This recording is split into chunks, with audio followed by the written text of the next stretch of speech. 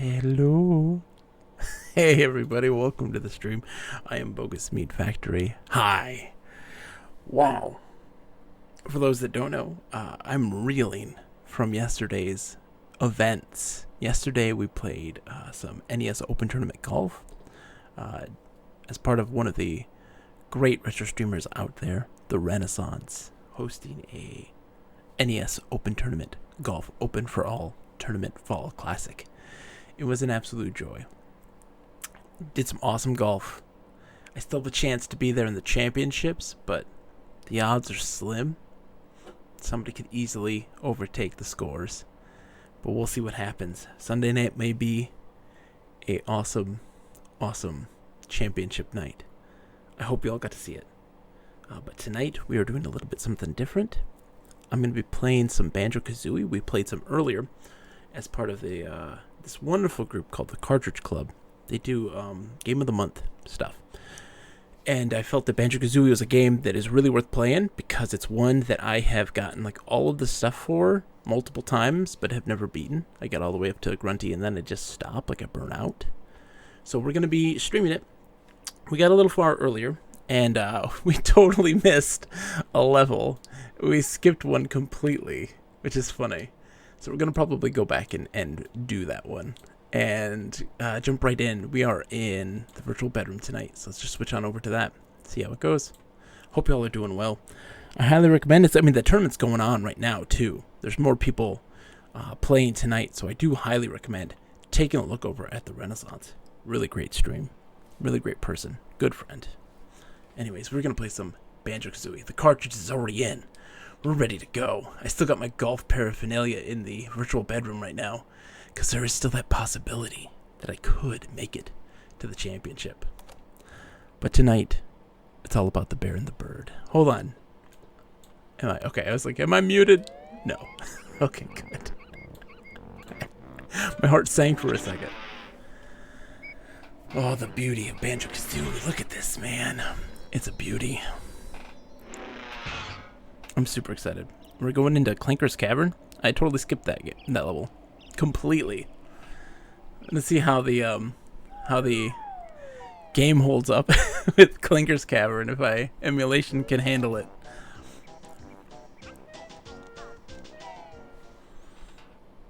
This is such a classic. People always give Banjo-Kazooie a hard time because it's rare during this time of quote-unquote collectathons. And it seems just so silly, considering the fact that this one is not overbearing in its collections and things to get, in comparison to something like Donkey Kong 64, stuff like that, which was far more egregious. Yeah.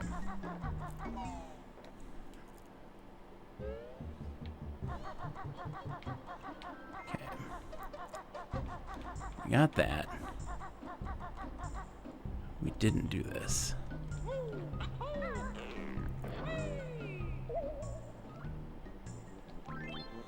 I can't believe this. We did so well on all the stuff that we just completely skipped a level. So silly.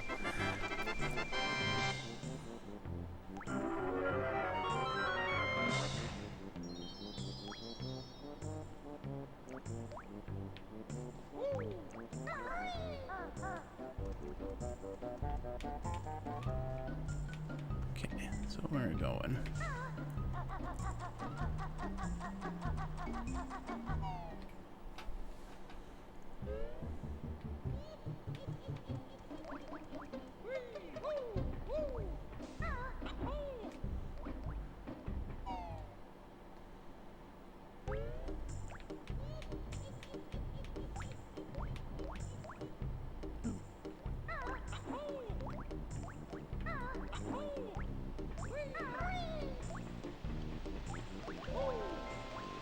Hey, what's up? At some point, we need to get that, but we're not worried about it right now. Oh, jeez. Did not mean to fall into the water.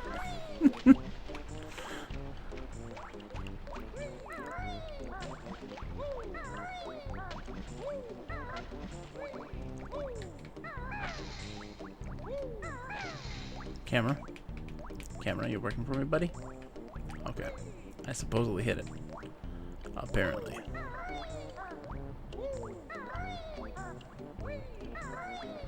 And off we go into the abyss.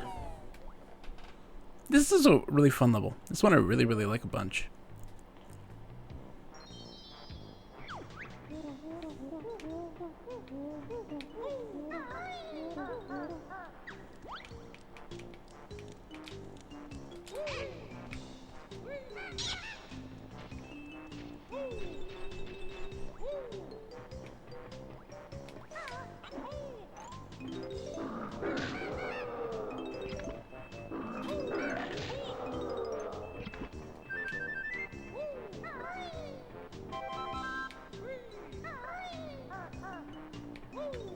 Ooh, ate it.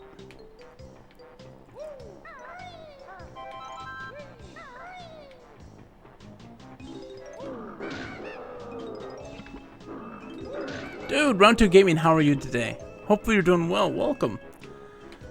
Yep, we're going on, continuing the journey. I completely skipped Clanker's Cavern. I got all the stuff and then just completely missed this one, which I think is very funny. We're just coming back and finishing this one off. Hope you're doing well. You having a good night? I've been playing some NES Open Tournament Golf recently for some fun. A little tournament that I was doing. And I might have a chance of being in the championship, but we'll see how it goes. That's on Sunday. But worst case scenario is that I did very well.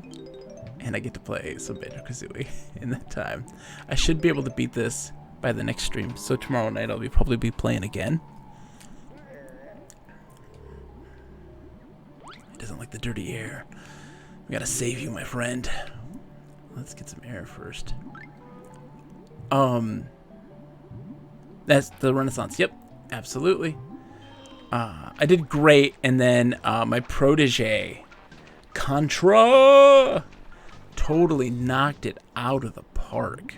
I got -2 in the UK course, and then he went and scored a -7 in the UK course. He'd been putting in the hours, but he was, you know, having the nerves were getting into him for the first 2 courses. He loosened up and just knocked it out of the park. My -2 in the UK was a really good score, and he blew it away with -7. It was nuts. Okay. Going through the key. Getting some air bubbles.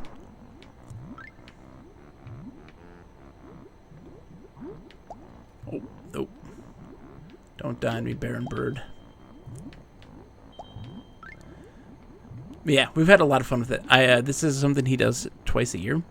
And I took part in the first one, got to the championship. Got 3rd place, I think. And doing it again. This is the 2nd time we've done it so far. And it was a lot of fun. I love that game. If you've never played NES Open Tournament Golf, it is one of the best. Oh, man. Spiritfarer is high on my list. I haven't bought it. Money is an issue, so like that's one of the big deciding factors as to why I have not purchased that game. That is right up my alley. That is a me game in a big way. I love that stuff. That stuff is my jam. I need bubbles. Give me bubbles. Come on, Gloop. Hook me up, baby. Hook me up, Gloopy. There we go. But how are you liking it so far? I mean, obviously, amazingly relaxing game. But what do you feel for it so far? Are you? Big question is, I mean, what kind of games are you into, right? Because a lot of people get kind of uppity about that style of game for some reason. I find it very strange. I've come across a lot of people in the world because I always like getting perspective for games. And getting like what works, what do people like, what do people not like, and why. And one of the big things that I've come across is there's a lot of people in this world that if a game makes you feel emotions, it's immediately bad. They're like, nope, I don't play video games to feel sad or feel emotions. And I'm like, oh, I love that though. That's one of the reasons why I play games. I like everything. It's like I'm a big mixture of all of those styles. Those people who want games strictly for mechanics, strictly for challenge, but also games that are strictly for storytelling. You know, human connection with the software, that sort of thing. Never gotten into the indie titles. This one is one of the best.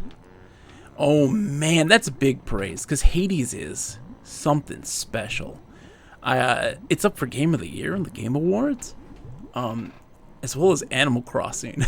And they have some great games like The Last of Us 2 and Doom Eternal and stuff like this. And I feel like Final Fantasy VII Remake is going to win. But I honestly, personally, if I was the one making a decision, I'd have a tough call between Animal Crossing and Hades, because they're both really encapsulated this 2020 for games, because they really represented this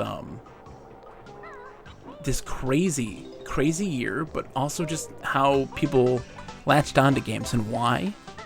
The art in Hades is absolutely spectacular, and it's a genre that doesn't typically fit my personal play style.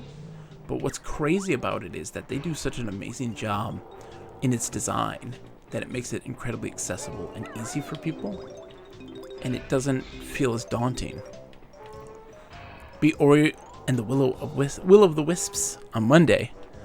Dude, you know what though? You need it sometimes, right? You need to have a good cry sometimes. Legit. It's good times. You can't go wrong. You really can't. I'm not joking. You really can't. I can't get that one yet, can I? There we go. Oh jeez. Oh jeez. Banjo. Oh boy. But it's crazy. That this year has been a really good year for games, but I mean, every year is a good year for games. What is fascinating, though, is the type of games that they've considered Game of the Year, because we've had some big budget stuff like Final Fantasy Remake, and Last of Us Part 2, and those sorts of things, but I do feel like that the bulk of players latched on to other games like Hades and Animal Crossing far more just as players, right? They really got into what those games represented for just the industry at the time. You know, that doesn't typically happen. If those same games came out in a non-pandemic year, I don't think that they would have latched on, or people would have made as big of a deal as they did now. And I think that says a lot culturally. I don't know, call me crazy. Sorry, I'm monologuing. You're looking for something in the background, and I'm sitting here throwing down, psychological thesis on the culture of society amidst a pandemic and how it means to video games. So I do apologize in advance for that nonsense. But it's going to be a game I'm going to play, Spiritfarer, because that is 100% my type of game. Also, if you ever want good, chill games that are a little more light on the emotions, yeah, you sunk 100 hours into it. Exactly. What else were you going to do at that time? And there was just something about it that it says so much about people. It says so much about people. It says so much about culture and community and what we do when that stuff gets taken away from us, even in those situations where people don't typically care about those things. Those people that don't care about connecting with other people, that don't care about participating in a community, right? And they go nuts for Animal Crossing all of a sudden. And what does that mean? It means that we crave that stuff, even if it's not something that we actively seek in our day-to-day life, when given that opportunity. But when it's taken away, we definitely always crave it. We look for it. And Animal Crossing does that spectacularly.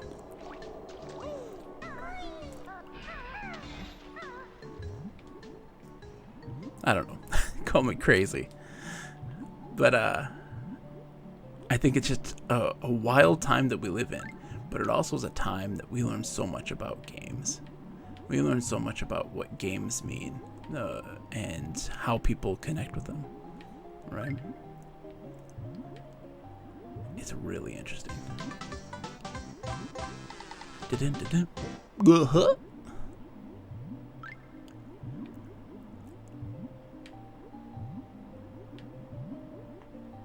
And there's something about the need, like humans and their need to create things, and how Animal Crossing very much, this one in particular, really fit the bill, giving a lot of expression and creativity for people. You know, they've continued to grow and emphasize that facet of the game. It was missing pretty much in all Animal Crossings prior to New Leaf on the 3DS. And I'm just grabbing those and I don't even need them. It was very much missing in that series in general until New Leaf. And then this one really emphasized it in a big way.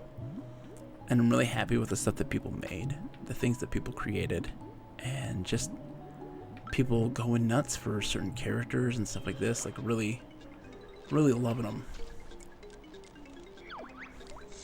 Oh, look at this dude with the giant eye. Okay, I'll fight you, dude. What? Oh, jeez, this camera angle is the worst.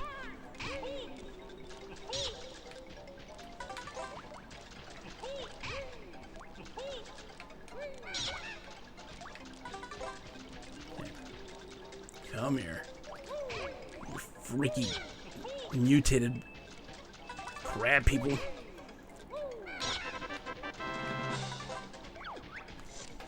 Spit and snippet mutants, are we?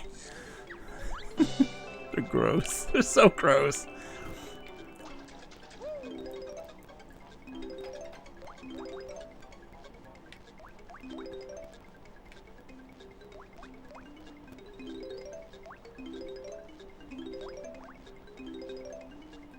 I'm missing a note somewhere. Like, I did not grab one, I feel like. Roy's in an odd number. Like, how could this be?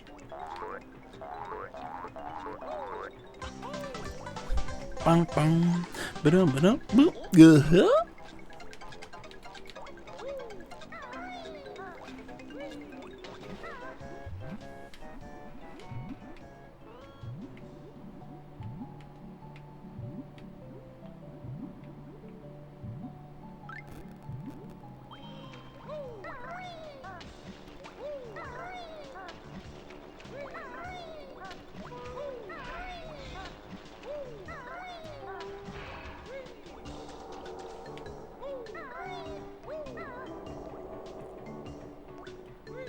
Oh, whoops. I meant to jump onto the thing, not into the thing. Alright. Where's Bottles? Bottles, you need to hook me up with some special moves, bro.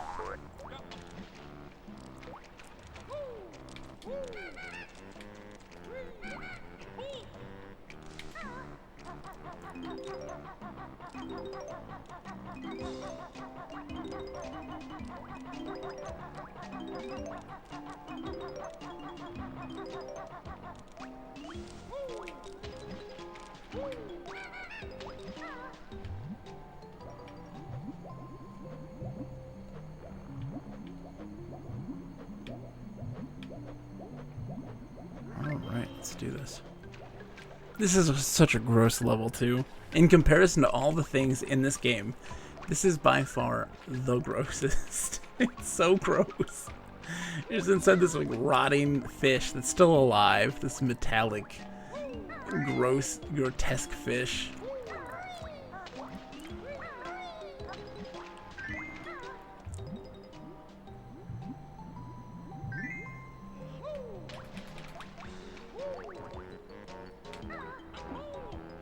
Oh, come on.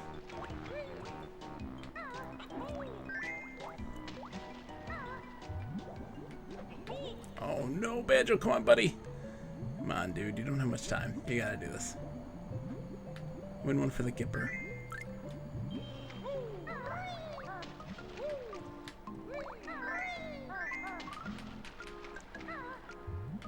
Eight, 7, 6, 5, 4, 3. Yes! Dude, nailed it. That was close. That was close. Clutch.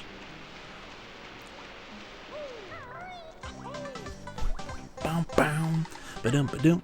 Go, huh? Okay.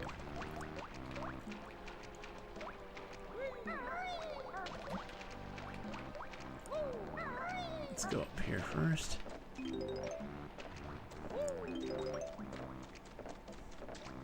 Oops.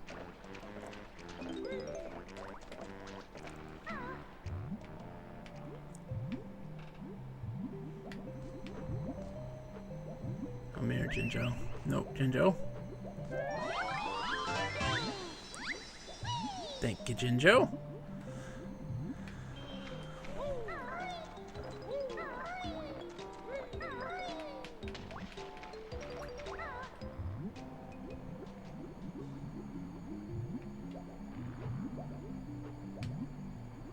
This is one of the tough ones to get all the notes and stuff because you can easily miss one. Like, you could just go by that and never know. Never know.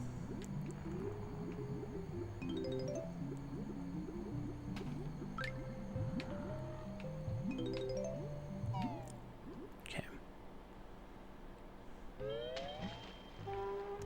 What I meant to do earlier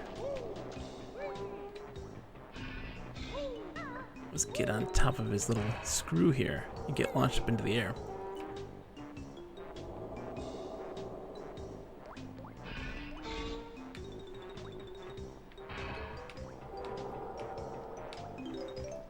Okay, camera, don't screw me over here, buddy. Oh! Oh, camera. Let's try that again. Round 2. Fight! But what other stuff are you into? I mean, if you're still around round 2 gaming, no worries if you're not. I know you're busy playing a game. But I love hearing what kind of games people love. For me, I have a massive passion for old school DOS games and adventure games like Sierra games and LucasArts games, those sorts of games. Oh, let's go close. But also FMV games and how cheesy they are. Because I love the unloved. I love the strange. I seriously land on his face. I'm sorry, dude. I didn't mean to land in your face. You okay? I'm sorry about that. Dude, Hypo. Yes. I love this game too. I have 100% of this game twice in my life, but I never beat it. Like, I collected everything. Got to Grunty, just never finished. Why? I have no clue. I hope you're doing well. Alright. Oh. Why are you sliding on me, Banjo? What is that? JRPG lover, but really enjoy anything that tugs at the old heartstrings. You know what? I can feel you 100% there.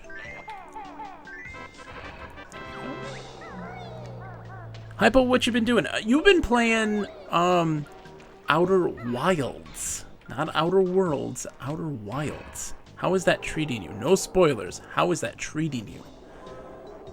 Right? You've been playing Outer Wilds. So, like, I got burned out. This is I was younger. Much younger. Younger Bogus would always get burnt out. Always. So you would see me always play a game and never finish it. Ever. Yeah, you have been playing Outer Wilds. How is it treating you? What are your thoughts on it? Without spoiling anything, because that's another one that is very high on my list. That is a game that is going to be very special for me. I already know it's predestined. It's a type of game that very much fits the bill. It's fun, but super confusing. This is one of those things, Hypo. So, I mentioned on your stream when I popped in once, when I raided once when you were playing the Outer Wilds, I was like, play the Myst games. Specifically, like Riven and like Myst 5 and Uru. And the reason as to why I said that is because that is a sort of game where the major emphasis is on puzzles that play by a set of rules, but they don't really tell you what those rules are. You have to kind of figure them out. And for the most part, those rules are very confusing. once you understand them, once you've figured things out, the world makes so much more sense. The world makes so much more sense, and then all of a sudden you're like, this is absolutely brilliant. This is insane how they constructed this world, how they constructed these puzzles, how everything is laid out. But you have to have solved it and understood it. So for instance, right, you could go look up a walkthrough to the game Riven, right? And it's going to give you the answers. And you're going to be like, well, those are dumb and arbitrary. But if you try to figure them out yourself through experimentation, through observation, you then see it in the context of the world, and it's fascinating because they build these puzzles very much with rules that they play by, and you learn to understand them. But also, they have context with the world, and Outer Wilds is very much the same kind of style of game. It is so interesting how those types of games exist and how they can capture an audience, because it requires a lot of effort. And that can sometimes be hard, especially when you're playing, on stream, because you always have feel this need to make progress and speed along. And that's one of those games where you have to take notes, and you have to, I mean, not necessarily have to, but like you make a journal of sorts where you're like, I need to figure this out, and I need to compose my thoughts and organize them to better understand them. It's a strange style of game which I absolutely adore. All right, where are we at? I will 100%. I'm a stay-at-home dad, right, to 2 kids. My wife's a nurse, so like I don't have much time to play games. I get 3 to 4 nights a week tops, roughly 3 to 4 hours to play games. And so if I'm gonna play them, I'm gonna stream them. One, because I just enjoy streaming, but like I really enjoy connecting with people. So like with the pandemic, you can't have friends over. I love to talk about games and game design, how they work, how they play off of different thematic elements, how they connect with people psychologically, those sorts of things. Like that's also a really big thing for me. And I love expressing that stuff. I love talking about it big time. If anyone's got a podcast, please, like, contact me. I want to be on a podcast to talk about video games because I love them. And I have a lot of crazy games to share that a lot of people have never heard of or understood or have hated, had misconceptions about, but didn't fully understand, that I feel I could bring perspective on that makes it interesting. Good morning, Simon. How are you, my friend? It is so good to see you. This move uses Biko's wings as a shield. Yep. Does this make me invulnerable? Sure does. Hold Z and press right. Okay, gotcha. Hold on to Z when you move around. What you been up to, Simon? How are you doing? By the way, Simon, I still am thinking about Hellgate London a lot. I think about it.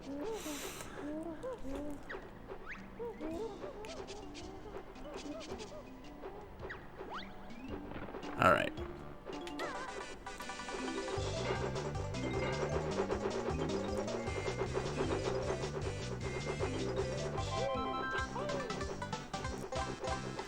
I know.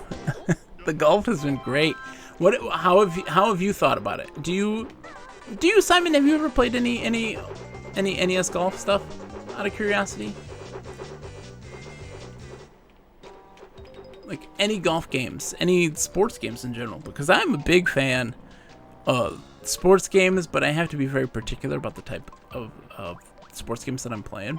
So for instance, right, baseball games. I'm not too keen on a lot of baseball games, but one in particular, Sega All-Stars Sports, is it Sega All-Stars Sports Baseball 97 on the Sega Saturn? 98, it's 98 on the Sega Saturn, is the pièce de résistance. It's so good, and I love that game a lot.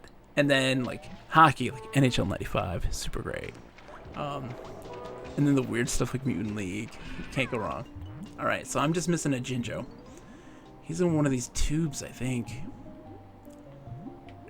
Maybe? Oh, yeah. There is something, man, like the NHL Hits series, super fulfilling. I love that one. It's really good. NHL Hits on like the Xbox and PlayStation 2 and stuff like that is really, really good game. And then you get in the weird stuff. Like, I don't know if anybody has ever seen. So on the GameCube, there was a point in time where Nintendo was just giving out their oh, I know where it is. Hold on, how do I get up there? I forget. It's all the way. It's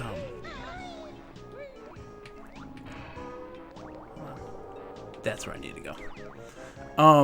Sega was giving out its licenses to have cameos in a bunch of Nintendo games. So you had Mario and Princess Peach and Luigi in like NBA Street and stuff like that. That's how we got Link in Soul Calibur. Same thing. And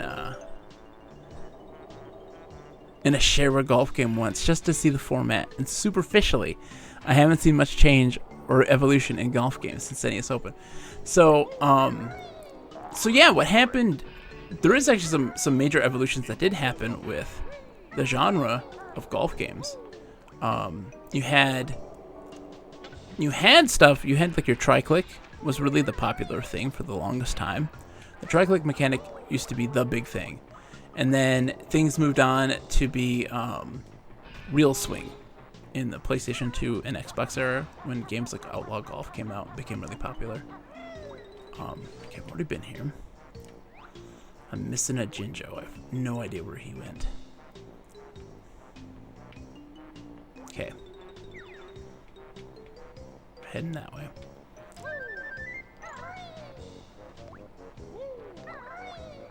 How do I get up there?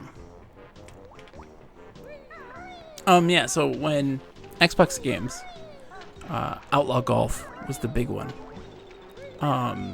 That really popularized the real swing. And then it got, brought up by the Tiger Woods golf games and stuff like that. So it took a while for that to really hit. Oh my gosh, Simon, this is Clanker. He's just he was chained up under the water by Gruntilda. And he is made half metal, half flesh. And he is a foul beast. Oh, come on, Banjo buddy. You gotta make that jump. And so this is you get inside his guts. It's really gnarly. This is a gnarly level. I love it. But it's a little gnarly. A little gnarly. Just a little.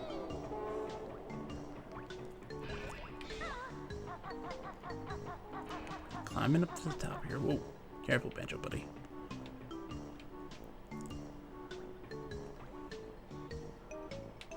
Oh, no, Banjo, you didn't even try, buddy. You didn't even jump.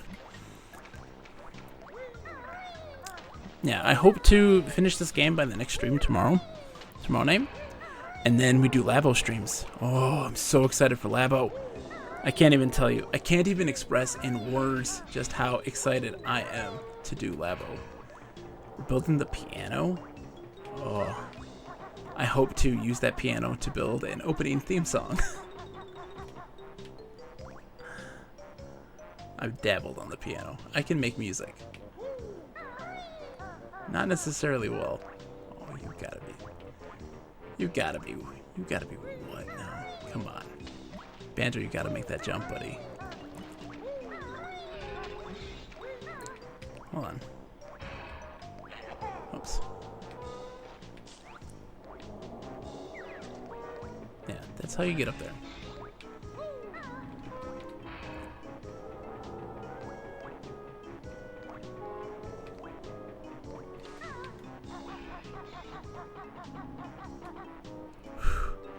The way this tail moves is just nauseating.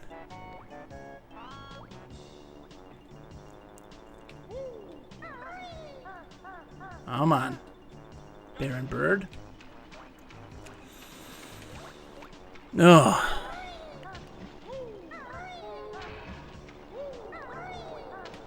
Am I crazy? That's gotta be the way, right?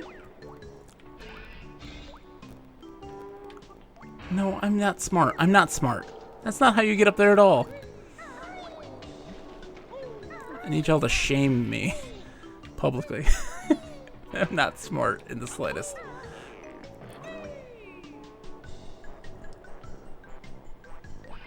I am not smart at all. Let's get you first, buddy.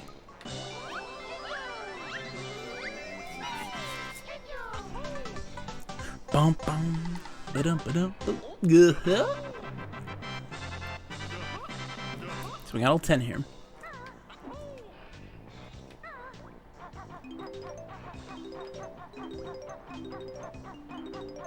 I'm missing 2. Where am I missing 2? Oh no. Oh no. I've got to go down below. It's got to be down below. I must have missed it at the bottom. I'm missing 2 notes.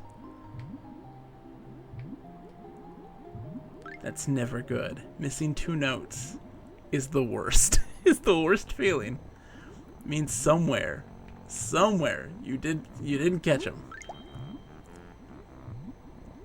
I'm gonna do a full round around here. Where did I miss these notes? No. Didn't miss them down here. Okay. Gotta go back up and see where I missed them. Maybe back in the entrance? I could have missed them at the entrance. It's just 2 notes.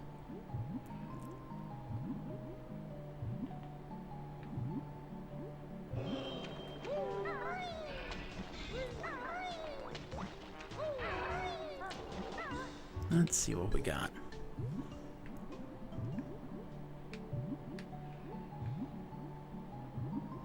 I'm excited too, man, because after Labo, we've got a couple things planned up. One of the big ones for me, just personally, is we're going to be finishing up Quest for Glory 5 and putting an end to that series of games that I've adored so much. And I'm very excited just to see what happens. Alright, so I should climb up here.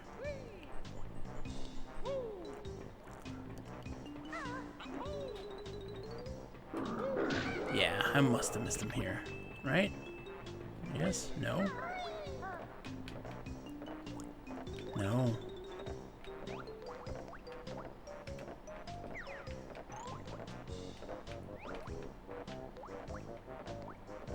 Where did I miss these notes? Oh no, this is gonna haunt me. We'll check inside Clanker's body. Must have been a couple I missed inside of him. Right? I have 98. Yep. Well, let's check all the tubes. Check all the tubes first.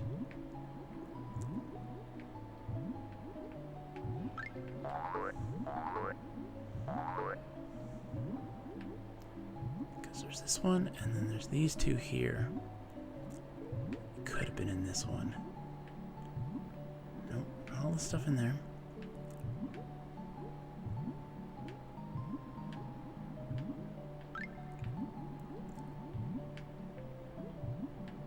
Nope, not in there. Gotta get some air.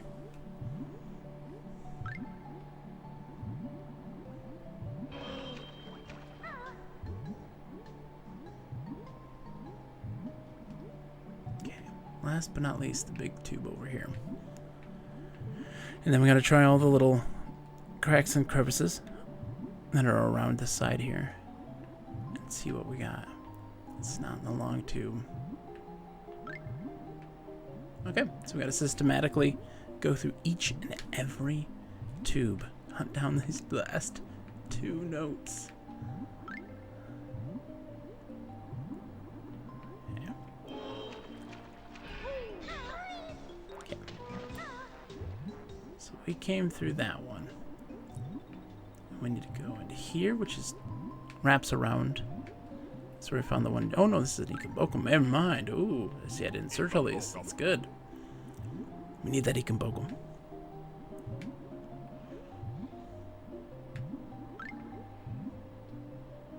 This one wraps around. And is where we got the Jinjo.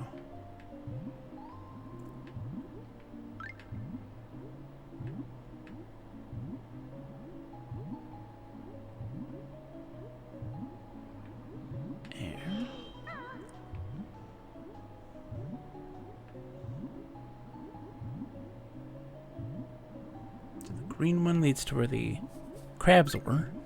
We gotta see what's going on with those.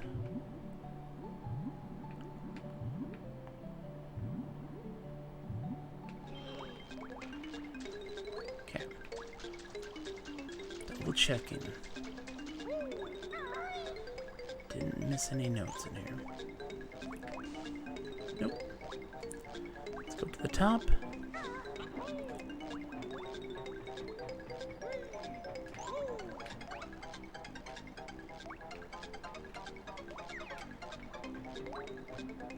The old nuclear reactor.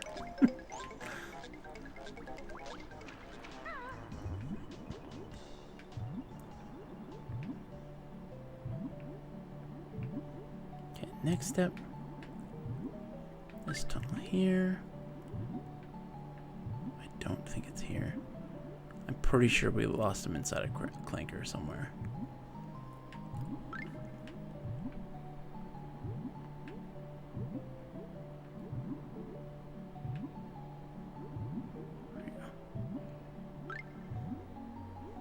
Check inside his mouth.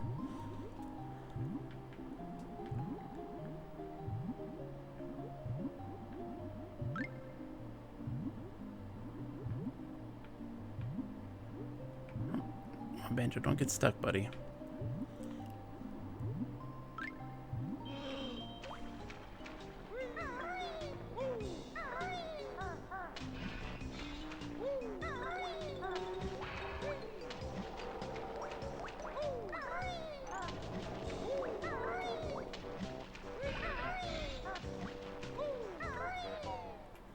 Let's see what we got.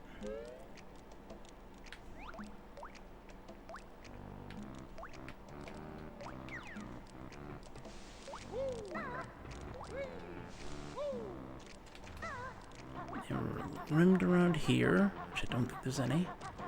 Okay.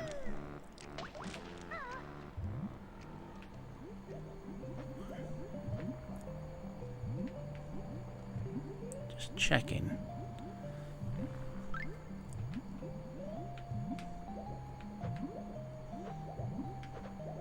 Yeah, look at this. You're still around. This is gnarly. Alright.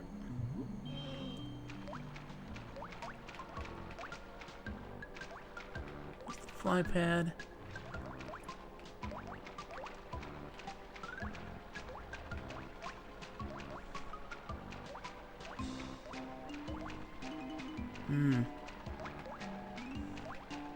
Okay, so let's go down.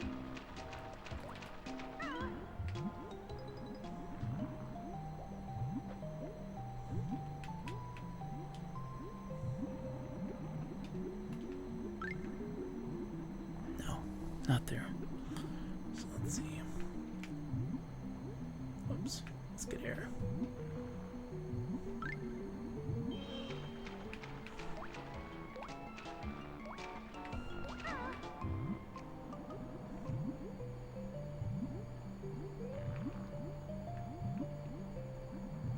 Nope.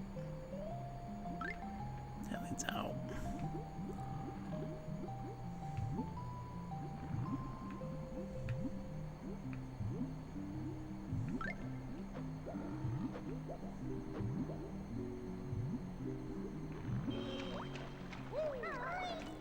Here.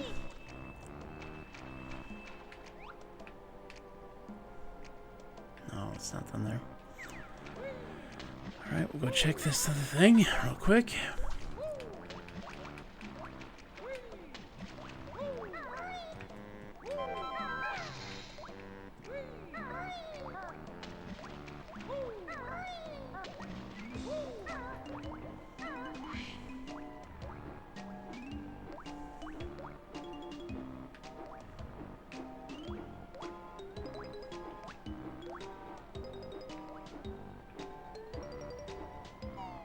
Alright. We got a couple of the places we can find. We're searching for, right now, folks, we are searching for these missing 2 notes in this level. I'm missing 2. Just 2. I have no idea where they are.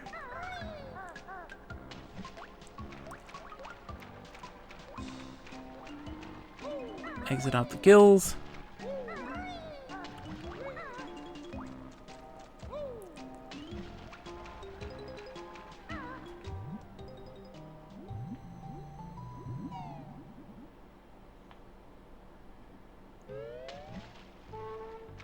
Okay.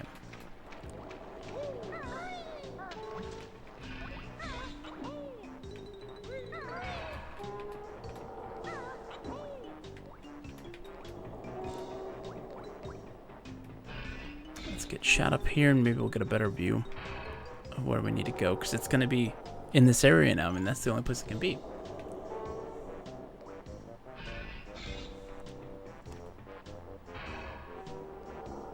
Oh, that's where we need to go. Okay, found it. I know exactly where I need to go now. Oh, Banjo, you doofus.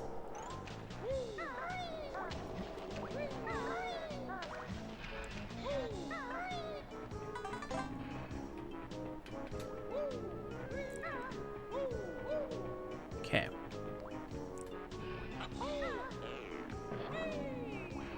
One.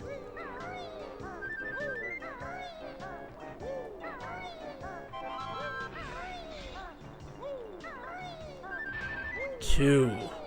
Yes. Perfect. Perfect. Let's get out of here.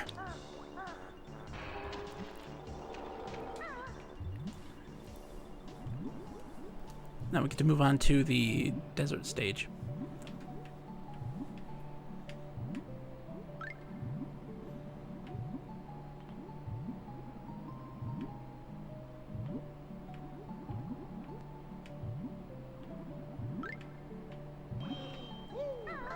Alright.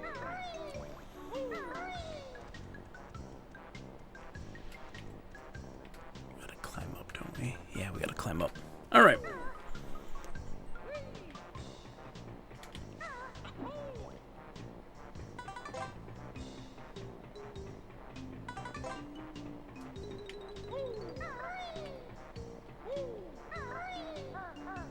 There we go. Perfect. Got the stuff we need here. Moving on to the next stage. As we skip this one. And let's see.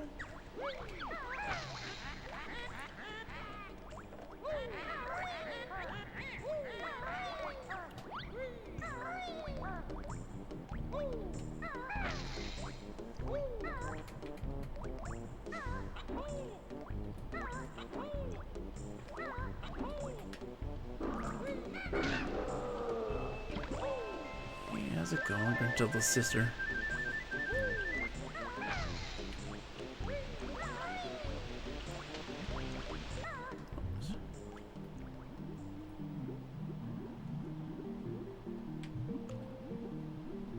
My brain is locked into this. Sorry.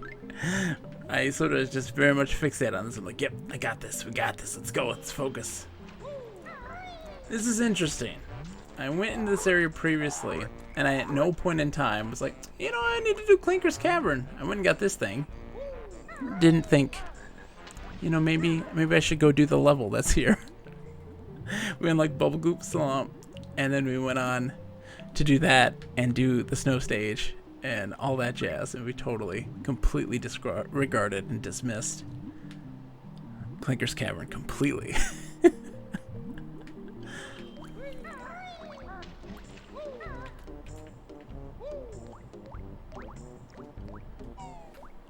Alright.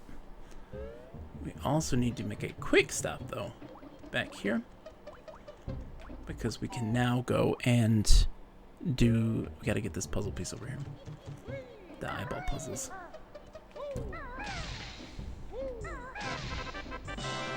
Bam! Why? Simon, why? What is your worries and concerns? I would love to hear them. What is it that you are worried or concerned about with Snake Pass? It has bubbles to collect in each stage, but they're optional. Sometimes they're hidden in 9 possible spine-twisting places. So my question is, what do you get for doing them? That's the real determinant on whether I need to get them or not. What's the benefit of getting them? You don't know. Okay.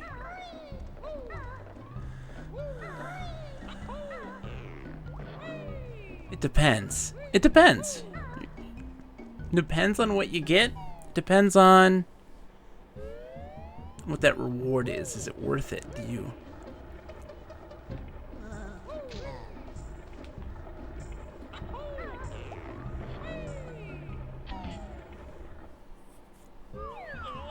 Oh, I did this already. I don't need to do that again.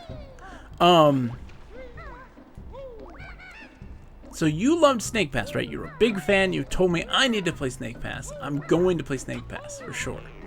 It's on the docket. What's going to happen, Simon? You'll need to remind me. You'll need to remind me because my brain is not organized in the slightest. I've learned that my brain doesn't have a lick of brains.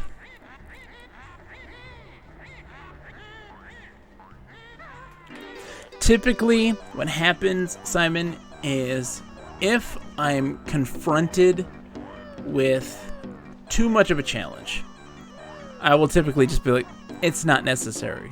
If it's like, hey, you get to see like a secret ending, hooray, I get to go Google it now. Like, that's that. You know? I don't unless there's mystery behind it. Right? And sometimes there can be great mystery. Like, for instance, what's behind the doors with the notes in this stage? You know? Your brain's like, At the end, there are these doors. What could they mean? What could they lead to? The world may never know. I know. And it's worth it. It makes it easier. It just does something that makes the game a lot easier when you get all the notes.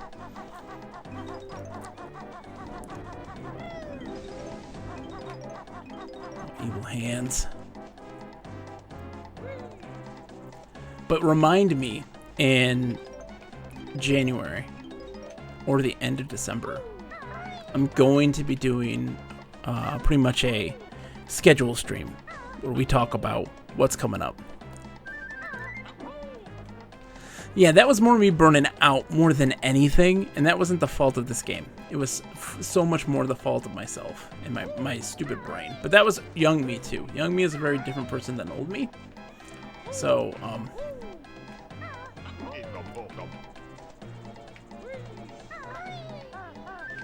ooh, almost didn't make it. My nose is all blocked up. My nose is full of yuck anymore.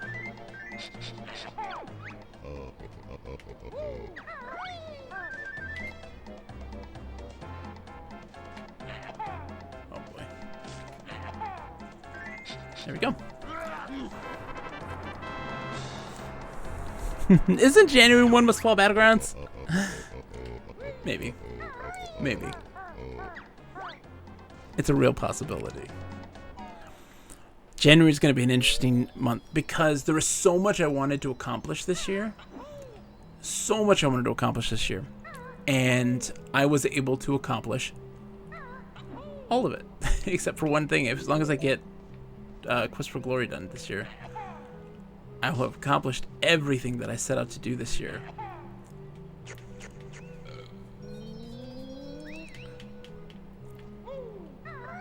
Ginger!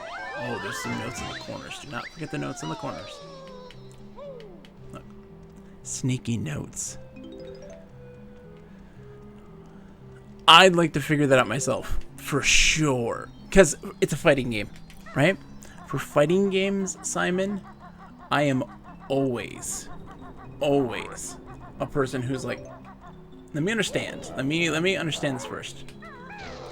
It feels good trying to figure it out. What do you... Oh, so red feathers are used for flying. It allows you to continue to flap and gain height. Yellow feathers give you invincibility mode, and they use up feathers as you use them. They're not incredibly useful. They're only really used in very rare instances where you kind of need to use them. But it's not often. Not often at all, in all honesty.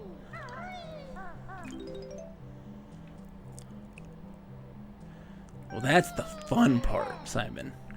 The behind the scenes, me trying to get games running, is so much fun for me. That is a very fun time. I enjoy that challenge. Oh, nope. Stop that. There's only been one time in my life, where I have not been able to get a game to run, and it has frustrated me to no end, and I feel so bad. It's one game. Because it's got a version on PC, and it's got a version on PlayStation. But it's not playable on PlayStation. It's a terrible, terrible game. I can't even think of the name right now, off the top of my head. It was a wild game. It was a Majora's Mask style game. Okay, so let me preface this game. I know the plot of this game like the back of my hand, or how it works. It's a science fiction, right? Where this space station is being drawn into the sun. It's sucked into this sun, right? By its gravitational pull, and it's just slowly making its way there. And this disease is spread throughout the station as well. And you are a person who comes in set to investigate like the disease, and there's also this rebellion that's kind of happening on the station. But what's crazy is that the game only has a set amount of time before you just crash into the sun, right? And everybody has their set schedules that they go and do stuff in that time. And you move around, and it's an adventure game, right? You talk to people, ask them questions, and navigate the entire station. And there are multiple different endings to the game. And there's a lot of, and it's set in a first-person perspective. And there's a lot of things you can miss. And it's really fascinating. And I want to play it on PC. And it's hard to get running on the PC. I've tried even emulating Windows 95. And it didn't work. It is really interesting, and its presentation is great. It does a really great job of like succeeding in this idea, like actually doing it, not just for being something in the mid-90s. Red Shirt, I have not played Red Shirt. What's Red Shirt like? Tell me of this Red Shirt, Simon.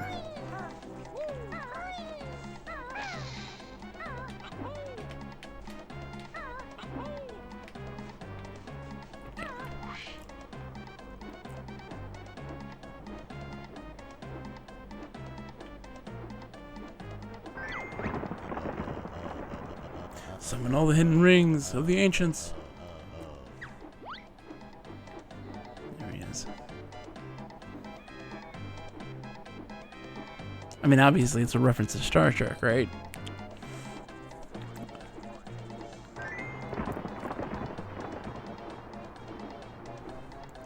Okay. Interesting. You have piqued my curiosity, Simon. I totally forgot. I didn't look. There he is. I did not pay attention where he's set up. Interesting. Using social media. What does that even entail?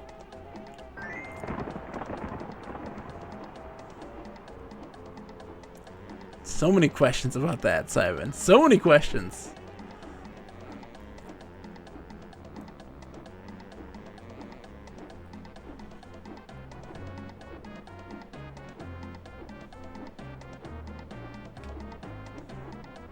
Oh, Banjo, buddy.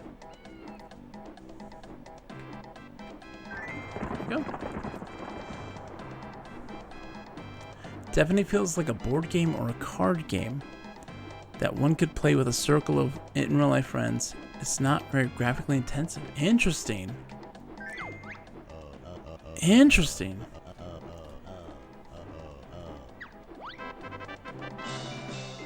You can only give me this. A puzzle piece. I'm gonna actually leave that there right now. Actually, no. What I'll go get it, and then we'll go do the other one. That's what we'll do. Nope, nope. Banjo, you dummy. Banjo, you dummy. Get out of there. Big old dummy. Okay.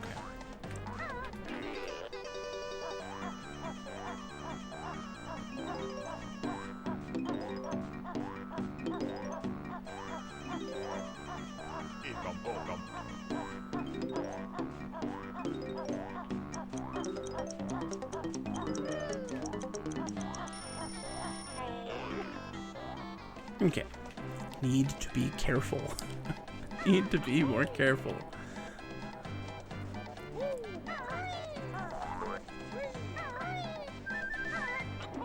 You have so many hours in a day and use social media to plan it out. You can apply for certain jobs, do well, get promoted, and earn a seat on an evacuation shuttle. Oh my gosh.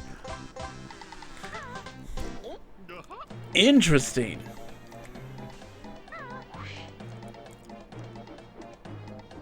Interesting.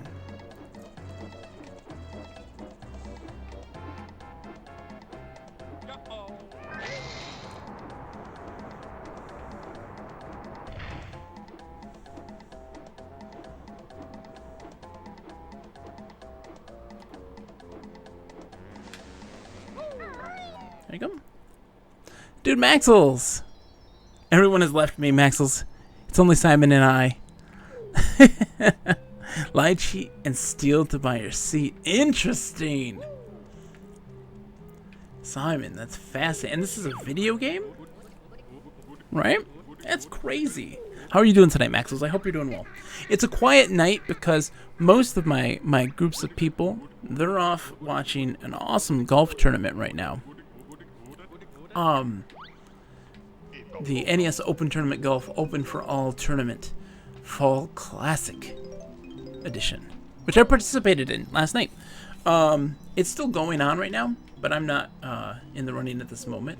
I may be in the championship on Sunday based on people's performances, but I didn't want to sit around and watch it right now. There's only a couple people playing tonight, and I needed to play some games.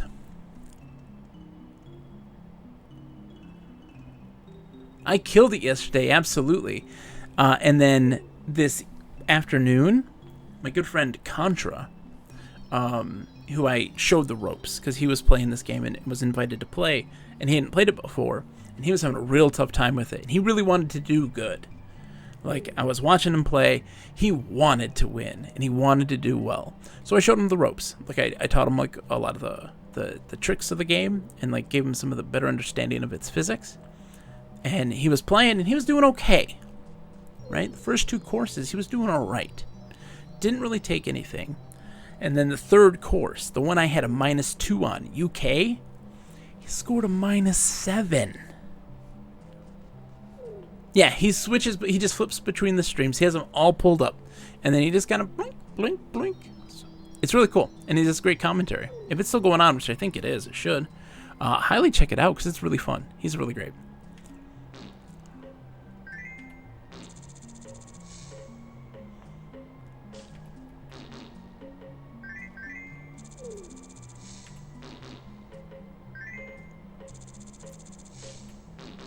Oh, he legit got -7. He did phenomenal. He played out of his mind.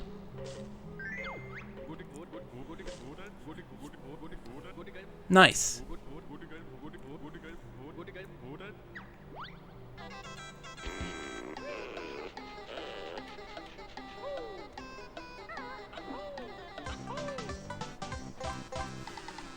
Yeah, Ren's a good friend of mine. He's awesome. He does painting streams typically every Saturday night. And he is just a lover of NES games. And he's starting to branch out into the 16-bit era now through Genesis and the Super Nintendo. But he is, he's never lived a gaming life outside of the Nintendo era. Like, that's his forte. For me, There's not an era that I wasn't obsessed as a kid. So I played it all the time. So we've been showing him the ropes on the good stuff in that time, like the Genesis era and stuff like that. All the really fun stuff.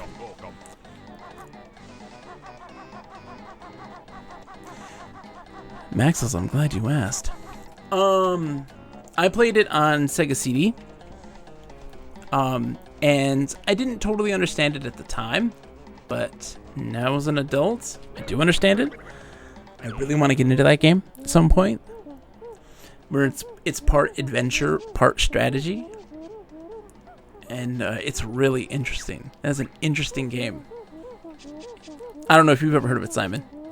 Of the original Dune, not Dune Battle for Arrakis. We're talking Dune. It's a wild game. It's on PC and Sega CD, and it is an adventure game and a strategy game. It's crazy. Oh no, don't die on me. Oh, he healed me. That's so good. Thank you, Bottles, for healing me fully. One of the most important games in your personal game history. Hold on. Stop for a second, Banjo. Someone is talking. I got it when my parents upgraded my 386 DOS PC to have multimedia. So it got a sound card. CD drive. Might have been something else. Probably a RAM upgrade too. So what about it? Like, what about it hit you hard? But they re-released the Dune game with higher quality assets and included video from the Lynch film. Did they really? Yeah, I played Sega CD. That was where I was first introduced to it. It's one of those games, much like what we talked about with Mercenary. I don't know if you were there for Mercenary. A game where I saw it in the magazines and I obsessed over it. And it's like, what is this? And my brothers rented it and I watched. I didn't get to play. They were much older than me. They weren't too keen on it, but for me, I stared at this and I was like, I'm fascinated. How does this work? What is this? And I was really drawn in. It sparked your love of Dune. I consider it my favorite sci-fi book now, and it just had phenomenal art, in my opinion, and the music. This is what drew me in.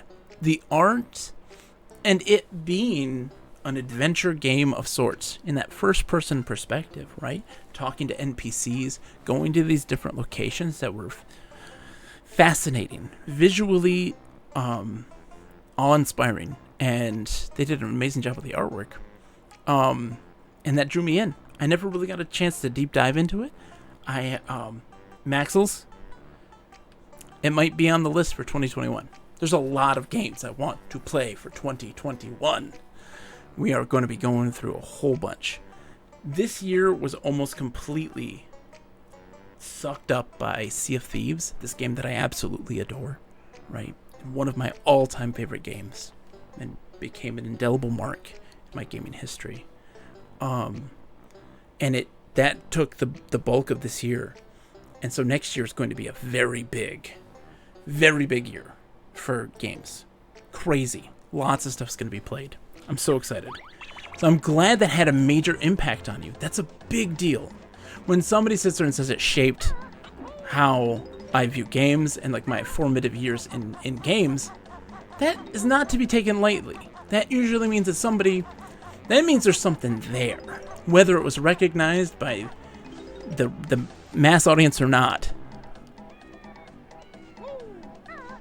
Consumed by wanting to play them. Trying desperately to understand exactly what was happening. That's right, I gotta go down here. What was going on, you know? Like, what does all this mean? And so that was what sparked my massive love of FMV games in general. Because during that time, of course, everybody was obsessing over Night Trap and what Night Trap was doing. But for me, I've seen things like Supreme Warrior on the Sega CD, going nuts over that. And like just seeing the Sega CD stuff, because we got a Sega CD as a kid. And seeing that stuff was really a big deal for me. Like, we got a Sega CD, me looking at the games for that system, and then just going nuts over it. And so that caused my love for FMVs. They all are really cheesy. They're not necessarily good by any stretch of the imagination, but there is something very unique and special about them that makes them so interesting and fun. So I haven't delved too deep into FMV games here on the stream yet for people. 2020 had a lot of first-time goals for me. A lot of things that I wanted to finish and accomplish that were major bucket list stuff I needed to do that I hadn't been doing. So that was one of those big things for me. Was let's go through some of these things that, one, I love and wanted to share, but also put some closure to some of these chapters in my gaming history that I really, really missed. All right.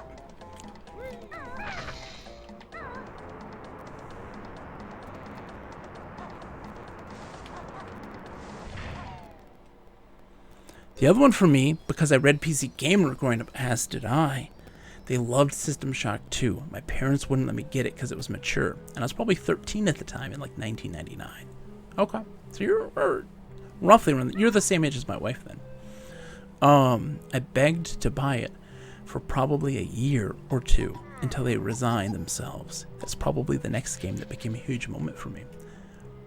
Yep, I was born in 86, I'm 83. And that game I had much older brothers. I had two brothers. They were much older than me. And so they got the pleasure of being the people with the disposable incomes. And I got to reap the benefits of that. I got to reap the benefits of that as a kid. So I never had to buy games. My collection that we all know, my Sega Saturn games and all these, and my Dreamcast games that I own, my GameCube, all of it is hand-me-downs from my older brothers. Okay. Feather, note, banjo, egg. Oh my gosh. Oops.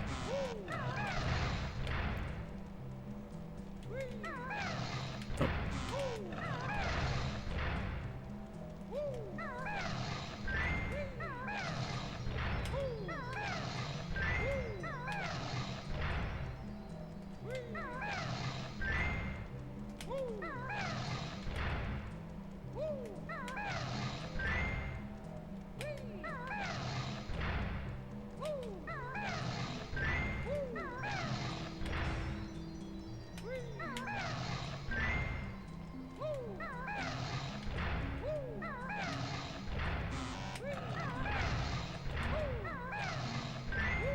Sorry, my brain is like, let's remember these things. My sister was born in 83 too. She was an RPG fanatic, and her favorite series of all time is probably Quest for Glory, which is how you found me. Did you complete all 5 games out of curiosity? Quest for Glory 5 is going to be difficult for me. You saw me streaming 4. Okay. Quest for Glory 5 is going to be very difficult for me. On an emotional level, I don't want it to end. And I played... it was beginning of September, end of August is when I was playing Quest for Glory 4. Quest for Glory 5 is an interesting game. I played some of it, but I never went all the way because I didn't want it to end, That's a tough one for me. I need the shoes. Oops. I need the shoes first. I'm not doing that. Because I love that series a whole heck of a lot. And I was worried it's going to be terrible. And then I realized that, it's time. It's time to put an end to that series that I really, really love. And just judge it for what it is. Because adventure games are big for me. And it's tough because you won't see me stream much adventure games, mostly because I've played and beaten most of them. And when they do come up on stream, it's going to be mostly to share a game that I really, really love, and I'm in the mood to... Oh, come on! You dumb bird. You're going too fast, my friend. Too fast. You're getting all Sonic the Hedgehog on me. Because I have played so many. Probably the next big adventure game series that you're going to see me play, though, is going to be the Longest Journey series. Because I've played and beaten the Longest Journey, Dreamfall Longest Journey, and half of Dreamfall chapters. And I want to put that also to a close as well. Because that's such a beautiful series. Beautiful series. I'm a big fan of Ragnar Tornquist and his work. He's got a new game coming up I'm really excited to play. Looks really good. What? Bird. Bird. We gotta talk, buddy.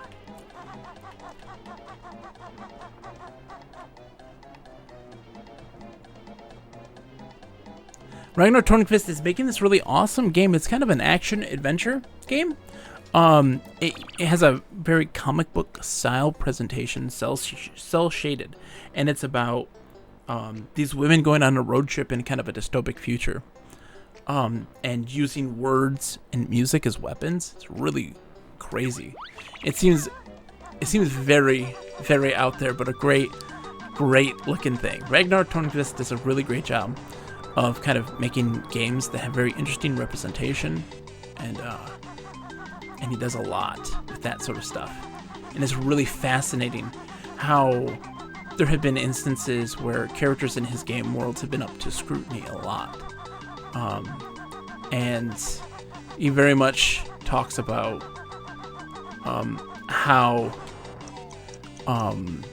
characters that may not be desirable or may not be likable maybe are presented though in a way where we understand that they're not like they're not candy coating it. They're not meant to be likable. And a lot of people get upset. They're like, there's a character in Dreamfall chapters who uses some choice language that is not necessarily the nicest, and he's just like, you're not supposed to like that person. You're not supposed to like them. That's the point of their existence in this game. And it's okay to have these non-PC characters as long as they're portrayed in a very particular way, of course, to not be glorified and not be revered. But to also be done so in a more complex, multi-dimensional way, instead of being just like, they're bad, we don't like them. We make them very complex so that you can not like them, but also have more context for their characters as to why they behave these ways and what brings those things about. It's really interesting. I'm not doing that again, but I'm collecting my notes I missed. But he also made a game called Dragon, which I really want to play as well. That just came out within this last year. Time now has no meaning. We live in a pandemic. Dragon is supposedly also very good. Very well acclaimed, very well reviewed, very interesting adventure game. I'm surprised as to how well Dragon fascinated me, especially after I was in... Yeah. Man, the secret world. Oh. I wonder what will become of the secret world. I wonder if we'll ever get the original state of it. I want to visit it again. I never imported my character, and I could have.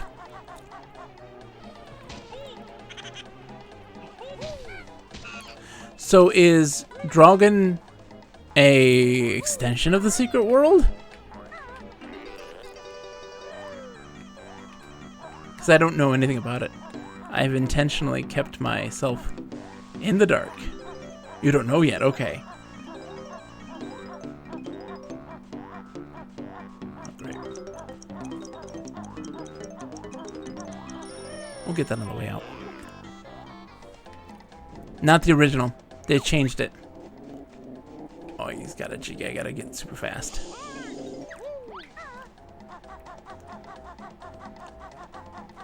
They've changed it drastically. So the game may be in existence, but it is not the same as we know it now. It's very different.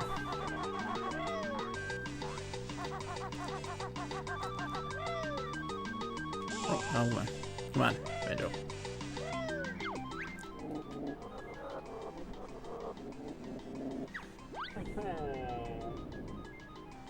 Nope, it's only Legends now. That's it. I loved, and this drove me crazy. One of the things I loved so much about the Secret World, it's such a dumb thing. It's such a dumb thing. I have an obsession. An obsession. There are two things. If your MMORPG has these two things in it, I immediately love it. Number one, writable journals. If you can write in a book, instant love. If you can set that book down for other people to read, big deal. Number two, stages. Not levels. Having a stage somewhere. If you have a stage in your game world somewhere that people can go to, I love it. I love it so much. I love it so much. You have no idea. It's dumb. I know. I know. It's so dumb. Who in their right mind thinks that that's smart? Or a great reason to love an MMORPG? You're looking at him. Okay. Yes. I'm talking in a theater. In a bar. Any place where there is a stage within which a person can perform. You have instantaneously won my love and affection. Without question. I'm a person who, when I, is Star Wars Galaxies. You'd be surprised how many stages there are in MMORPGs. There is in the original EverQuest, there's in EverQuest 2, there is in the Secret World. But what was great about the Secret World's version of a stage was they actually incorporated mechanics. You could collect in the game world as loot.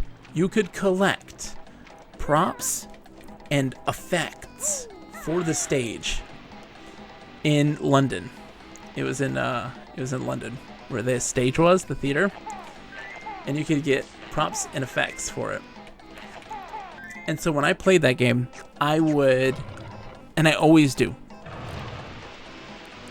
if I'm getting heavy into a community in an MMORPG, one of the big things that I do is very much fixate on role-playing.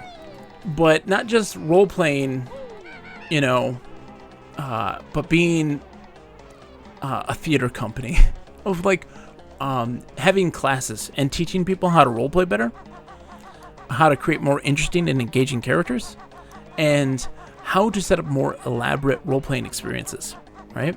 Instead of those simple kind of forum fan fictions, you know, like open roleplay is what they call it. Like really create some. Oops, what is going on, Banjo, buddy? Make some really complex stuff and really interesting things, but doing that as part of a theater group.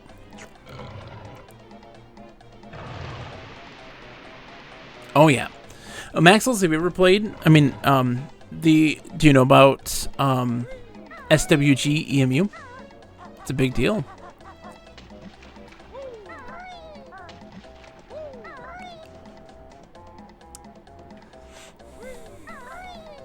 Well, Simon. A little bit of column A and a little bit of column B. So typically, I'd always have a bard character of some sort that would do that sort of thing, right? So it would be a character that would be doing it, but presented in character, but also serving that multi-purpose of helping people become better role players.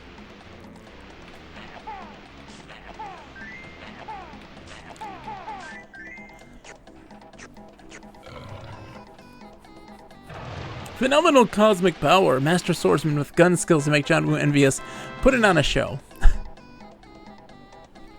Maxels, you bet your bottom dollar we are going to do some SWG EMU at some point. That's a game that has been long on my list of trying to understand the game loop, because it's very different. It'd be cool. I don't know if there's any space for towns. I'd love to set up a town. My brain is like, I want to, go full RP in a living world. And when I used to play this as a kid, I would be a entertainer and do musician, and I would go to the backwater parts of planets, the unpopular cantinas, and just perform there for people. Those people who are way out of the way and wanted entertainment so they could fix their battle fatigue. And I'd just be like talking about like, hey, what'd you do? How's it going? You doing okay? And like really just talking it up to people and just having a good old time. All right, so this is tough, guys, because this one also has things that I need to collect. Sorry, I'm surprised I did not do that from the get-go.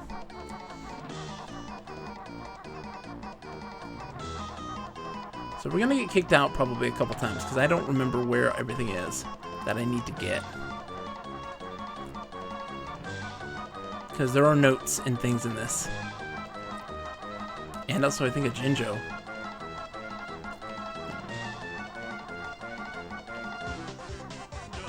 Extra life.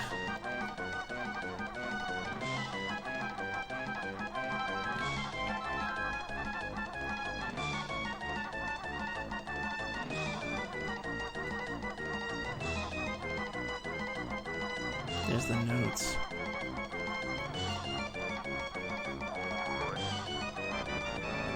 Let's see what happens. I was like, do I die? Oh no.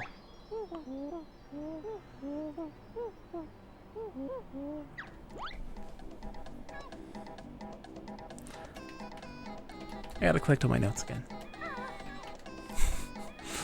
If I could remember what I played in my brief time in the original SWG, I was on like a moon of Tatooine, I think. Played a Bont the Architect. It was like 15 years ago. Nice. Nice, I love it. I fully endorse that.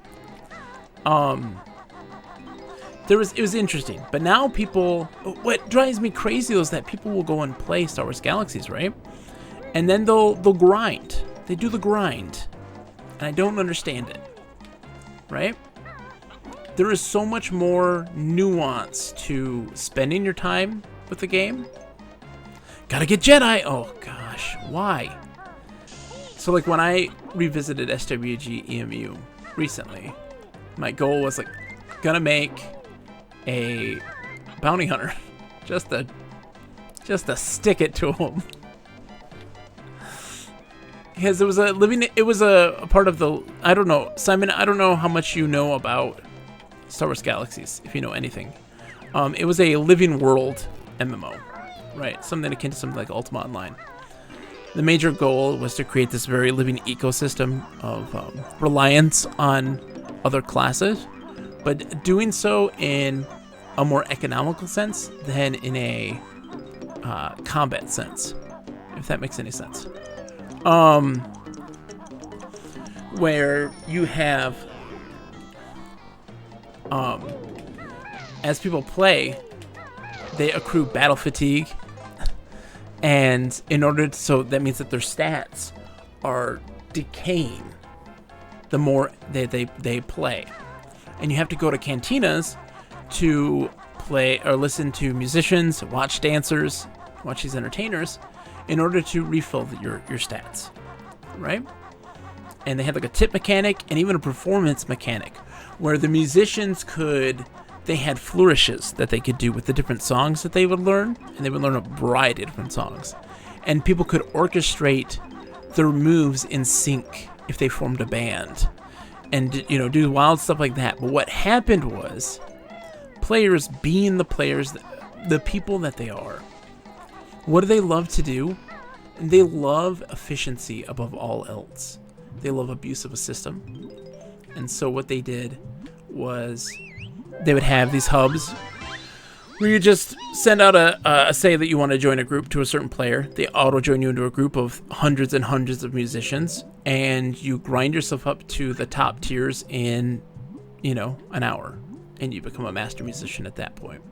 And that's what you do. And you don't go to anywhere except for that particular cantina on that planet, because then you can refill that stuff really quickly. And then you have people like doctors and such that can boost your stats. That your body, your head, and your something else. These stats that are used that get affected in combat, right? And your abilities use certain aspects of them. And so you go to place people and they would max them out for you. And it would be a temporary thing, but they would still do so where it would be maxed out for an insane amount of time. But it all was a stem of this abuse of the systems to maximize efficiency in gameplay so that people could become the classes that they want to as quick as humanly possible. It wasn't just stats. Rage quit that game when my computer had the PSU or something break. Ordered a new one, and it took a week or two to arrive. Logged in, oh yeah, the buildings, laying claim on harvesters, like that sort of thing. Oh man. But what was interesting about it, Simon, was its economy was unparalleled, because its economy was based on building and crafting things, was super big about custom content. You could build an item, but you could also experiment with it. You could also splice it to affect its stats and abilities based on the quality of the materials that you harvest and use to build it. And surveying the world in search of these higher quality materials was a major part of it, and something that you can somewhat grind, but you can't really grind in that way. Like, you have to really search, and now there are places that you can, you know, look up menus, but it doesn't always give you the best. You can't just go, what's the best type of alloy, you know, and it's like, here it is. You have to really search to find it still, and it changes over time, which is interesting too. And so no two weapons are alike, and people definitely fixate on having higher quality things. So what sucks about this level and having to do this over again, giving me trauma. I know, man.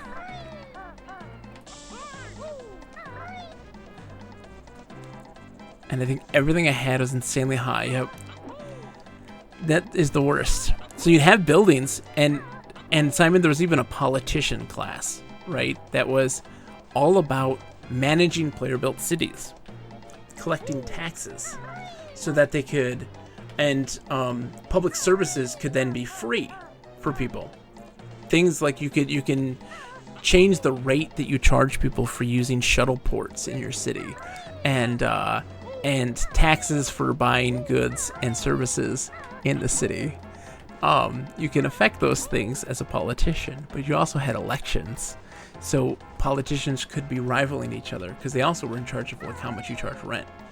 But those things had purpose towards this overall funding and of new buildings and the overall progress of your city in general.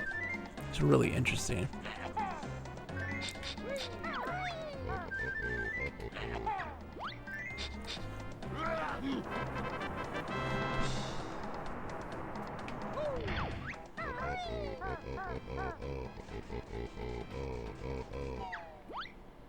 That's Star Wars too. That's what's also the big kicker, right? It's not just, oh hey, it's like a living city thing. It's Star Wars. So you had people. we're gonna be doing some stuff. I really want to get into EverQuest, vanilla EverQuest, for 2021 as my big MMO. If we're able to experience a lot of content in EverQuest fairly quickly, might go into Star Wars Galaxies. I have another smaller MMO that I want to get into as well. That wouldn't take as long or wouldn't be as big and grandiose, which is this wild kids MMO from the mid 1990s. It's a puzzle platforming MMO called Castle Infinity. It teaches you Esperanto. It's a wild game. I'm a gigantic MMORPG fan, but not for the way that most people enjoy MMORPGs. So a lot of people dig them for loot and gear and raids. And like that's the antithesis of what I enjoy MMORPGs. I enjoy them for world building. I enjoy them for progression. I don't like them for story in the way that you typically experience stories in games. I enjoy them for more intimate stories.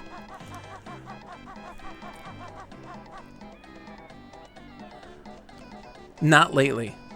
They don't, Maxels. This is a design philosophy of the early 2000s and late 1990s. And it's interesting. Did I already get all these? I already got all these. It's very interesting to talk about what makes modern MMO design philosophy.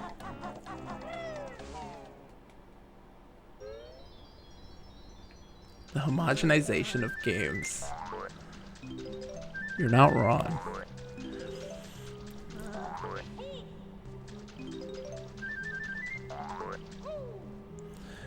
I say this as I'm waiting for some buddies to get online so I can play COD Cold War.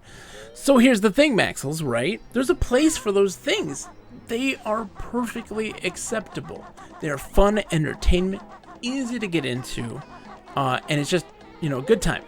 There's nothing wrong with them at all, not even remotely. But the fact that that design philosophy has taken the majority of the market, right? They're just that now. That's what they are. They're that design philosophy, that boiled down and refined to a very sharp point. And it makes it. I always like to make the comparisons to like the original Star Wars trilogy and the prequels, right? Why the original Star Wars trilogy was so interesting is not necessarily its story or even its characters, because they are just merely stereotypes, and these they are basic influences from Pulp Fiction and radio dramas, right? That's how it was built. Nothing wrong with that. But one of the major draws for it really comes from the idea that it's not perfect, that it's rough. It's rough around the edges. It's dirty.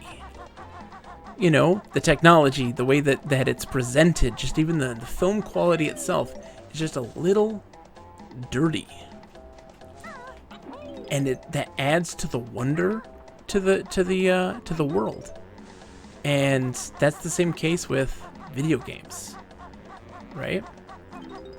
I want a little dirt. I want a little imperfection.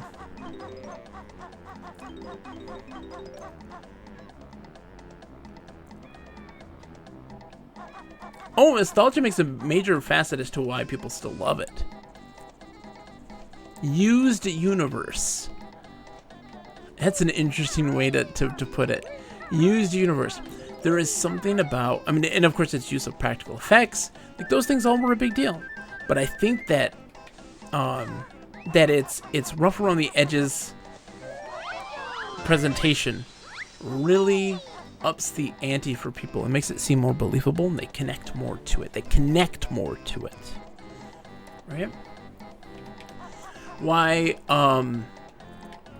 the original EverQuest is so good, in my opinion, is because of its rough around the edges design philosophy, but also in just how you engage with it. It's really interesting.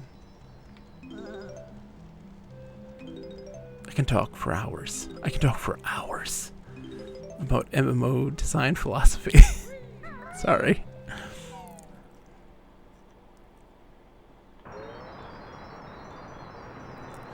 This is true. There was also these eras where, yeah, franchising, absolutely. It's a good way to put it. They did, they had a string of really bad stuff in the late 90s, early 2000s. Things got really rough for them. But, okay, guys, we gotta try this again. We're just gonna get to the end, because we can do this again, I think. No, the Ewok movies are gnarly. But what I mean is, like, so during the time of the prequels, right? They were licensing out the series to everybody. It didn't matter who. King Sandy Butt's tomb.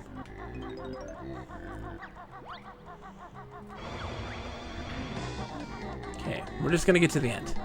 That's what I'm focusing on right now. Come on. Nope. This way. I think there's even like a Mumbo token in here at some point.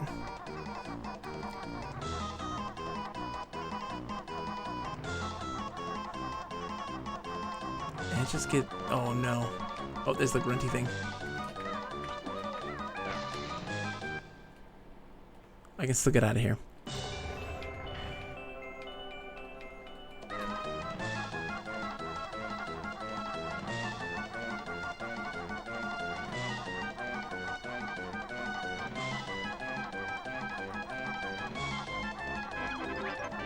Okay. Made it through the tomb. We'll see how this goes. There's the Jinjo. There's the Jinjo.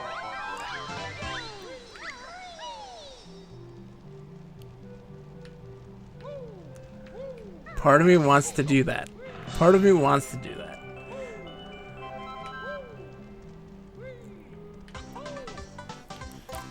That sounds interesting. I was watching Kekalakola play Super Star Wars the other day and thought, what would Super Phantom Menace have looked like? Interesting. I feel I couldn't beat any level of Super Star Wars, so I just remember driving the land speed around and doing insanely difficult platforming. I feel like Super Phantom Menace would be exactly the same thing. It's true. I don't think you're wrong. I don't think you're wrong in the slightest.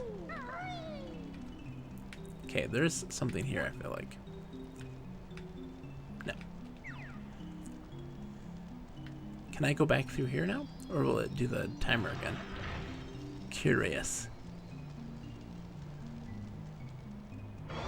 It does. Okay. Never mind. Never mind. I think we're fine. I think we got everything we needed here. It's interesting. And what...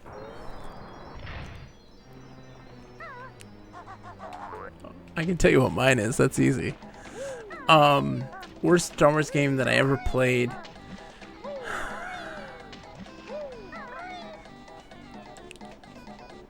I mean, there's Super Bombad Racing. There is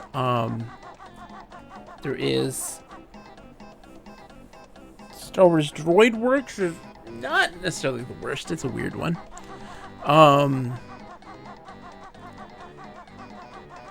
There is a Gungan one. There's a Gungan one. I can't remember. That was pretty bad. Oh man, Shadow of the Empire is great. I love Shadow of the Empire. Force Unleashed isn't bad. Isn't bad, but it's kind of generic. It's not great. All right, so we're almost there. Almost there. Oh jeez, don't fall in, dude. We need to take a carpet ride.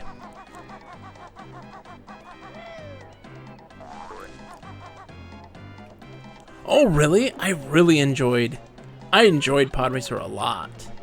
I thought it was really good. I get it, though. I do. Oops. I don't need this. What am I even doing right now? I understand. Like, I do. I understand being like, not my Star Wars, you know? I get it. But I enjoyed Pod Racer a bunch.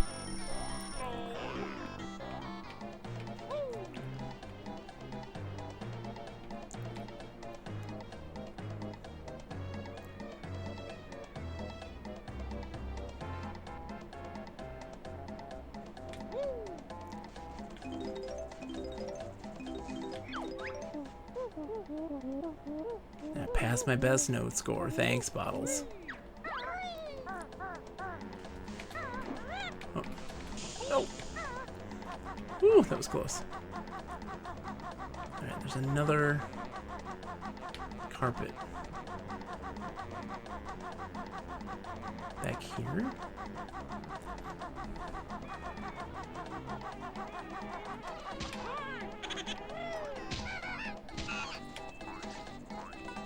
Where's that carpet? I saw it.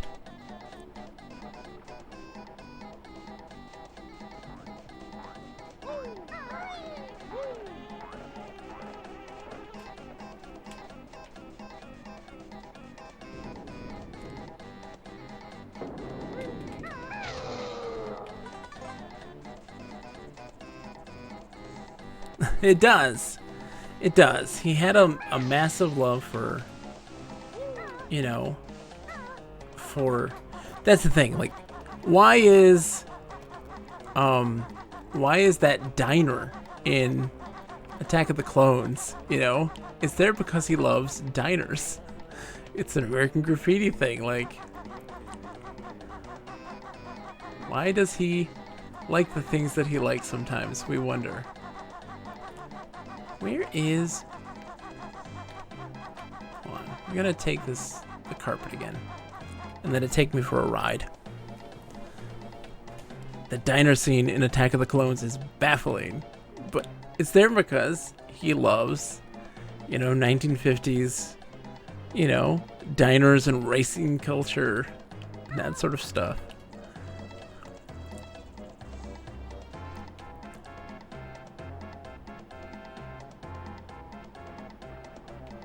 That door's not opening.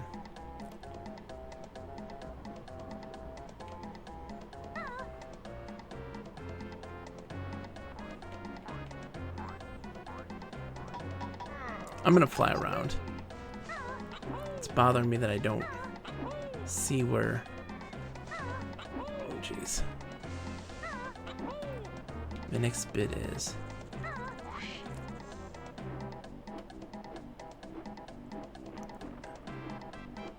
The camel's not there yet, right? Yeah, the camel's not there yet. He needs water. The camel's gonna provide water.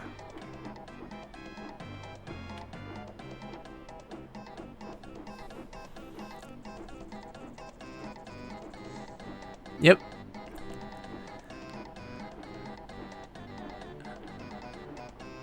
That's exactly what happens. It's ridiculous. There he is. Hey, buddy, I'm coming. You're free.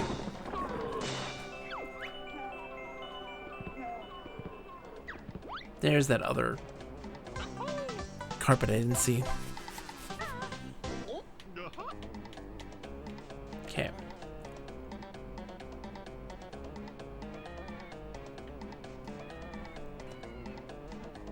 Yeah, it's ridiculous. Just a little bit. Just a little bit.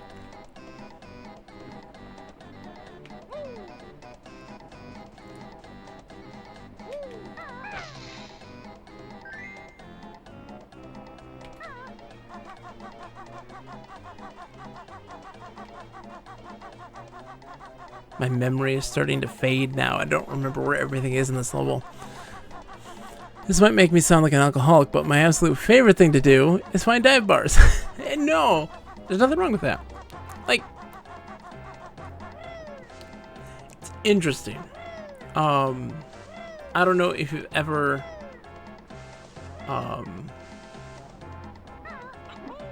the guy who wrote Fight Club and things like this had a massive fascination for those weird places. Those weird places that you go to.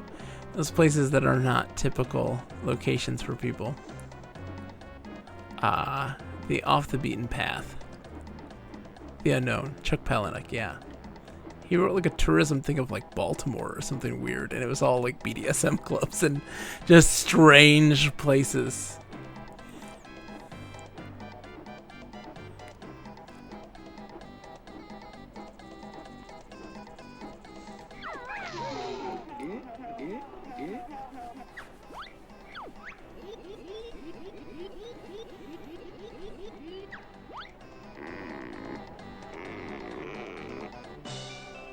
They're really good.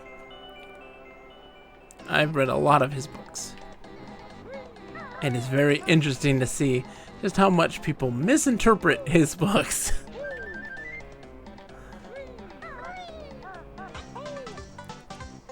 Okay, one more. I'm missing something. My poor little noggin is missing something. It's the Jinjo. I'm missing a Jinjo. And I'm also missing some notes. 8 notes and a Jinjo. How many Jinjos? Just one? Yeah. It's not about reclaiming masculinity. It's not. It's about the fragility of the masculine persona and about people's desire to reclaim these things, but in just how stupid and futile it is.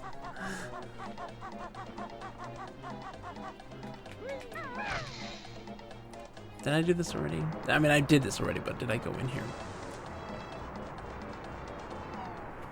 Hold on. Oh, yeah, I was already in here.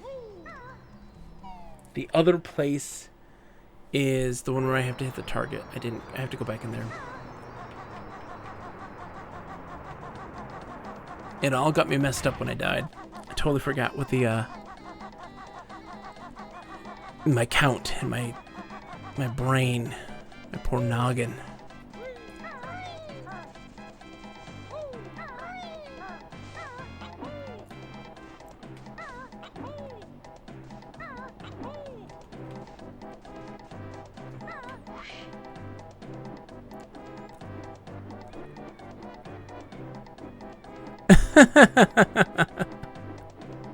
I mean, come on, it's all about the futility of labels more than anything. How labels are unnecessary, and all these people trying to place labels on things and trying to constantly define stuff by those labels and the futility of those things. Oh no. Oh no. No, Baron Bird. Baron Bird. Baron Bird. Baron Bird. Oops.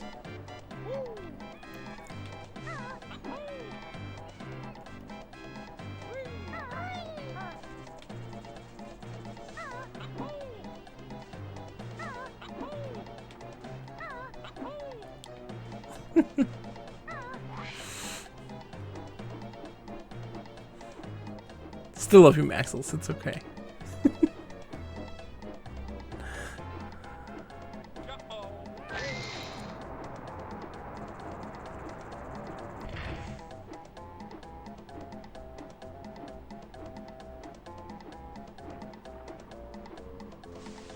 Nope. There we go.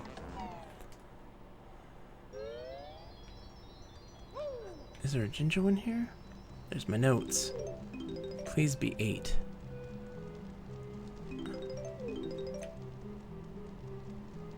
It's all the notes. That's also super important, right? Need to find out where that yellow Jinjo is. Where's the yellow Jinjo? Is he in here? I don't think he is. I'm missing the yellow Jinjo. I know it was. I know it was. Covering my bases still. Covering my bases still. Okay. Okay. Hold on. Let's talk to this camel one more time.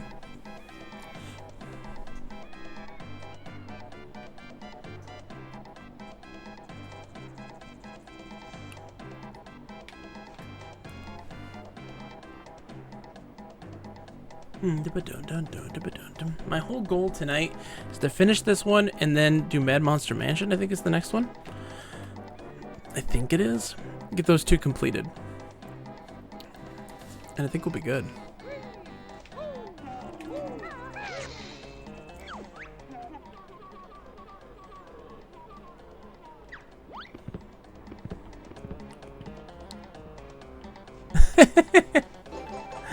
Oh man, I'm only joking. It's only a joke. Like, come on. You know that's not the case. You know you're serious when you say it, and you only say that it's a joke because you know that you've upset someone. You just got called out. Yeah, you just got called out for a really, really crappy behavior. Alright. Yellow Jinjo, where are you, buddy?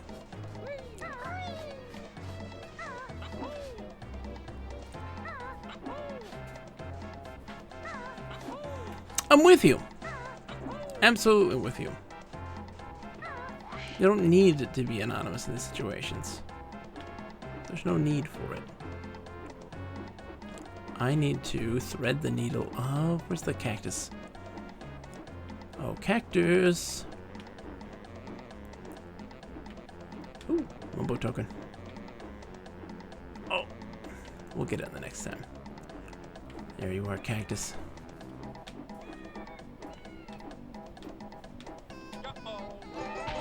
Look at that. Thread the needle.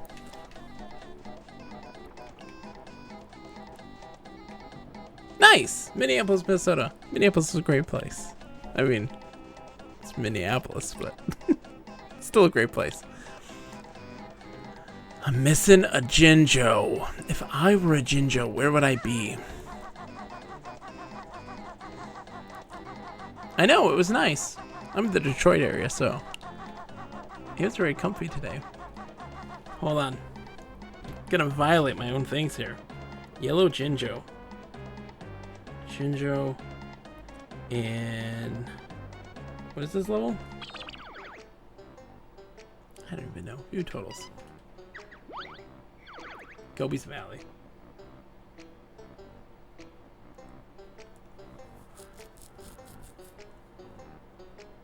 Oh, dude. It's an amazing place.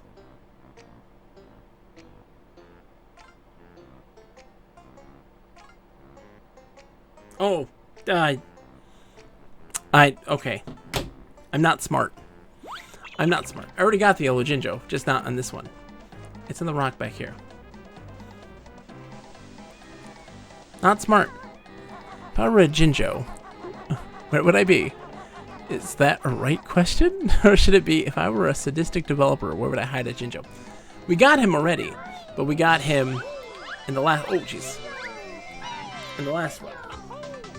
My brain just doesn't work so good sometimes. I have a hard time remembering these things.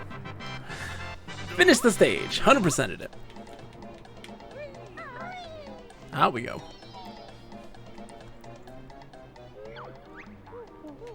Now we just gotta make it back.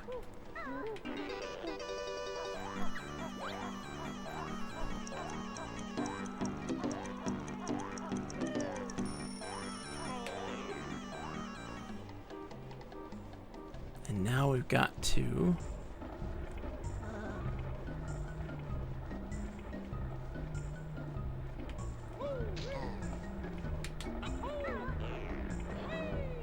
Oh, jeez. There you go. Ba-dum, ba-dum, boom. Duh-huh.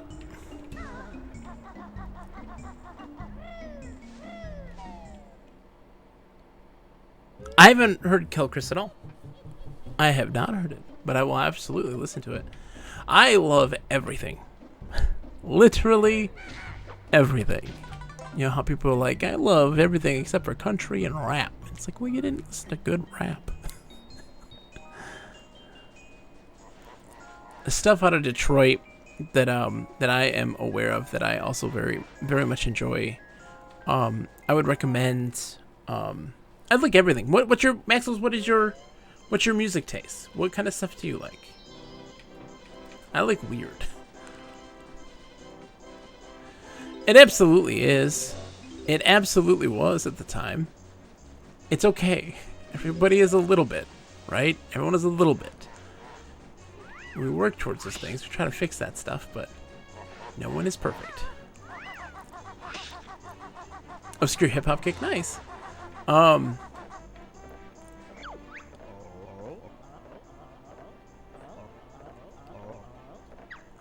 gonna race you, Bogey.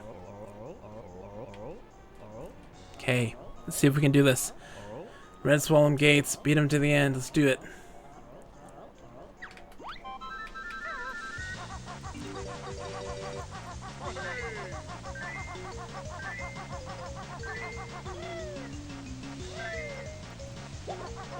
Oh, dang it, I missed. Try again.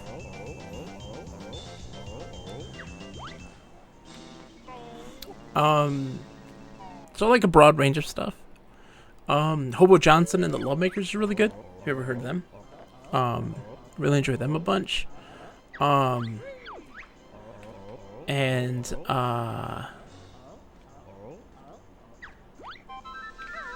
really dig strange stuff like Mukapatsa out of Chicago. And oh my gosh, my brain cannot process anything right at this moment. I apologize far into advance. Nope. Goodbye.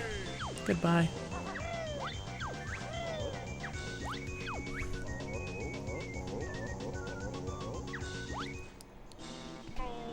Simon, you know why. Maxels, you've seen the virtual bedroom, right? You've seen this, correct? Simon's trying to always make sure people are aware that I'm in a virtual space right now. This is not... That's right, you did. Absolutely. I was pretty sure that was the case. Dude. Not okay what you did there. You're boxing me out with your big body. Not okay. Peace. Oh man, I almost lost it.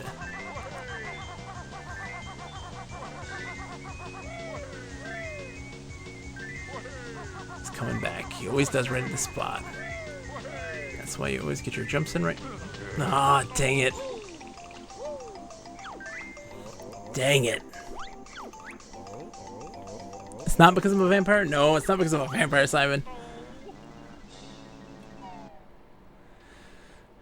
I don't even know how the avatars would work. I'm guessing it's probably just... I don't even know. I don't even know. I'm curious myself. Okay, Boggy. Let's do this again, buddy.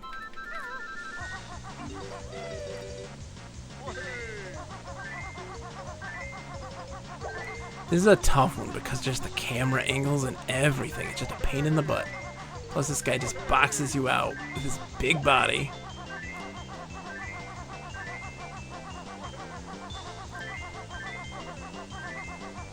And the fact that you can't hit the water.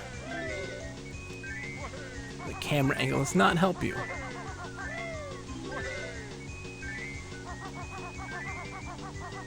No, dude. You're not getting ahead of me. Not today. What? No. Come back here. Come on. Come on. Come on. You got this. You've got this in the bag. Yes! Yes! Yes! It's not easy. It's not easy.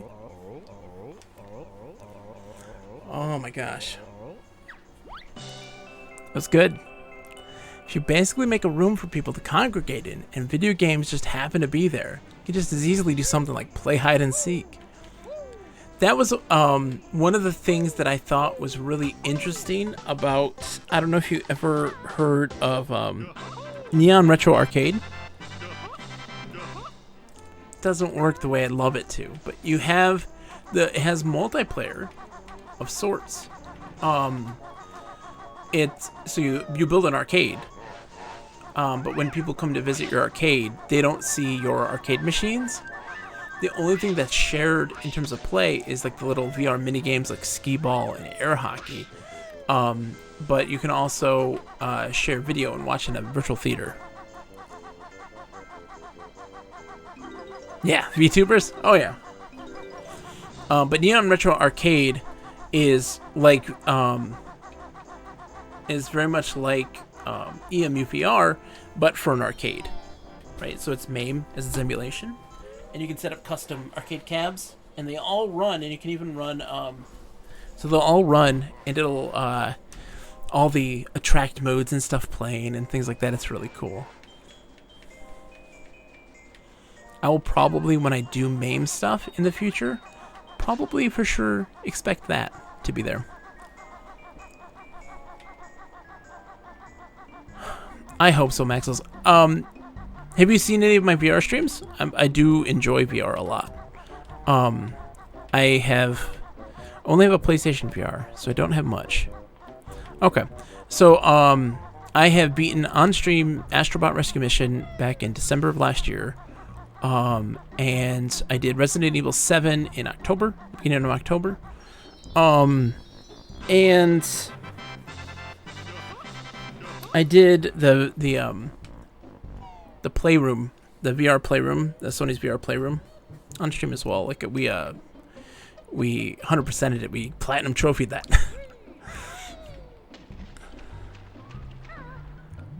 All right. Oh, it's gonna be the tanker, isn't it?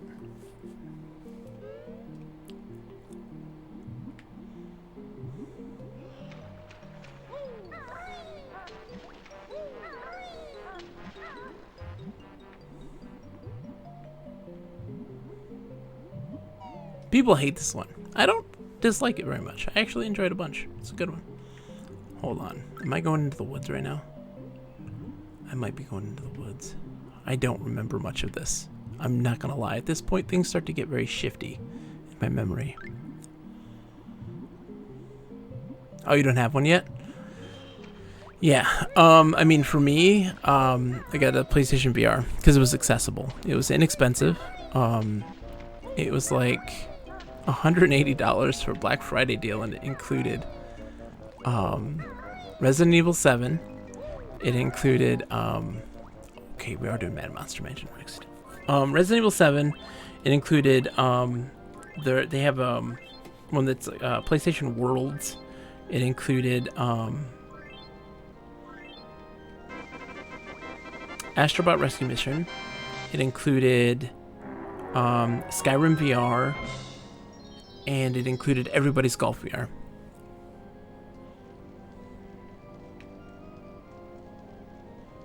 VR Sonic, VR Pac-Man, VR Space Invaders, VR Frogger. Sign me up. Oh shoot. I want that Bumbo token.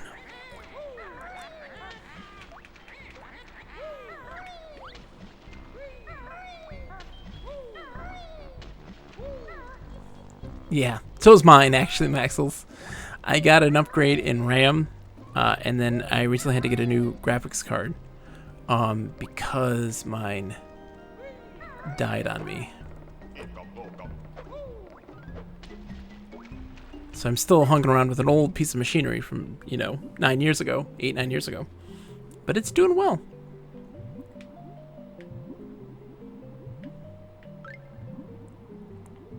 Exactly. I love virtual spaces, right? I love the casual nature of virtual spaces. So when we talked like MMOs and things like this, I love the bars, and I love the stages, and I love, the places of congregation, the markets in MMOs, and just where people congregate. Super Hot is a big one. I have that. I went on a big buying spree of VR games recently. Absolutely. Big ones that were made major moves.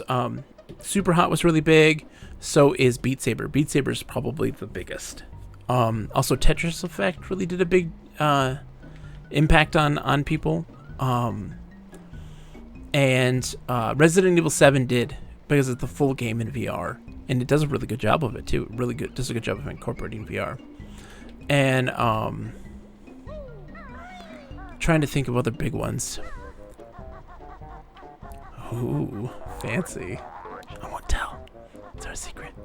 Other big ones. I mean, Astrobot Rescue Mission was huge. It was a really big one. Critically acclaimed. People loved it to death. And what else? I'm trying to think. Yeah, this is where I need to be.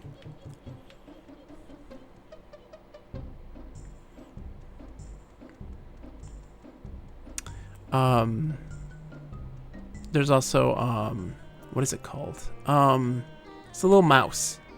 Moss is super popular as well for single player experiences. And then you have, there's not a lot in terms of the multiplayer world of stuff. You have stuff like Bridge Crew. It didn't do super well, and they really tried to, really tried to make VR be a multiplayer thing.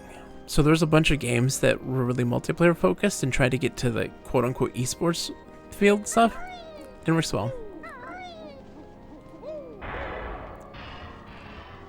There's a lot of cool running, climbing, boxing, fighting VR games, and flight and racing. I really like. There's a really good one. Wipeout VR is really good. I really liked it a lot. Man, you're telling me. Axels, you're telling me. You're telling me. But the way that MMOs are designed wouldn't work well for VR.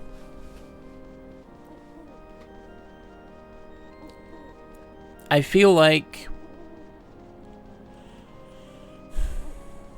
it's hard. It's hard. My problem with a VR MMO is how you interact with NPCs. Because people are going to do the, the exclamation point over the head, and I'll just hit the interact button on you, and we'll do that. And, it's not the best way to do it.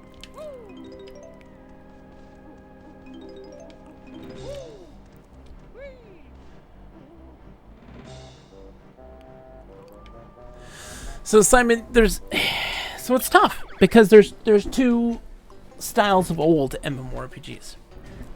You have the virtual world.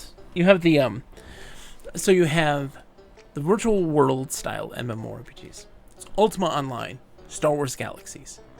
Less of an almost non-existent emphasis on story, at all. There's just not a storyline there, or even small storylines.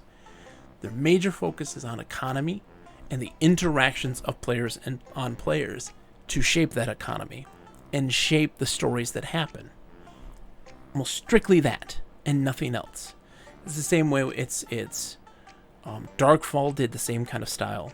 And then you have the EverQuest style of MMORPGs that has stories, has progression, and doesn't emphasize economy, but emphasizes more player-and-player interactions and synergy in a combat scenario, which is not as huge of an emphasis on Ultima or Star Wars Galaxies. And so those are the two styles. So you have virtual economy, and then you have, I don't even know how to really define it, and then you have, how do you even describe EverQuest? I don't know. That couldn't actually give you realistic attention. Well, that's the thing, is that so I feel like you need to have maybe voice recognition. Maybe that will do it to make MMOs more interesting. And what I mean by that is doing a Siri style interaction, because what makes EverQuest so interesting, so engaging, so fascinating for me, one of the reasons that I think it's so good is because of its use of a text parser for interaction with NPCs. Hail them to engage in conversation, utilizing keywords in a sentence, because you can't just type the keyword. You have to put it and incorporate it into a sentence to form a question for it, to then understand and then respond based on that, right? And so that stuff really engages the player in a big way. So I'm guessing if you were to do something like that and then make a Siri-style voice recognition for those NPCs to then respond to you, it might make it really engaging. Grand strategy civilization is different from real-time strategy. Yeah.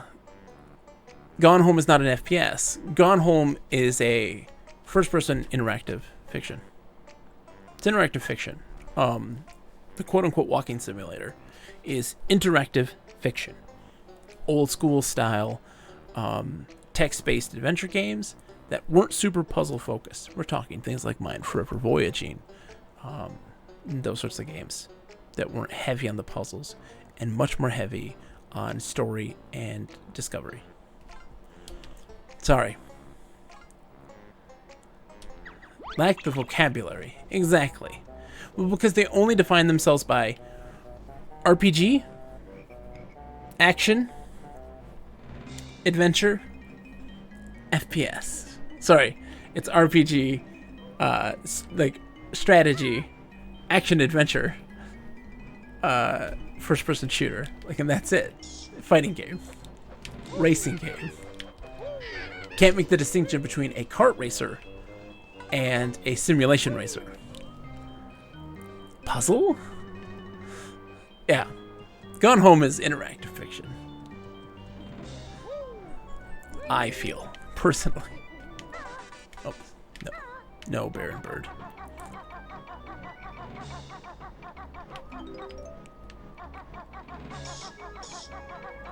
There are only 4 genres. That's it. No more, no less. We don't deal in specificity. We only deal in generalizations of labels. Oh, this is where we put our pumpkin down the toilet. Right? I think it is. I don't poop into that, do I? I do not know. I do not. Okay. That's where our pumpkin goes.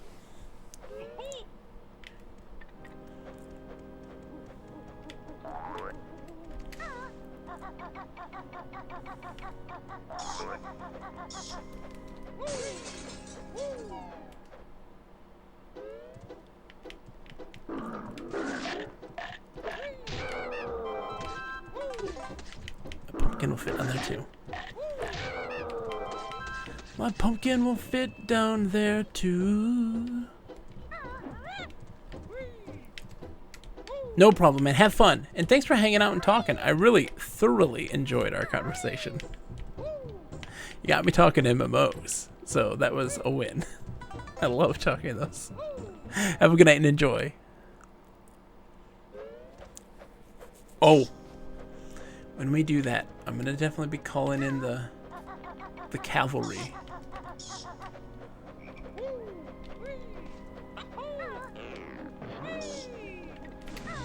Oops. What?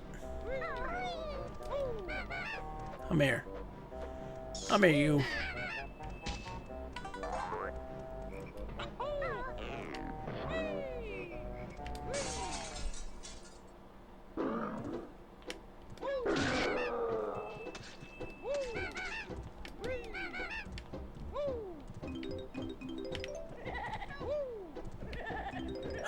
I hear a ginger around here.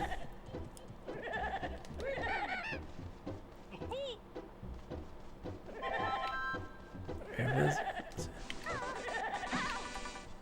Okay.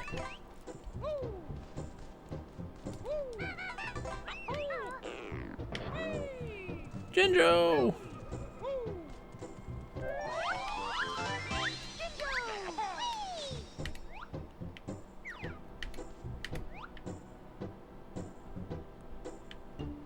I think that's everything in here.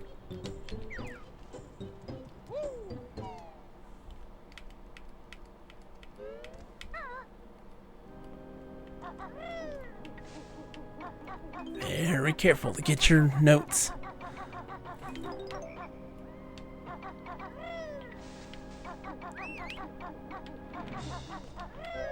Shinjo!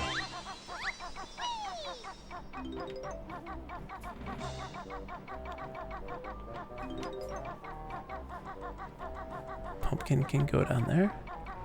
Okay, get this one, this window.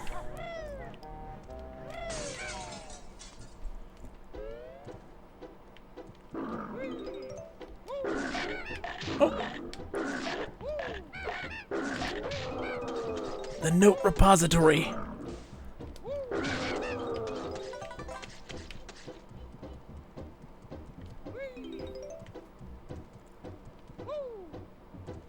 I think that's everything here. Yeah, we good. Good. We're doing great. We're making some progress on this one. This is my favorite stage of the whole game. Just for its music. It's so good.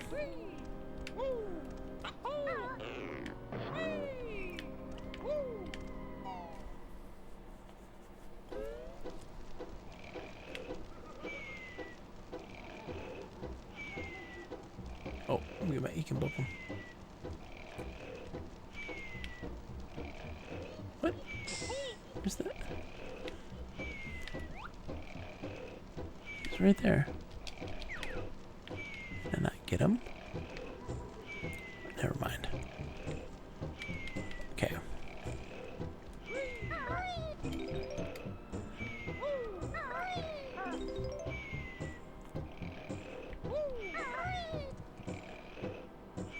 Sneaky, sneaky.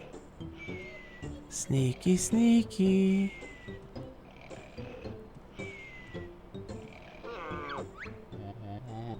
Grunty's gold! How it's shown!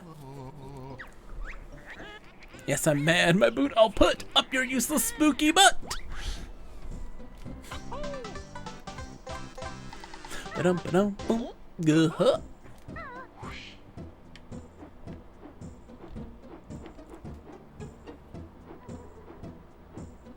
I thought there was rafters in here.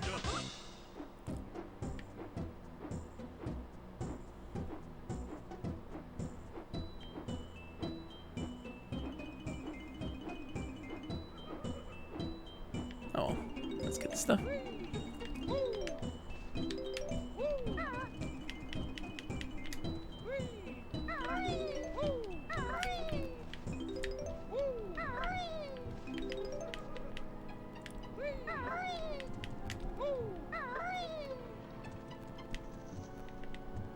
Oh,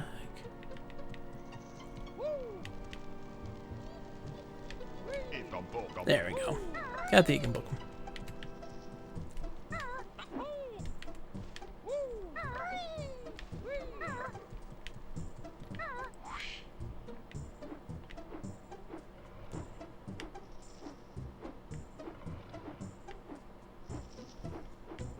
I swear there's something else there. Maybe I'm going crazy. I don't know. We'll just bust down the door. We're done. Oops.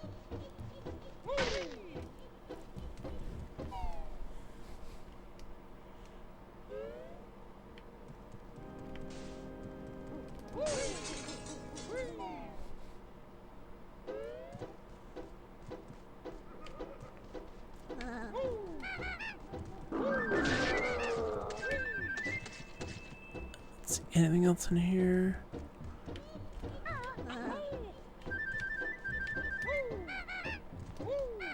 Okay, that's it.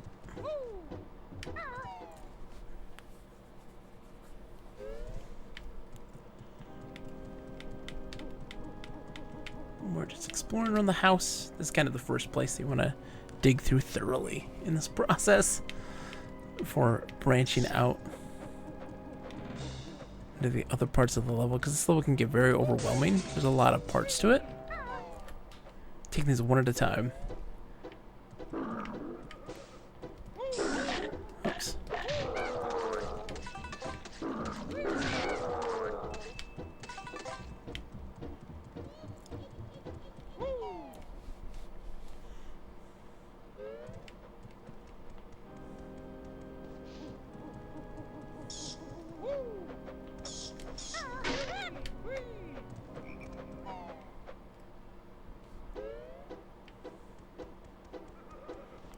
Down into the cellars.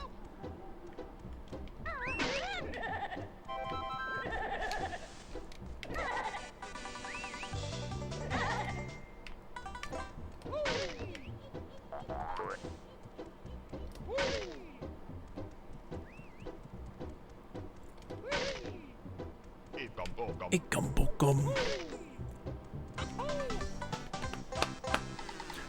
So 2. All right.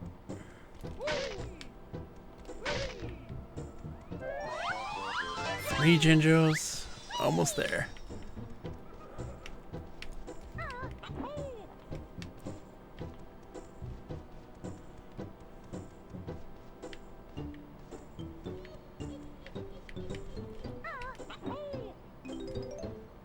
There we go. Thank you, camera.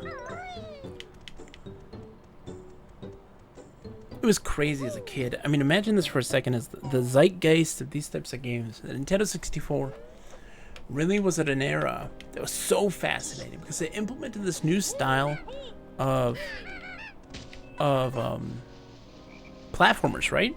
These platformers that have puzzles involved with trying to understand where the locations of these pieces are. Mario 64, Banjo Kazooie, these things.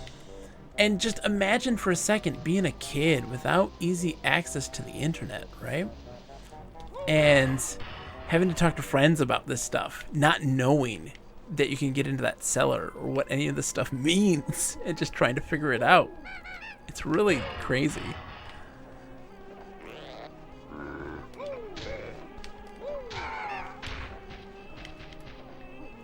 Thank you.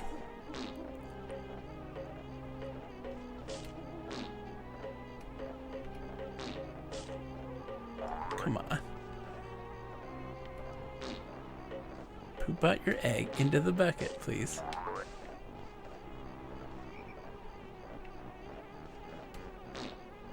There. He says, fuck you. That's what he says.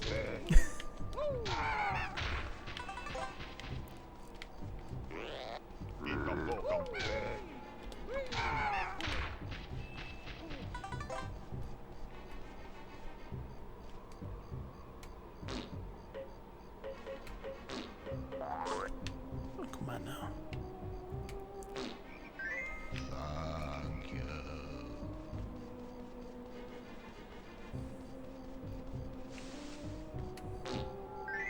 Thank you. These enemies here are like my favorite ones. The big old tombstones. They just make the silliest sounds. I love it so much. Thank you. Should be all of it. Oh, there's one more here.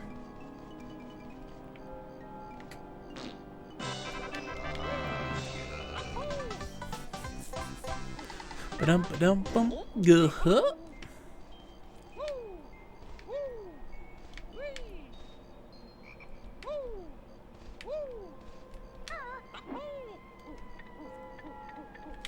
Oops.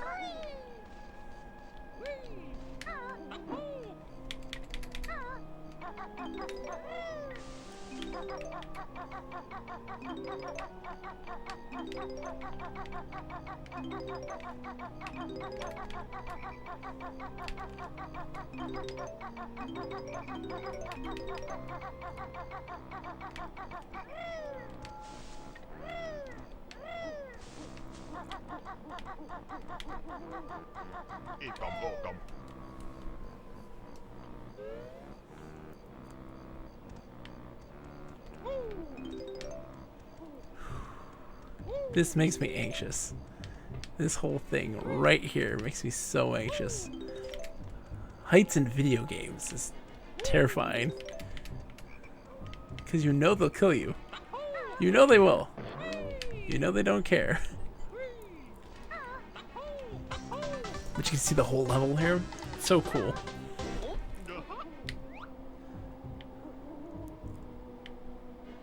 So there's the house. All these crazy places. You're like, what's there? The maze. Okay.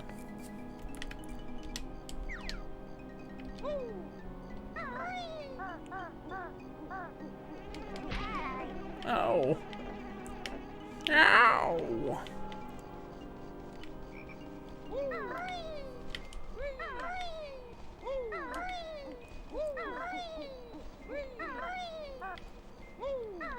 Okay, so we can make it to Mumbo's from here. But I don't want to necessarily do the pumpkin just yet. Pumpkin's kind of the last thing you want to do.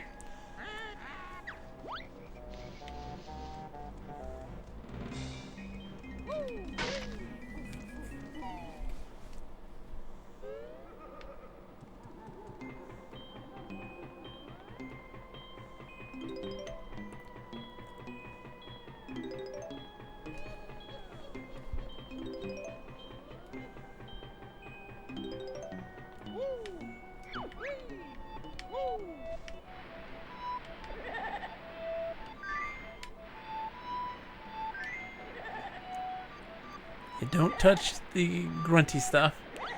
And you do Banjo, Kazooie. Oh. Where's the J? I think it's this one. There, J. A.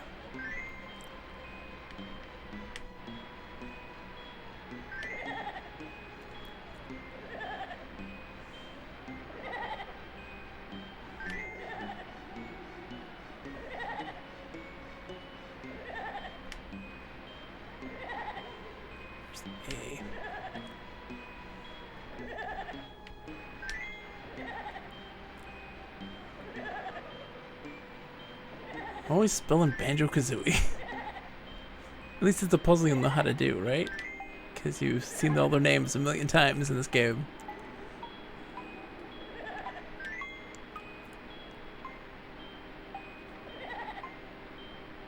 Oh, jeez. Get out of the way for that dude.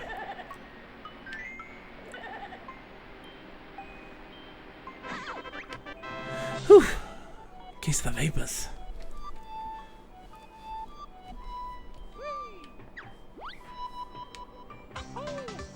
J-Rod! Hi! I love that emote, J-Rod. I'm not gonna lie. I love that emote.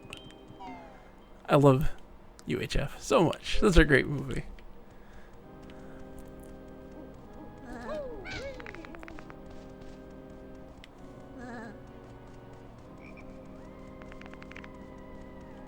There's the jump pad. Doing good, my friend. I don't know how the tournament went tonight in terms of golf. I think I'm out. If Contra got beat in Japan or UK, then I am out. No, I didn't want to do that. I don't want to do that. I want to just do the Talon Trot, please. Thank you. So I'm curious on how that went.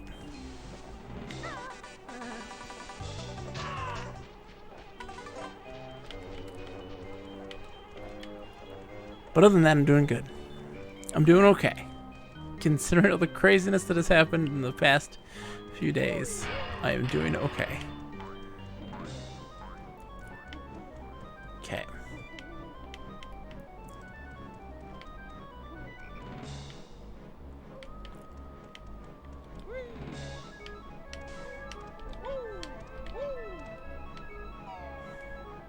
How are you? Much more important question. How are you? Oh, this is brutal. That's why you need the pumpkin. I'll bring the pumpkin back for this part, because he can get all this stuff with ease without being damaged by that stuff.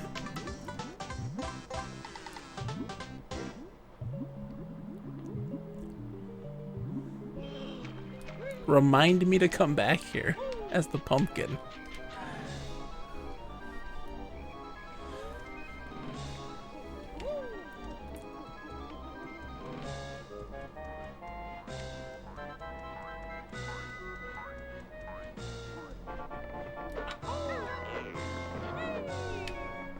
Oh, nope, get out of there, Banjo, buddy. I don't want you dying here, Banjo. For real. Baron Bird, you gotta stay alive.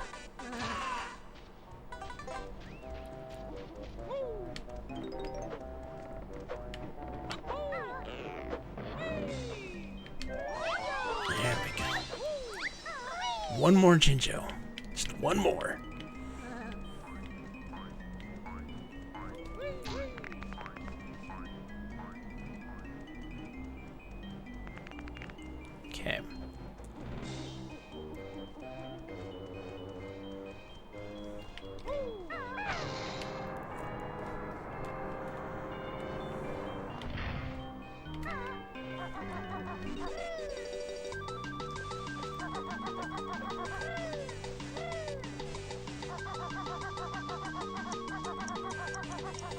Camera? Camera? Camera? Help me out here, buddy. Alright. Serious business now. Call Roberta. Get some Rosella in here.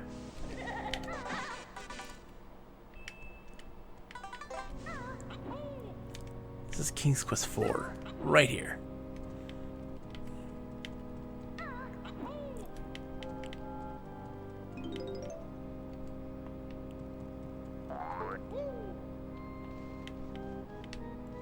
Come here, Ghosty. Come on.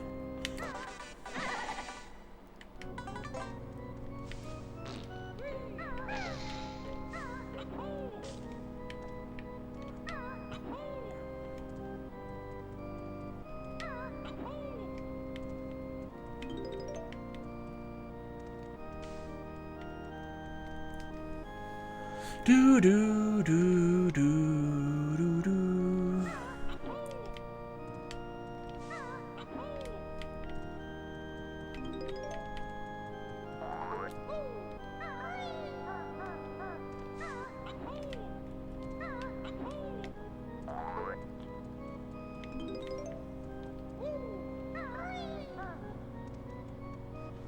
All right, here we go. Ikambokum.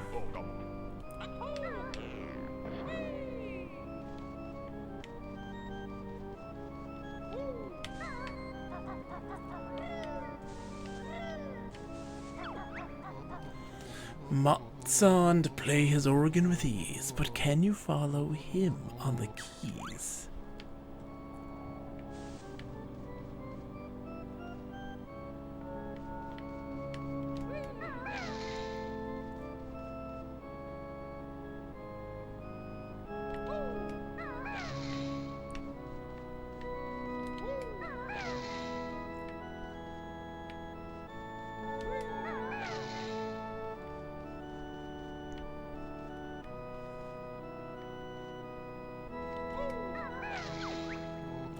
Not bad, Bear, but now watch me copy this tune, and amazed I'll be.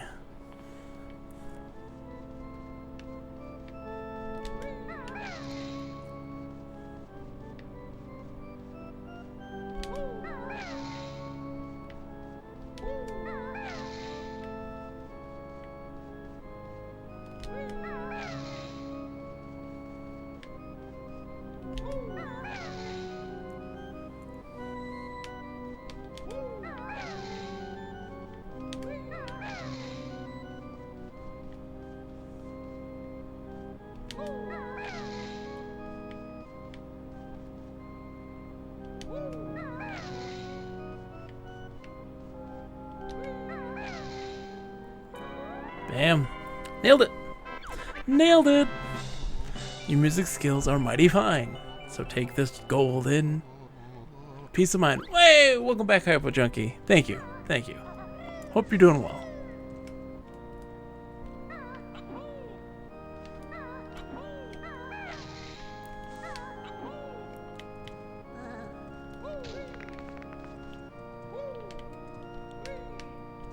Man, Banjo.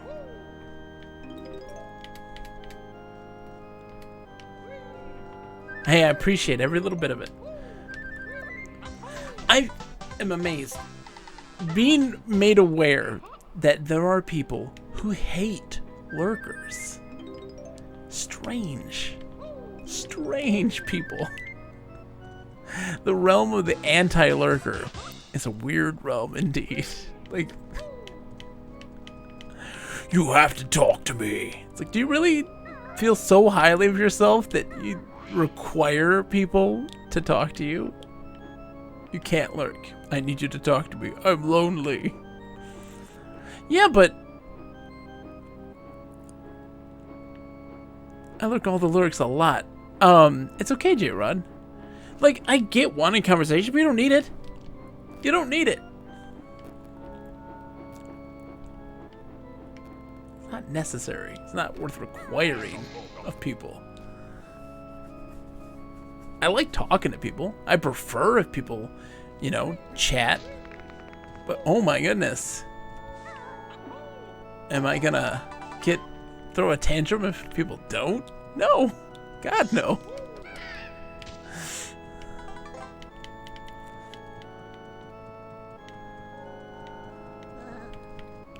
Oh.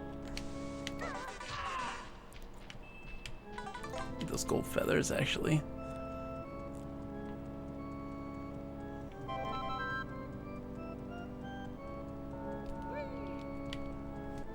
I'm actually kind of surprised in terms of like how the camera in Banjo-Kazooie is not that bad. It's not. Mario 64 get you in trouble.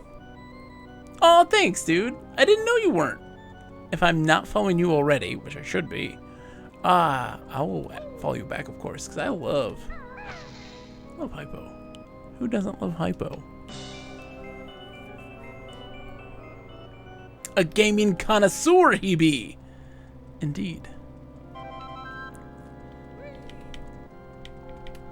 Okay, so I think that's it here. Yeah. Oh. Oh, where am I? Camera? What happened? Oh boy. Am I alive? Is this heaven?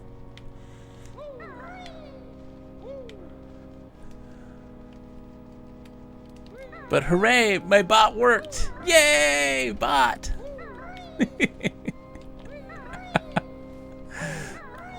My bot that talks far more than I do. Which is funny. Because I talk a lot. That's the joke. That's the joke. Alright. How am I sitting? What's my totals in this one? 3 more jiggies. I know where the other thing is. Alright. It's almost time for me to be the pumpkin. I think we're about to become the pumpkin. I think I'm about to be the pumpkin. Not entirely sure. Dude, Radmage, how's it going, man? How did your golf game go? Did you do okay? I hope you did okay. It was garbage. Oh no!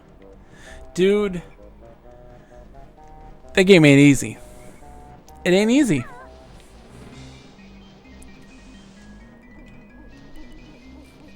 That's how I felt in my first round, my US round that I did. I really had the wind was not my friend. The wind was not my friend in the slightest. And I had a real difficult time because of it. But still gotta learn how to deal with it. Still gotta learn how to deal with it. You know? Oh yeah. 7 miles an hour across all courses? Yep. Oh, the joys of NES Open Tournament Golf. It is a wild ride. You can never predict it. It is a brutal game filled with fascinating stuff. It's rules and mechanics that it plays by. 25, 27. 7's not bad. 7's not bad at all. 7 is not bad at all in that game. So for that, I commend you. Because it's not easy.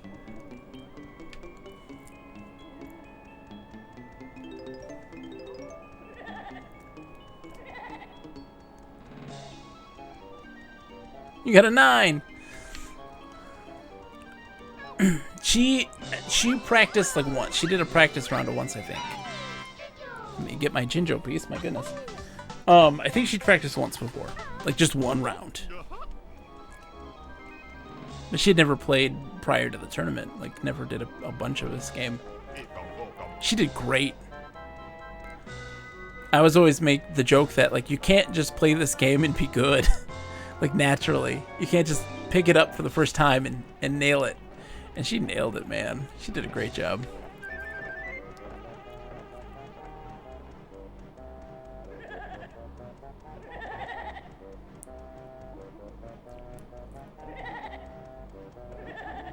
Did I get everything here? Oh.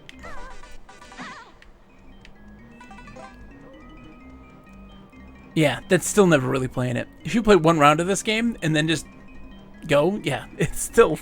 What? How did it... Huh? Okay. It's pumpkin time.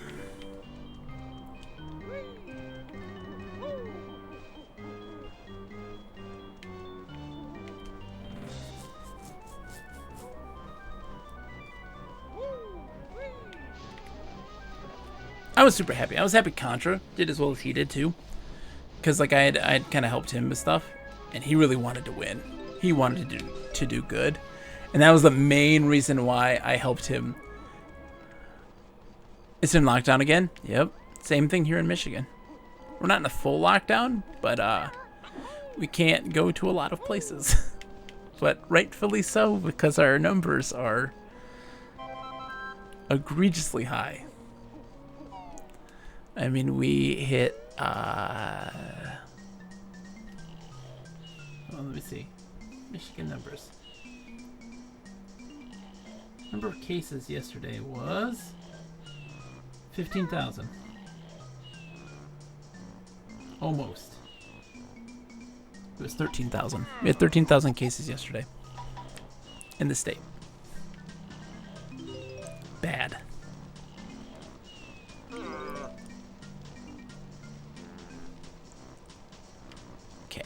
Get up here. Oh, good. It's bad. It's a bad situation. I cannot stress enough. My wife is a nurse, and we work in a very, very heavy place with COVID stuff. It's bad. So I hope you guys are staying safe. I hope you're doing okay financially. Hopefully you're still you're able to get work and that you're able to stay safe. More than anything. This is my favorite transformation in the game, outside of the secret one that they have. And I'll show you why in a second. Watch. Hey, where'd he go? Whoop! There he is! I love this little guy so much. Whee! Where'd he go? There he is. It's my favorite thing in the world. I'm such a dork. Oh. I am not smart. I am not smart. We need to get our notes from underwater.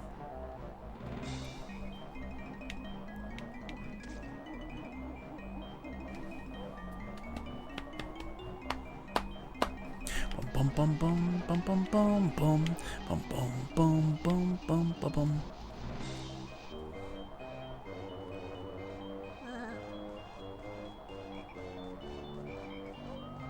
Am I going the right way? I never remember anymore. Yes, I'm going the right way. Don't be getting my pumpkin! So the skeletons go away, spooky skeletons go away.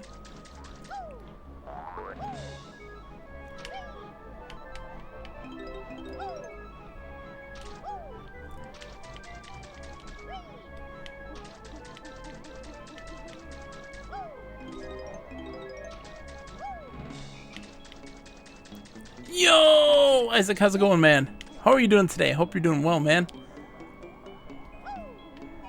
Playing some Banjo Kazooie right now. I finished up the other day in a golfing tournament. In a NES Open Tournament Golf. I did well. I did good. Happy with my performance. Oh gosh, don't die on me, pumpkin.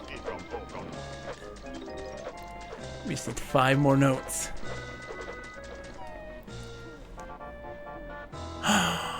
Nice! Congratulations again on winning that laptop, dude. That's crazy. I mean, it's well deserved. You raised a lot of money. You raised a lot of money.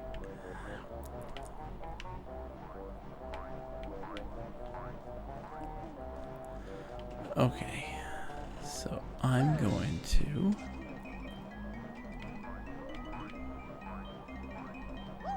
this way. Going up here. Doesn't get affected by the... I can't get up there. Okay.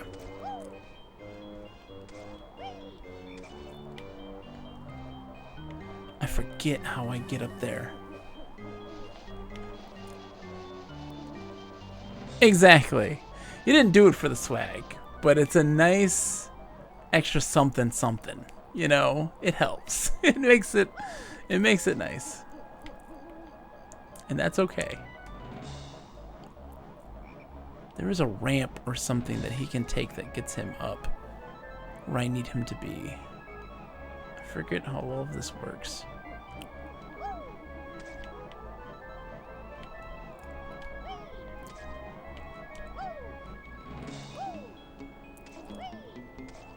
Because, like, yeah, it's nice to be able to go in here, but I need to be going from above.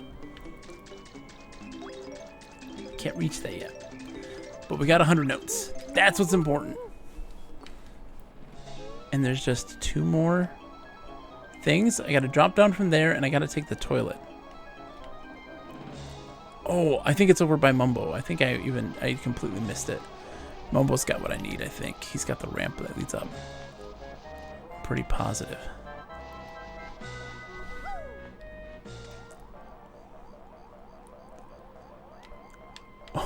Oh my gosh. That's ridiculous. In a laptop. In a laptop. We've put a nuclear reactor in a laptop.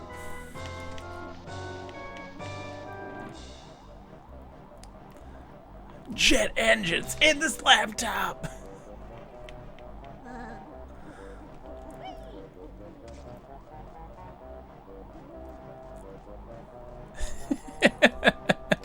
The battery life only lasts for 2.3 seconds. It's got to be plugged in 24/7. Okay. I'm trying to find where I need to get above.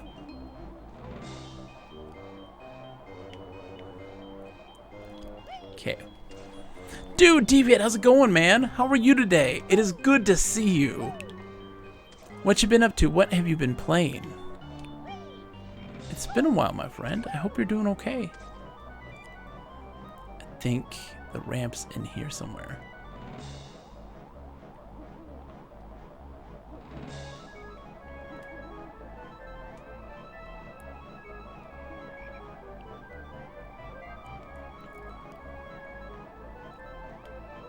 I want to give a shout out to the Deviant, by the way, everybody.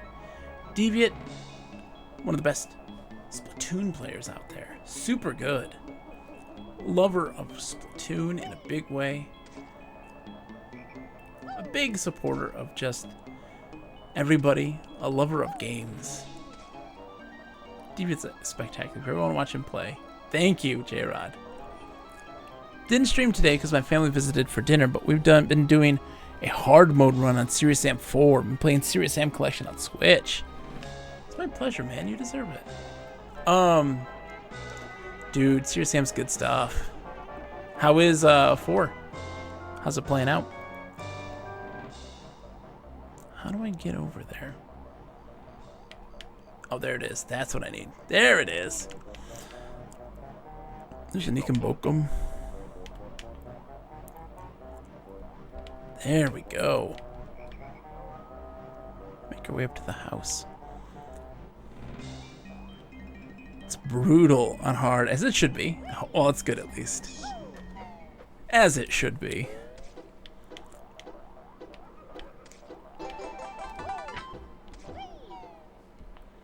Weirdest thing is it has a built-in Toby eye and head tracking. Dude, that's nuts. That's the stuff that I get into, man. You start talking about that sort of stuff, I'm like, oh yeah. I like the weird stuff. Like, why is this here? Flush me toilet, daddy. Nah. That's okay. Performance bugs aren't bad. Like, I mean, they don't have to be bad.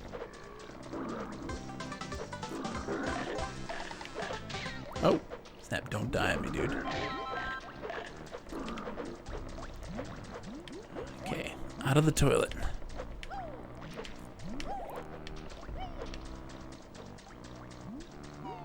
That's nuts. So that's... Whoa. Okay. Watch Dogs Legion. You just literally aim by looking... Doesn't that feel good? Isaac, that was the case when I played Resident Evil 7 in VR.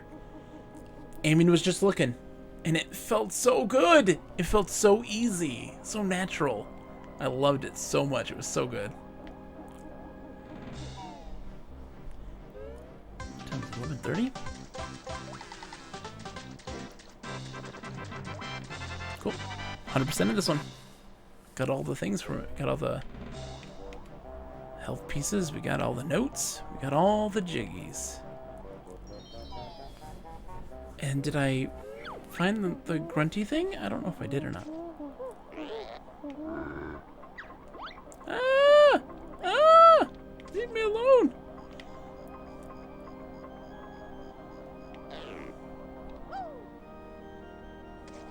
We played through my friend Juhachi's game, Get a Grip Chip.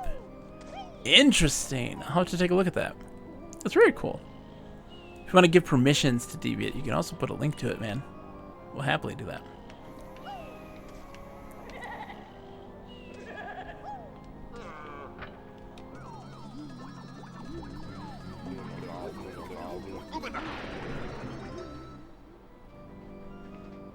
I don't think I did. Oh, I didn't get the grunty thing. I don't need it. Oh, no, I do. I got it. There you go. You don't need it for this.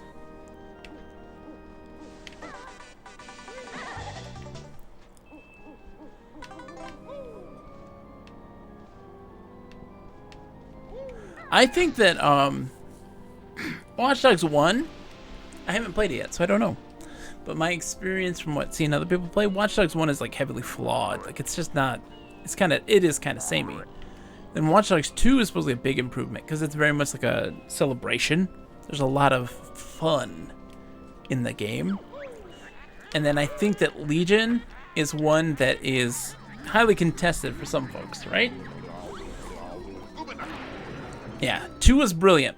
I think Legion caters more to people who enjoy headcanon. People who make... Oh, sorry, we'll need to give permissions. J-Rod, if you want to give him permissions, just permit. For people who love headcanon is where Legions is for people. One of the big draws that people really enjoyed on an Ubisoft game on the Wii U launch, Zombie U, that they went nuts over, was the fact that when you died, yeah, there's in a single PC. When you died in Zombie U, you inhabited another survivor, and you had to go like reclaim your stuff. But like they had like a little brief bio, and so people would put that in their headcanon. They would build that up, and it's really interesting. Oh, I'm a dead pumpkin.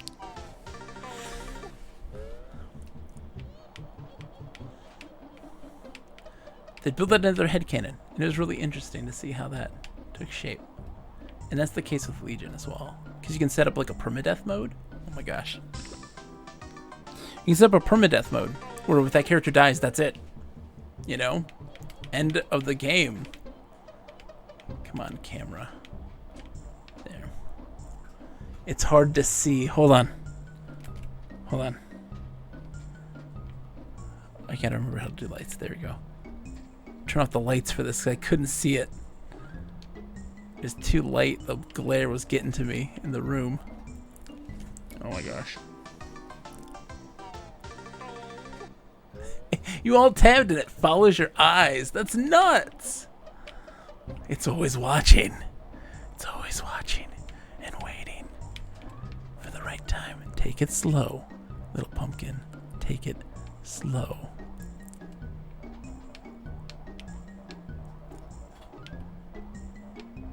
Take it slow, little pumpkin. Take it slow. There we go.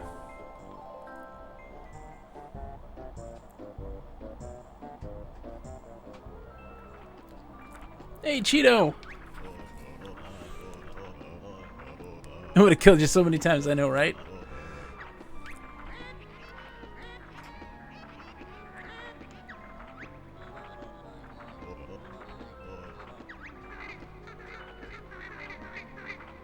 Let's get some cheats.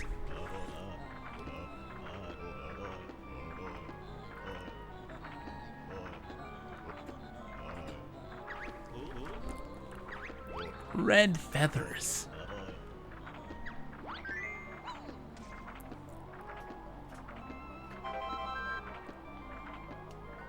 think that increases the max amount of feathers you can have. I think. It's been a while. It's been a while since I played Banjo Kazooie. Oh, jeez. Now we have to make our way back. And not fall to our death.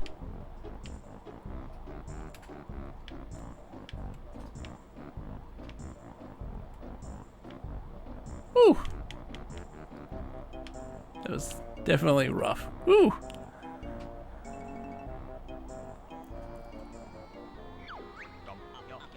Yep, get weak, Mumbo Magic. We don't need you.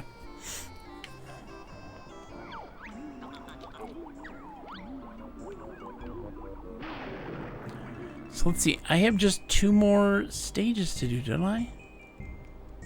I've got the woods. Let's see. Does it have the totals on here? Oops. Let's see.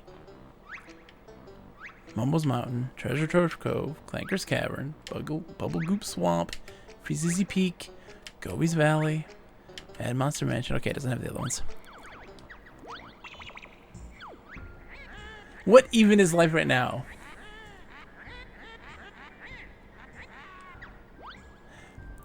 It's been a while since something. It's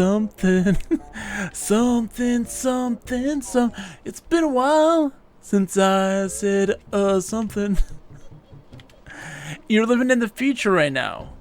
Isaac, that's where you are. You're living in the future. You got the new age technology that all of us could only dream to have right now. You're living the high life.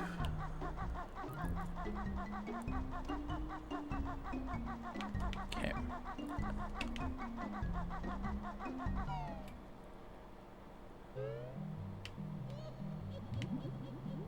Yeah, I guess so. Hey, it's true. That is insane. All that stuff. The tech is real.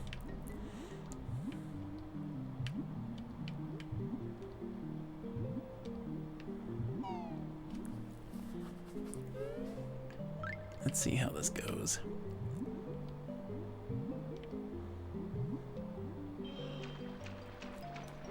So I don't have this unlocked yet. I don't remember where you go to unlock it though.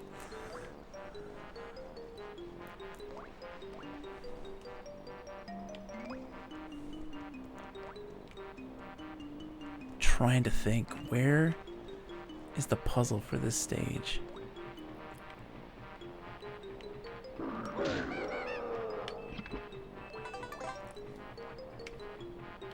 Open up!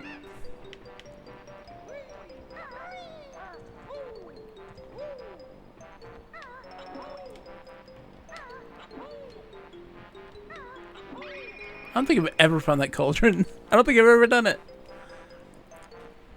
I don't know why you would need it. It's right. That seems silly. Oh no! I needed to get up there. Dang it.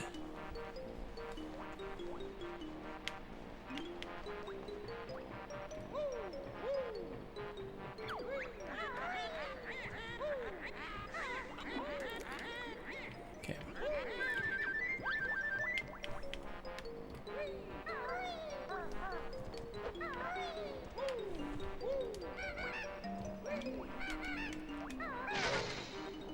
There we go.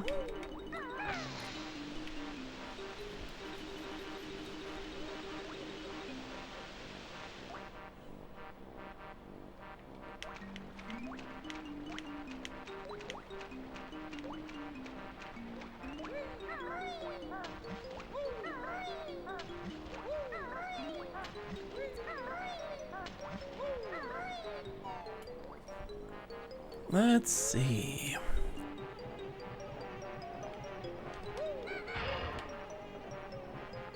Puzzles? Puzzle pieces? There it is. Perfect. Not crazy. I figured it out. My memory's still good somewhere. Part of me wants to press on. It's only 11:45. Because once I beat this game, I'm not going to beat it tonight. For sure I'm not going to. But I'm going to beat it tomorrow night for sure. And we're going to start building Labo. I'm so excited. I can't even begin to express in words just how exciting that is. I'm such a dork, but I think it's so great.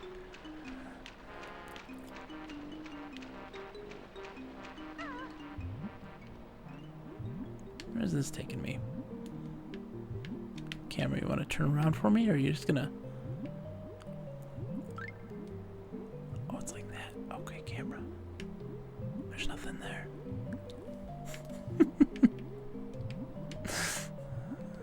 Hopefully everybody's doing well. Isaac's playing with his new computer. Deviant's having a good old time just chillaxing. Hope everyone's doing well.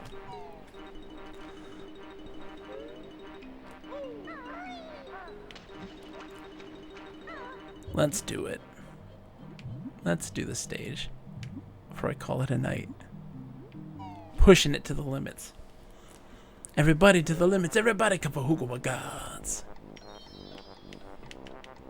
Okay. We're not getting on the boat yet. Leave the boat for last.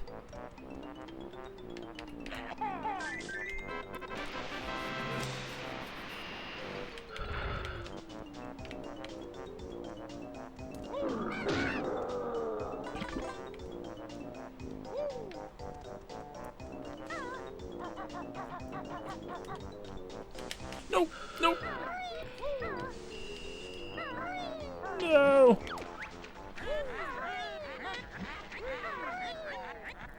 We're going in here then.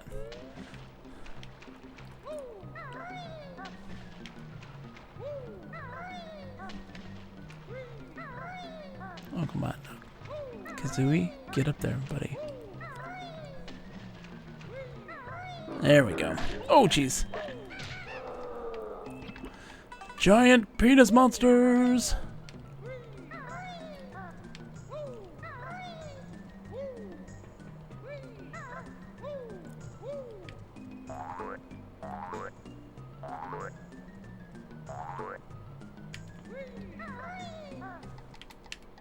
Okay.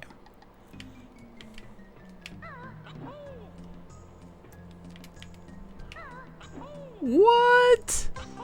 That's nuts. Dude. That thing's infinitely more powerful than what I've got on my computer. Like, my thing can't run jack.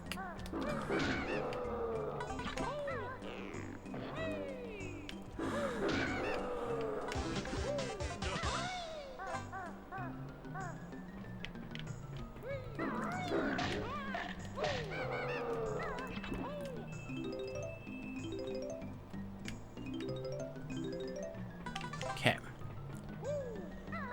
We're heading out.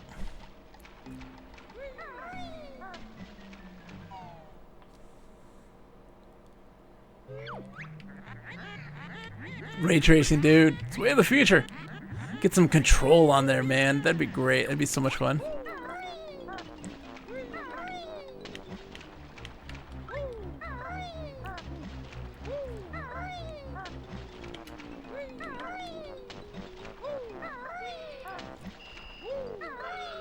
Help. There we go.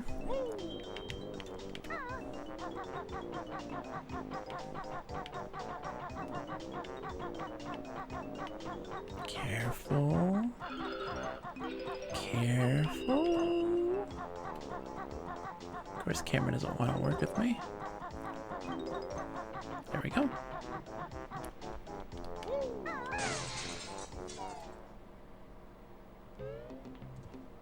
Oh, that's great. I did it the long way. Oh, crap.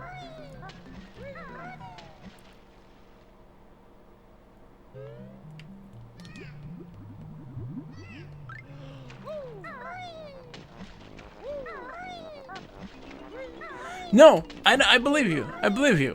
It is insane when you make a giant leap technologically, right? Where you're just like, how is this even possible right now? Your brain is like just trying to process this, and like you're just like verbalizing it. How in the world is this possible? How does this thing even work that way?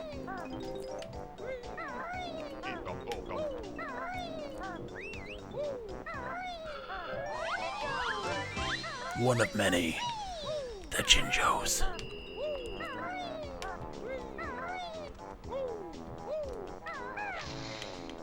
Okay.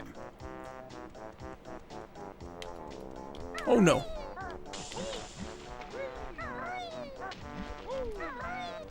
Ooh, that was bad. It's so nuts in those moments when you get something that just feels markedly new.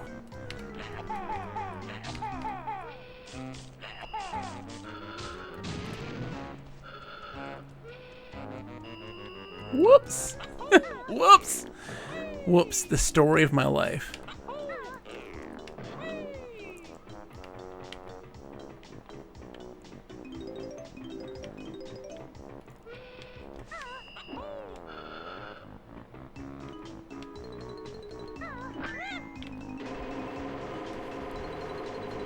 There we go.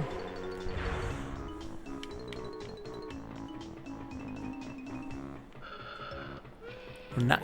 Oh, it's timed. Duh. It's timed. Of course it's timed.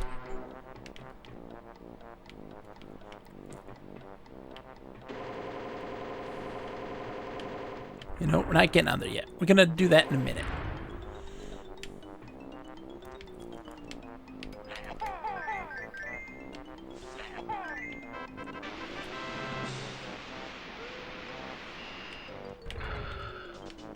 Oh, jeez. Camera? Camera? Work with me, camera. There we go.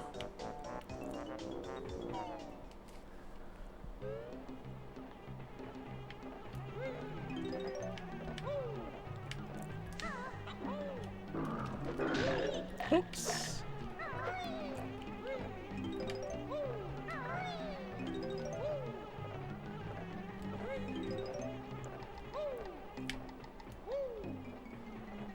Okay.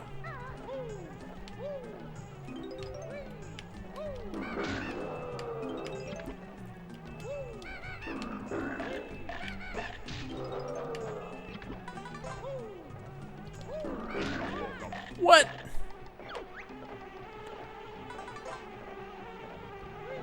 Okay. On our way out, we're gonna hit that thing. We'll be able to avoid the bees.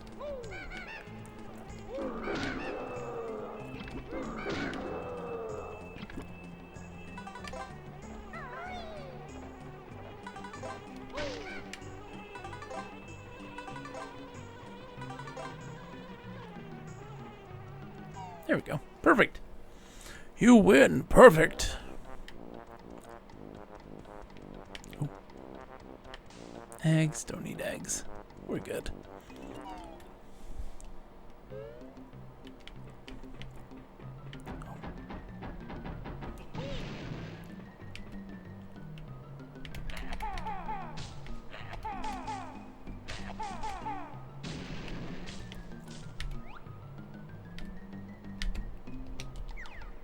Continue?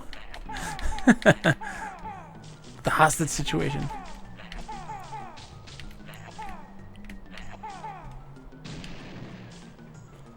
There we go. Oh, jeez. Crap. Really, that's all I got? It's an extra life? Thanks, guys. Thanks for that. Totally need that extra life right now. Don't need the extra life. Dun dun dun! That's what I want.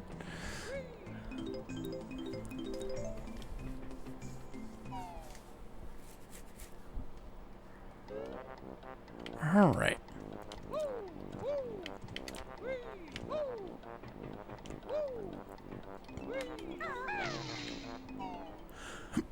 Excuse me. Little pirate guys. Hi.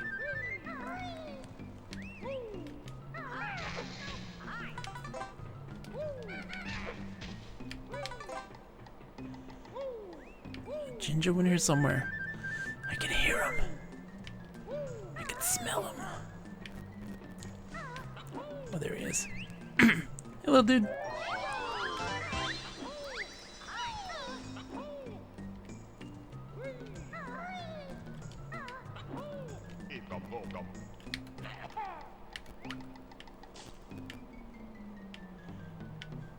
I think that's it in here. Let's see.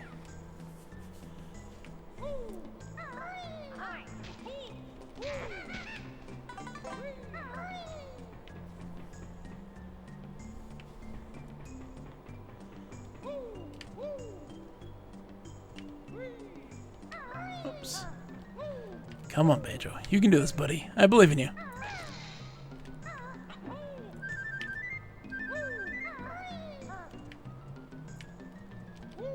There we go.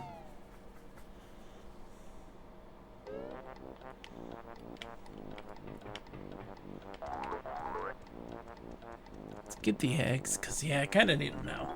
We're starting to run low.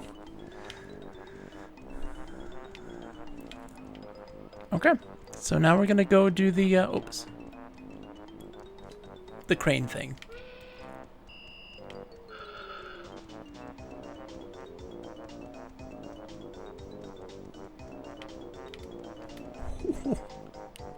Almost fell.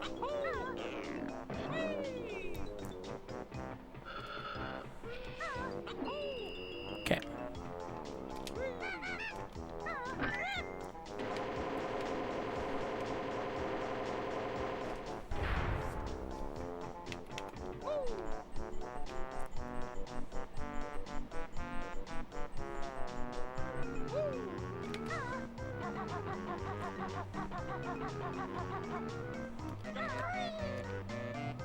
Got it. Woo! There we go. That was perfect. Perfect.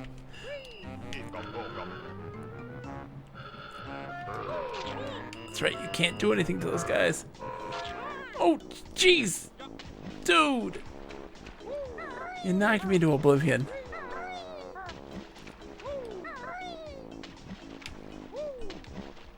Banjo, Banjo, pick it up, baby. There you go. Grab on.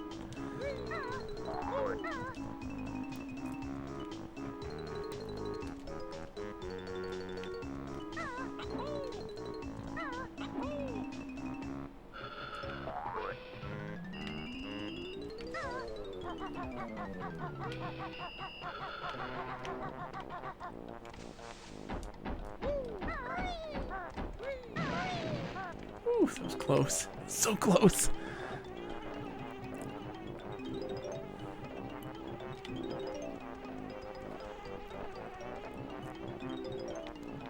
All right, we're going in.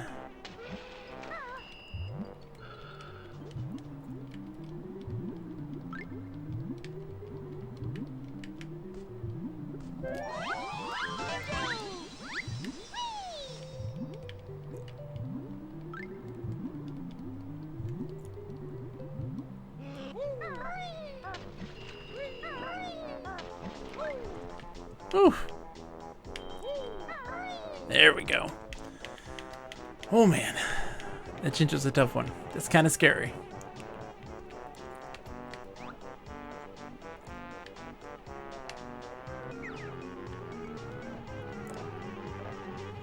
It's time for us to get on the boat.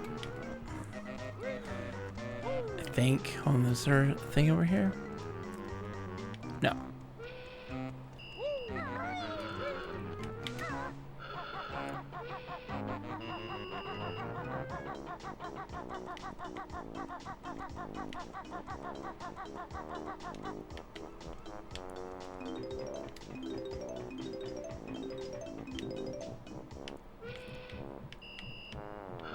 That's not a killer. Not a killer pipe. Not a killer pipe.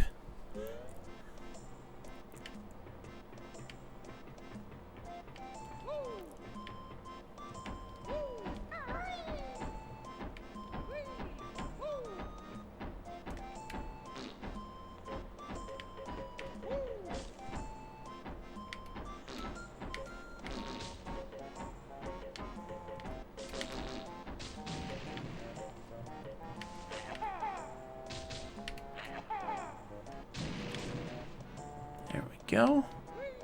Ikambokum.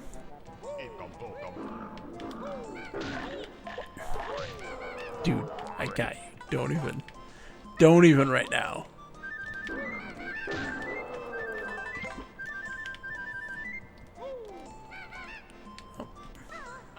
Oh, come on. Come on, Banjo.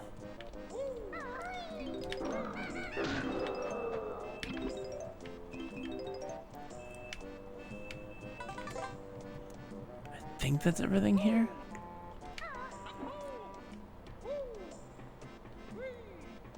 This is always a tough one.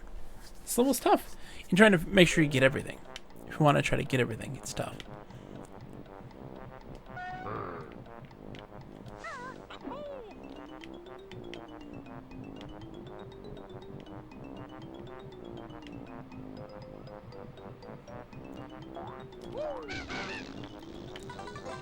There we go.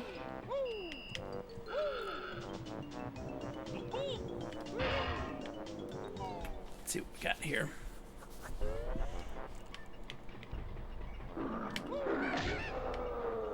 You love that monster a lot.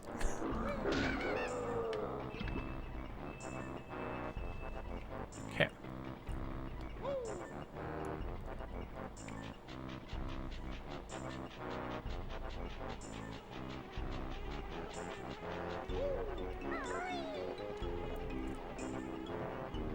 Oh, that's right. It's this one.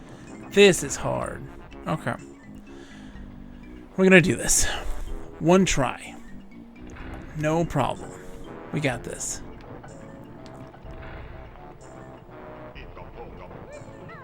We got this.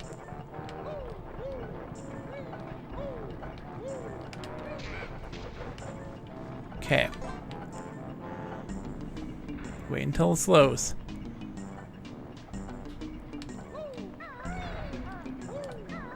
Okay. Oh, this is nerve-wracking.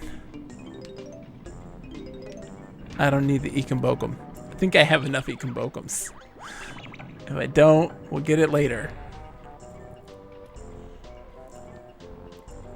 Okay.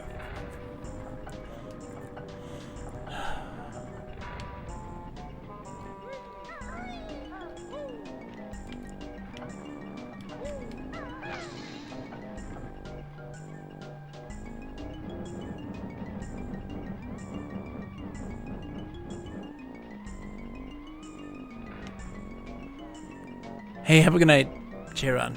As always, it's a pleasure, my friend. Always a pleasure.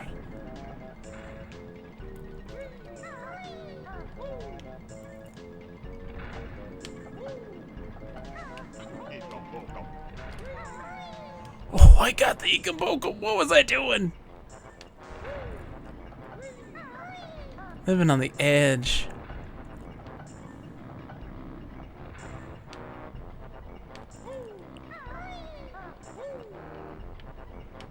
Okay. Okay. Gotta get this other Ikambokum too. You ready?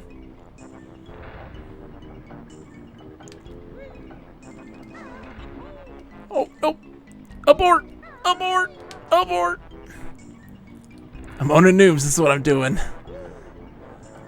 Oh, nope. Abort! Abort! Oh, God.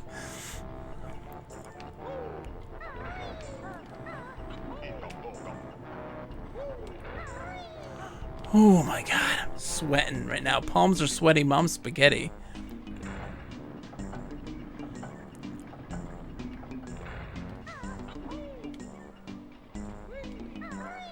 There we go.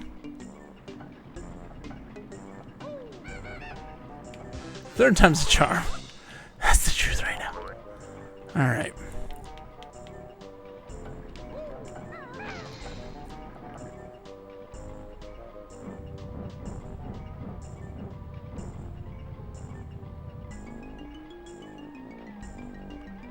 Okay.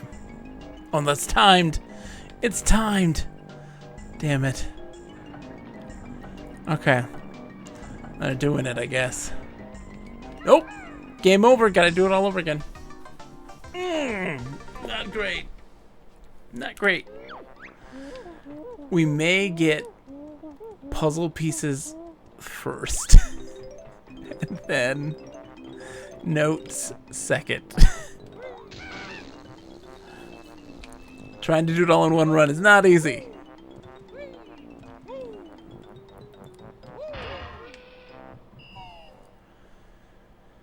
Well, no. Let's see how it goes. Got the Ekenbokums and stuff like that. That's what's important.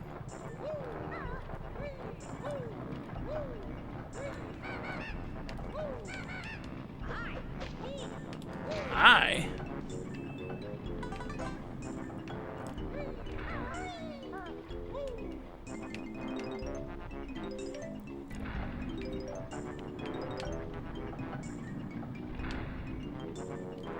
Come on now.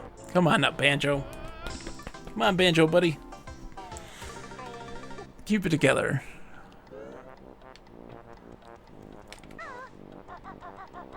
I've got 1,000,000 lives. I'll be fine. That's the first thing you gotta tackle, though.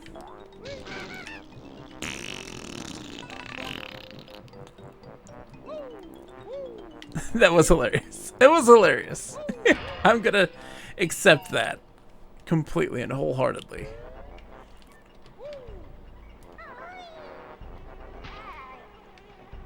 That's fine, Banjo.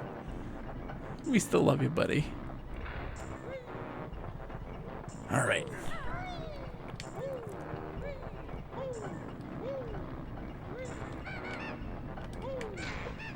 Thank you. Thank you for dying.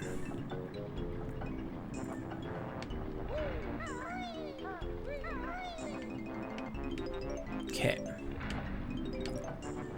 Okay. Just straight, man. Just straight. All right.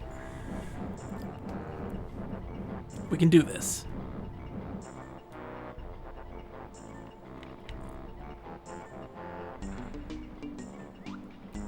All right. Oh, that's right. There's a thing that you'll be pressing that'll make those stop later on. Oh my god. Oh my god. Oh my god. You know what? Maybe we'll do the other one first. Maybe we'll do the other one first. The other side. And then we'll come back to that one second. Maybe I think that's a good idea.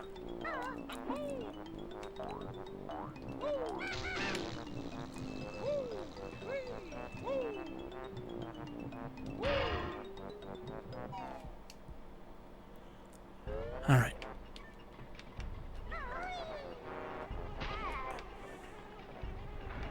You right there, Banjo, buddy?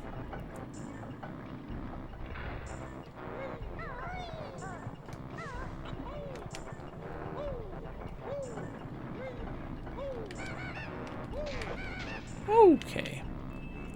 Okay, Banjo.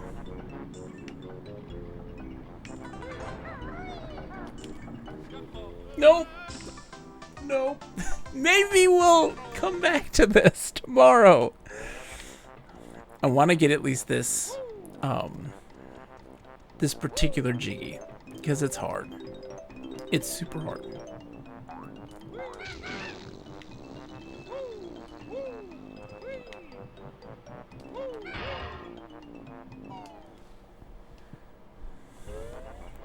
No problem, Isaac. Hey, thanks for coming in, man. It's always good to see you. And you enjoy that computer, man. Enjoy that computer. Congratulations again. You totally earned it.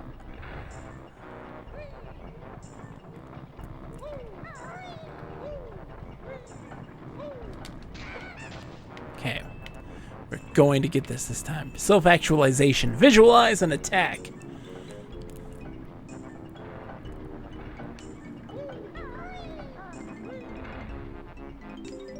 Get your jiggies. Or your notes. You know what I mean. Oh, Banjo! Banjo! Oh, Banjo! Buddy. Don't go breaking my heart here. Alright. We can do this.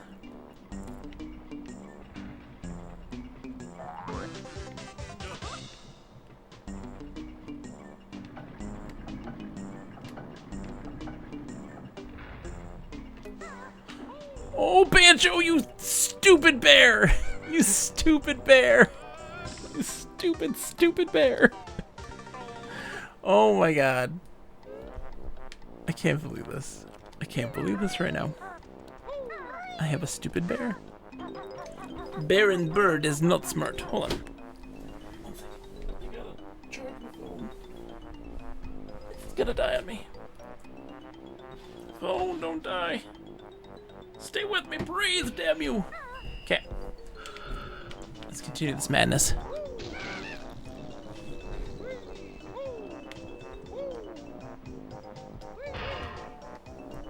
We're gonna get it. We are gonna get it.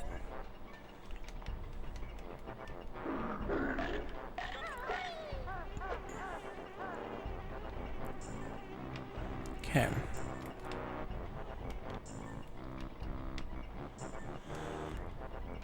Breathe.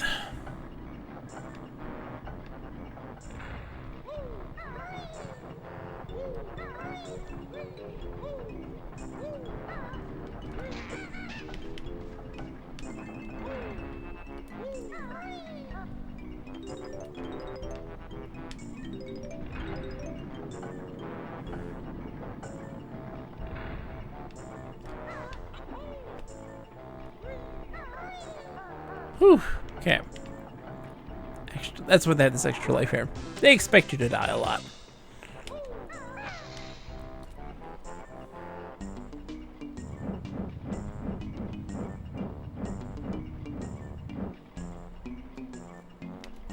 Okay.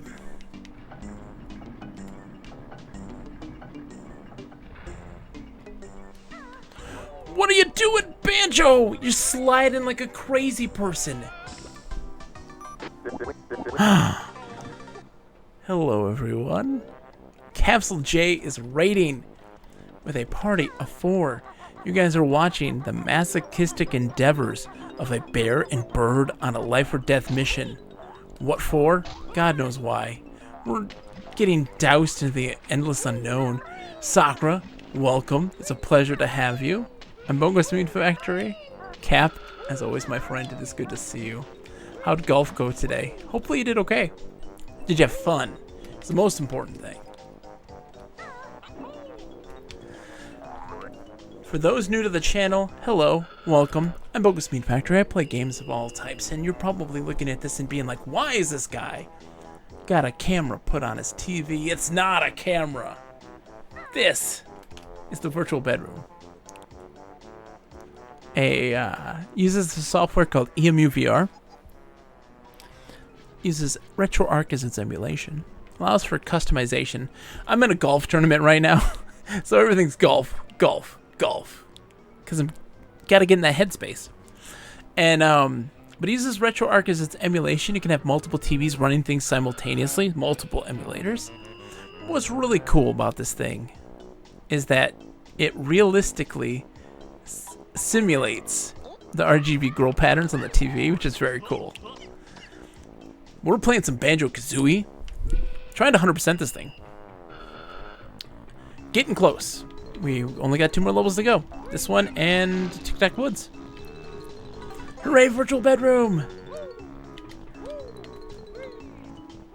But Cap, yeah, how did golf go?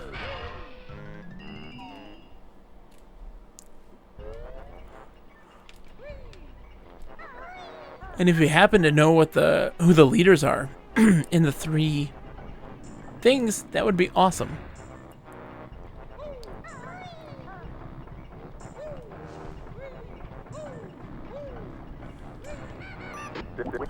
What? Also, we're getting critically lit rating as well. Hello, everybody. Wow. 2 raids in a row? I haven't been raided in a long time, I might add. I don't get raids very often anymore in my little neck of the woods. Hello, everybody. Stockness Monster. Lit.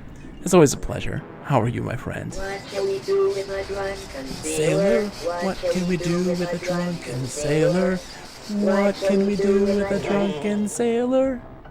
Oh my gosh, what were you playing? It is hideous, it's beautiful.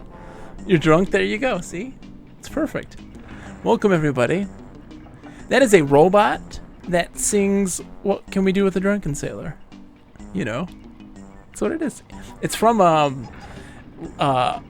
is it Up All Night with Dave Attell? It's a really good show from way back in the day on Comedy Central. You beat Metal Gear Solid 3 and played Conan for the NES. Nice. Thank you. GG. Conan is awful for the record. Thank you. Well, it's good to know. Insomniac. That's what it is. Insomniac with Dave Attell. Yep, that's where that came from. So for those who don't know, welcome everybody. I'm Bogus Meat Factory. I play a little bit of everything. Retro, modern, VR, you name it. I play it all.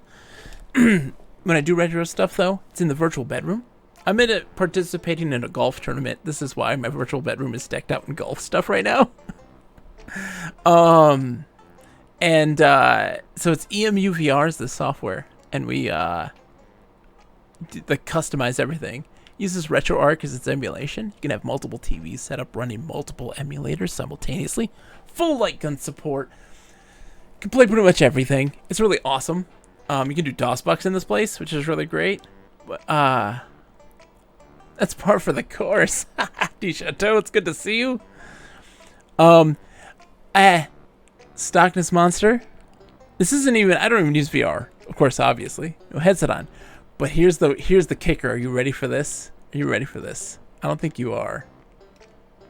It realistically simulates the RGB scroll patterns on a TV.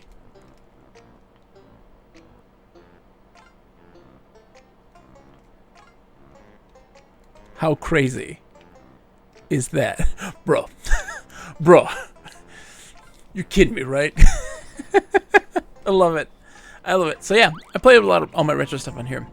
We're right now in a slump. This is a masochistic endeavor here. We aren't gonna make it. But we're attempting to do this madness. And I forgot how to jump. I forgot how to jump in this madness. But we're making it. It's brutal. We're getting all the notes for everything, but we gotta do this part first. Because of course we do. This part sucks. And you'll die a million times trying to do it. But if you end up, you know, doing this little bit, this little snippet, then it's a lot easier. Because this part's just the hard part. This is the hard part, is this right here. Hardest part in the whole dang game. I'm doing this for a group called Cartridge Club. We do like Game of the Months and stuff like this and talk about them. And Banjo Kazooie was on that list. It's one that I have gotten everything for in the game, but have never beaten. I'd get all the stuff, get to Grunty, and then get like burnt out, and then just not play. Weird, I know. Yeah, I play a little bit of everything, but I also love. I'm a weirdo, so like when I talk about games, I love talking about games, but I also love talking about psychology of games. So you get to hear me monologue a lot about how people connect with software. It's very boring, but I love it a lot. Okay. This is the first game you streamed in 2015. Wow. I've been streaming for 7 years, almost 8 now. The first one for me would have been Chrono Trigger. That was my very first streamed game. I'd never played it before. Did a blind playthrough. Loved it to death. It's really good. Alright, guys. This is it. We gotta run. Okay. Oh, no. I'm playing. No! Baron Bird! I was too hesitant. I waited a second and it led to my ultimate demise. We're almost there. If we can just do this. If we can just do this one thing, we will be okay. We will survive. Maybe. I plan to, yeah. Note reset. Oh man, is that not the case in Rare Replay? Oh man, I wish I could play the Rare Replay. Hey! I nailed the jump too. Nice. Go me. I really want to play Rare Replay. Why is it only on Xbox? Xbox One X. No Banjo? Banjo. Oh, Banjo! Stupid pirate. Here. Okay. Yeah, seriously, bring it to PC. Why not? You'd make a fortune.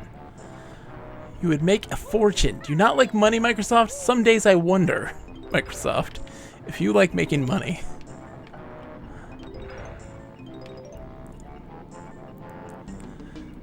Okay.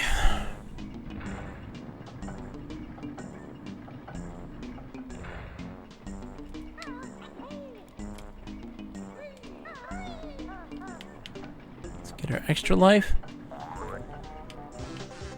Man. Cap says, in case you didn't see, I'm currently running a Game Awards prediction. It is 100% my jam, Cap. Holy smokes.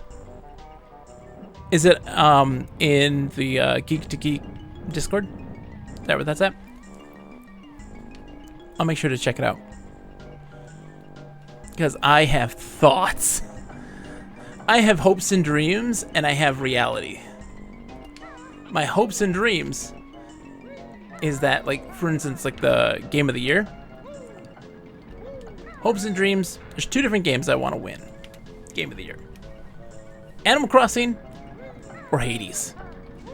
Both being major cultural zeitgeists in games for the year 2020. But what's gonna win? Final Fantasy VII Remake. I mean, come on. Of course it's gonna win. It's Final Fantasy VII Remake. Okay. This time, Banjo, don't hesitate, buddy. Just do it. Commit to the jump. Okay. Then we gotta swim. That's the real kicker right there. Make that.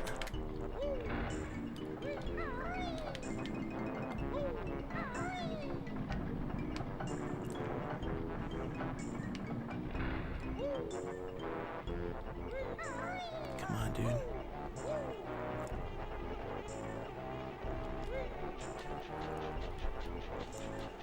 Barnes Sniper's like, go.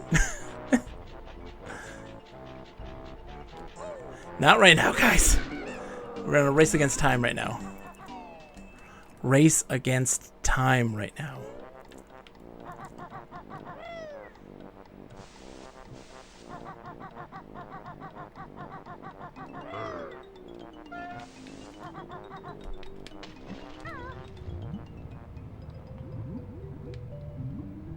Come on, get in there. Yes! Yes! That feels so good. Oh, that feels so good. Hardest jiggy in the game. Right there. Hardest jiggy in that game. Whole game. Right there. That one. Thank you. Thank you. It really is. Okay. Let's just take a second. Let's breathe for just a minute. How are you guys doing tonight? Stockness Monster, thank you, by the way, for the follow. If I didn't say that already, thank you, of course, to Cap. Thank you, of course, to my dear friends. Everybody for following. Everybody for the raids. You all are the best. Lit, thank you. Mega Banjo fan? Here's the... Okay, so... There you go! Then, hey man, I'm the place for you. I mean, we just spent the beginning portion of our stream very intensely talking about the variety of different types of MMORPGs from the early 1990s and mid 1990s to early 2000s. and breaking down the psychology of those games, how people interpreted them versus the reality and intent of their design. What makes certain things like EverQuest such an engaging experience, and why nobody engaged with it in that way. What I mean is, uses a text parser for interacting with NPCs and having to create sentence structures and questions for them. And nobody did that stuff. Nobody engaged in that way. They cared more about just the loot. Anyways, I'm a dork. I love games. I love talking about games. There's no game that I don't like. There are games that are not for me particularly. There's never a game though that I'm like, that's not good. Hold on. Let's pick up these now.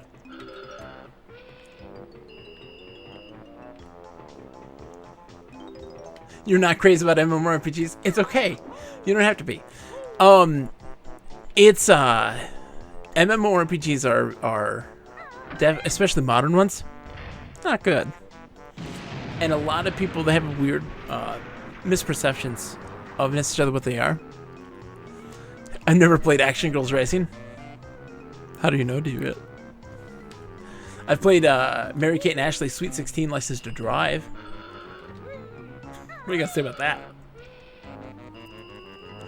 But you find fun in that stuff though. You find fun in bad games. You can make your own fun. You know, that's part of the joy. Data design. Exactly. The worst thing a game can be is boring. Oh man. See, like, I'm a big fan of FMV games. Most of them are very bad, but a lot of them are very fun. So there's that at least. You know? There's fun to be had in the cheesiness of them. Jinjo! Yeah! Jinjo, motherfucker! Wow! Jinjo! Alright. Dude, Stockness Monster, I just played a 3DO game at the end of October and fell madly in love. Have you ever played a Mercenary? That game is fan-freaking-tastic. Mother bleeping. A Mercenary is so good. It is so good. Holy smokes. Have you ever heard of it? Do you know of a Mercenary? There's the like part 2 of that question. You know, haha, look how bad, but this game hurts. A Mercenary is a first-person, open-world shooter that is set, has live-action sequences in it. It's set in a dystopic world where this woman from the future, like, contacts this scientist and says, like, hey, in the future, everybody gets really into this MMORPG, but they're all trapped inside of it and they can't escape. And we're all going to die soon. I'm going to give you the technology and ability to go back in time and enter this MMO, and you got to stop it from, stop the like #1 player of the game to gain access to the servers and shut it down. Well, this is long before Sword Art Online. And so what you would do is you go into the world, right? And you're placed randomly on the map. And it's a big map. There's only one time where the game loads. It's all zoneless, except for one place, which is the save zone, which is the D-Oasis is what it's called. And so there's all these enemies fighting you, and you're rank like 255 or something weird like that, and you have to kill enemies to rise in rank and absorb their powers. You have to run through this static field after you kill them to absorb their powers, and you have to kill all these boss guys to reach #1. Perfect One is what his name is, and kill him to save everybody. And it sounds like Sword Art Online, absolutely. And what was crazy that the game has its own rules. Not going to spoil it for you. It has rules in how the game plays and how the world behaves. And you have to discover that through just experimentation and observation. And it's really interesting. The frame rate, very choppy, but it is really good, and I loved it. The boss characters are FMV characters, and the acting is cheesy and not good, but I have to say it has its own charm, and it is I feel like it was EA made it. Well, EA published it, and it was going to be like it was the big poster child for the 3DO, and it did not sell well because the 3DO didn't sell well, and they were going to make a port for the PC, but it got cut short. And it's a really good game. It's a really interesting game because they do a lot of really cool stuff. Dude, Star Control is so good. You can also play a PC version of it for free from the developers of it that utilizes there's a Jinjo here somewhere. Jinjo. There you are. That utilizes the 3DO content, the voice acting and all that. Yep. It's really cool. So you can play the PC version but with the 3DO voice stuff and yep. And it's free. I don't remember if Crystal Dynamics made it. They're making the guys who own the rights to that are making a new one.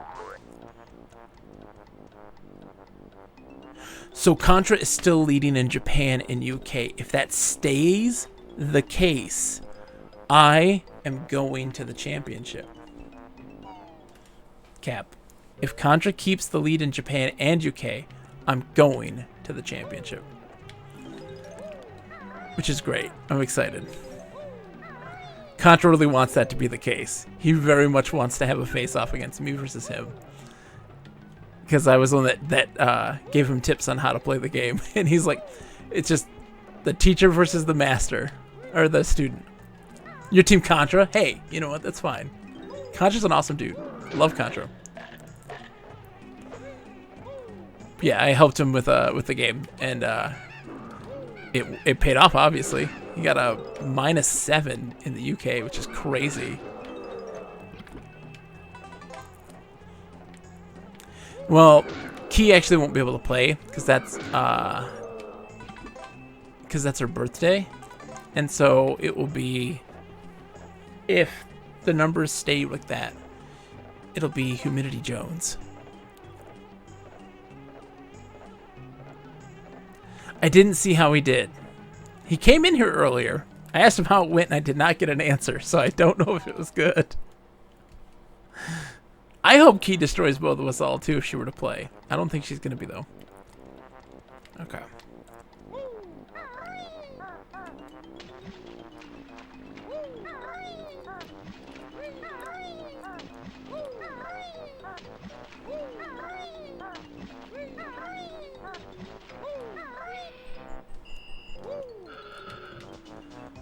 All right, little Jinjo, we're gonna get you, buddy, from the save you from the toxic waste. Well, it definitely is. Golf requires early golf games. You know, like NES Open Tournament and like Link's 386 and stuff like that. They'll rely on the tri-click method, so it's a lot of reflex heavy. Reflex heavy in a big way. Whereas something like the more modern stuff now, it's all the real stick, the real swing golf. You use the thumbstick to swing. Ah, son of a.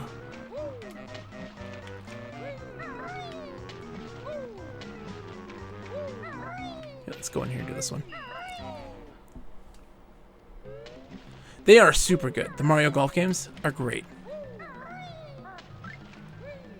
Okay.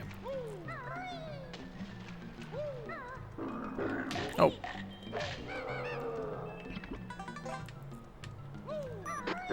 Oh my gosh. CDI Arcade is coming in with a raid. Hello, everybody. Everybody wants to come and see Banjo Kazooie tonight. My goodness. Hello, everybody. Welcome. Greetings, program. Dude, praise. Hold on. Praise. Praise. You weren't following already? Shame. Shame. Welcome, everybody, to the stream. I am Bogus Meat Factory. Hi. Shame, shame, shame. I play a lot of things. Retro, modern, VR, you name it, I play it. I love it. Obsess over it. Games are a gigantic passion of mine. I love talking about games. But I play retro stuff from the virtual bedroom. I don't know if you saw the CDI Arcade. This is a software called EMU VR, where it uses RetroArch as emulation, but you get to customize this place. I'm in a golfing tournament right now, so everything's golf. Right at this moment. We themed it for golf. I even have glow-in-the-dark golf stickers on the ceiling. And it uses RetroArch as emulation, but you can do multiple TV setups running multiple emulators simultaneously. Full light gun support. It's crazy. But here's the big thing. Here's the big thing. Hold on. Look at this. It realistically simulates the RGB glow patterns in the TV. How crazy is that? Come on! It's beautiful. It's a beautiful thing. I love it. So this is where I play most retro stuff. Excluding Sega Saturn, because it has a tough time with Saturn. And anything Dreamcast and up. Do something completely different. But everything else, N64, Sega CD, Genesis, PlayStation 1, totally works. Future ain't so bad after all. That's the truth. That's the truth. We're playing Banjo Kazooie right now. We're working on getting this game 100%. Or at least getting all the notes. That's really getting all the notes. And just rocking it. We're almost done. I won't beat it tonight, but we were getting close. This is the second to last level. Fantastic game. I have a history with this game that is a little sordid. 2 times in my youth have I gotten everything in the game. Gotten to Gruntilda and just not beating the game. Just not beating the game. Didn't even try to beat her. Oh no. Oh no. Banjo buddy, you gotta not do that. Get away.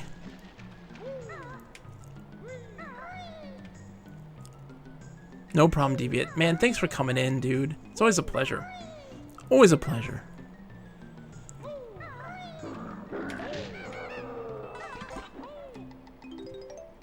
Just so you guys know, I am a stay-at-home dad full-time. So my kids may wake up in the middle of the night, and they tend to do so. If that's the case, we just end the stream, sadly, but we'll see how it goes. I got a baby monitor running right now. It's almost 1 o'clock in the morning. Isn't there a Jiggy in here? I already got it. Never mind, I already got it. I just come in for the notes. I forget that once you catch the Jiggies, those stay caught. Well, be quiet. Yeah, be quiet. Please, Praise, please. But it's good that you finally got to come in here, Praise. I don't think you've come in on streams before. It's a pleasure to have you. Lower to a whisper. They're upstairs, they can't hear me. But I speak in a volume of like 5,000, so, you know, there's that.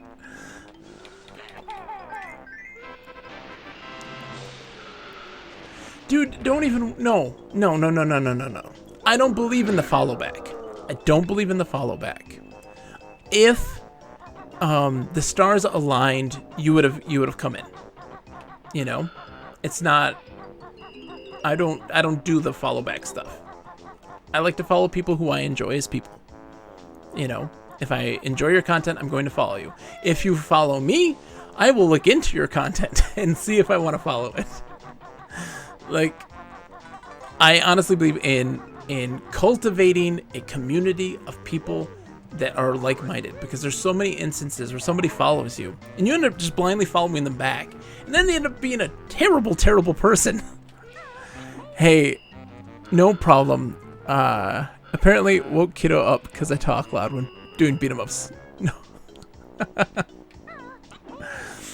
Yeah. So I'm glad at least that you came by. Oh my goodness. Hold on. I don't have any moderators in here. Let me permit. D Chateau. Oops.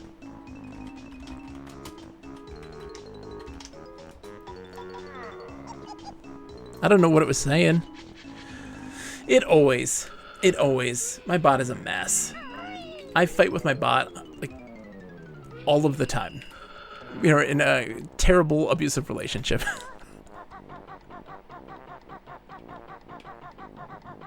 It thinks everybody posts links. It's weird like that.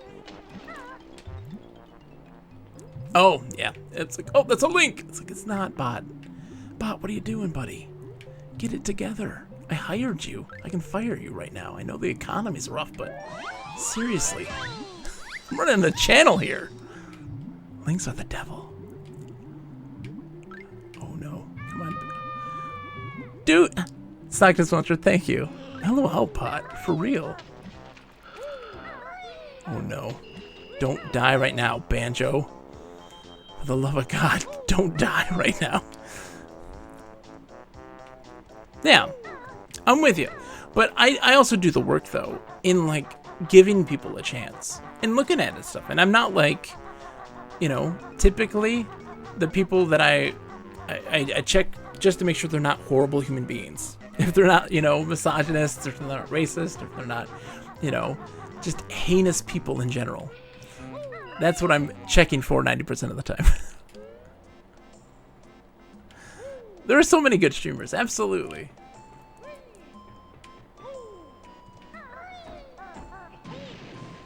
Oh my gosh. Okay.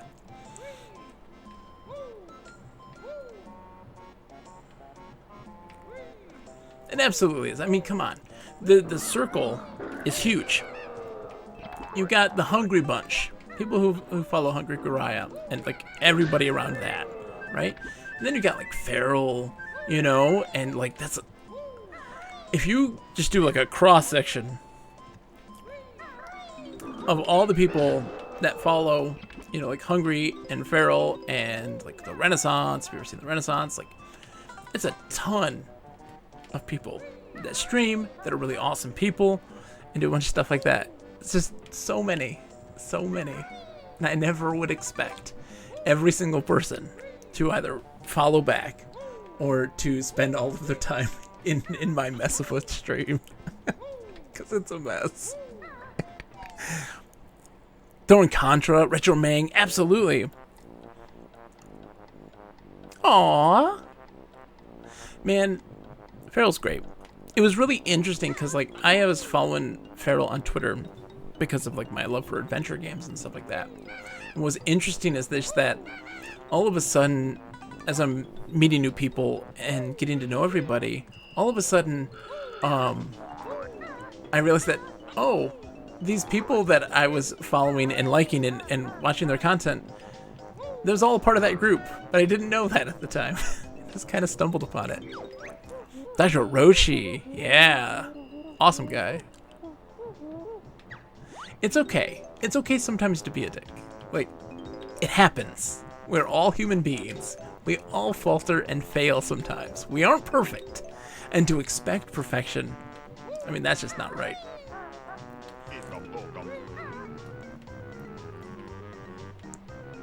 Hatch is great. Absolutely.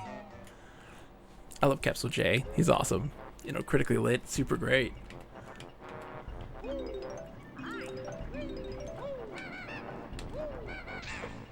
Alright, guys. Is there a timer on this? Please tell me there's no timer on this. I think there is. No, there isn't. Okay, good. Thank God. Thank God. Capsule J has been... Capsule J and Keyglyph have been my longest standing like friends here in the streaming world.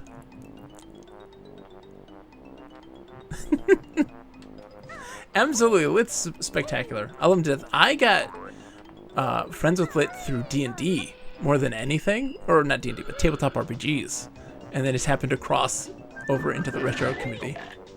Snap. Ouch. But Cap and Keyglyph have been around. Keyglyph's been my friend for years and years and years and years and years. And then, but when I streamed 7+ years ago, you know, Cap and Keyglyph have been there from almost the beginning. Oh my gosh, am I gonna die? Am I gonna die? I know, am I gonna die? I think I'm gonna die, man. I feel like I'm gonna die.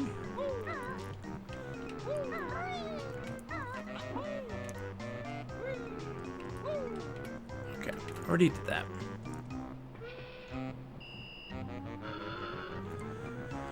Alright, we're gonna go back down in here into the belly of the beast to get this jiggy.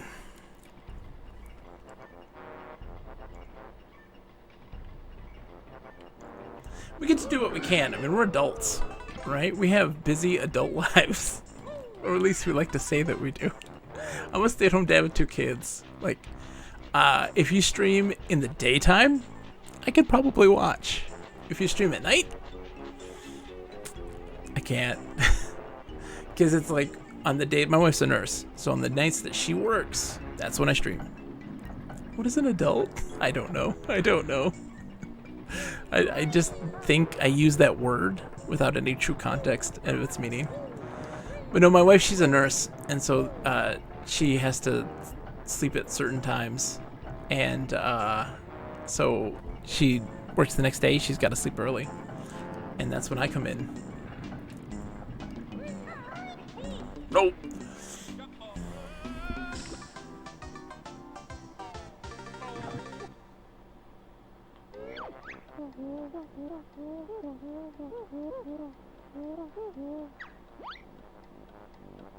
We're okay.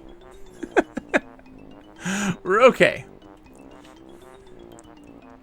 I'm 30. It's just me, my dad, and my gecko. Hey. Nothing wrong with that. Hey, we live... Hey. Whatever makes you happy. Live your best life. Whoa!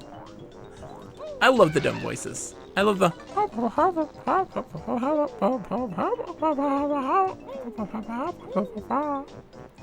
I do love those voices.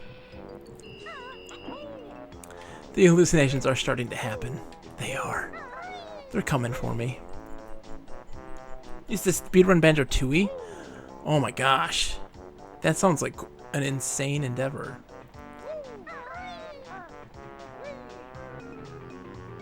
I'm with you. Banjo Tooie is good, but it's getting too big for its britches.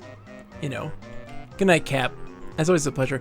Good night, CDI Arcade. I'm about to wrap this up, I think. I don't know if I'm going to be able to finish this level tonight.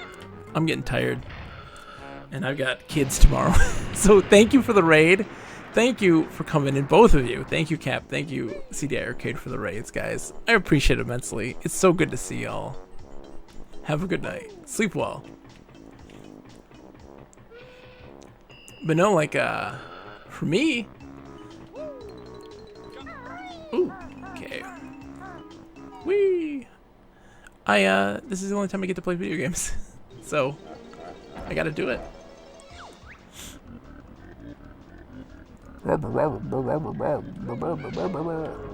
Sorry, we're talking about Banjo Tooie.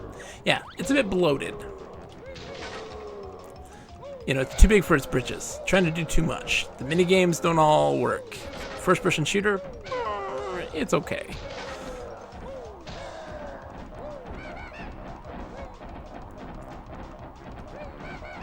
Guys.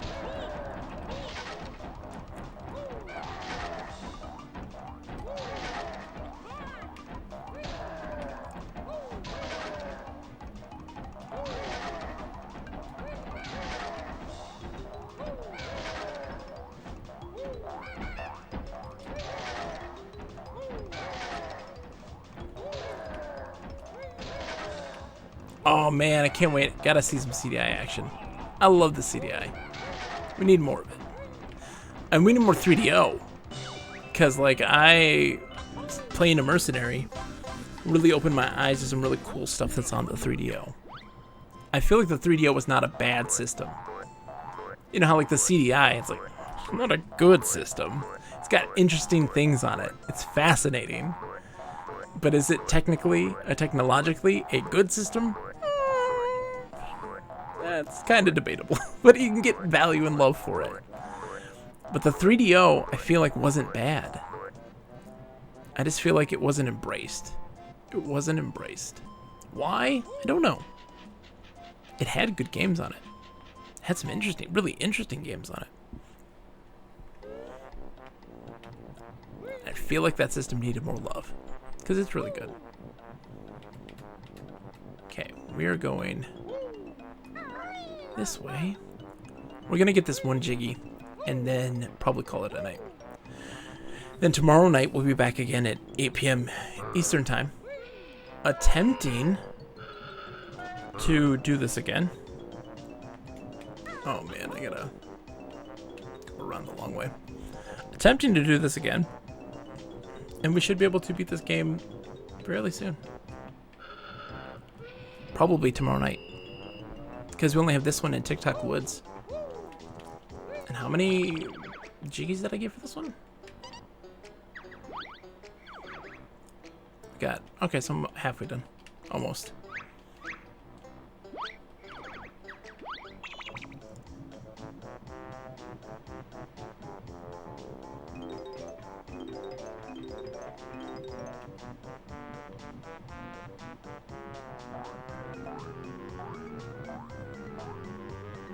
Is it on the front of the boat? Where's the... I don't remember where I'm going. That's the kitchen. I don't want to go to the kitchen.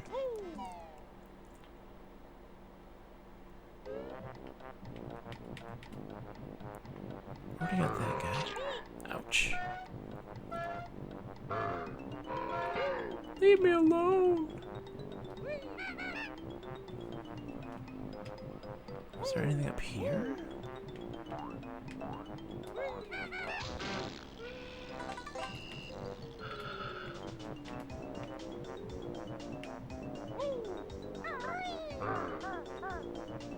I don't think it was this one. Was it? Maybe. No. Where did I go to get that thing? Music's so great, man. David Weiss and stuff like that.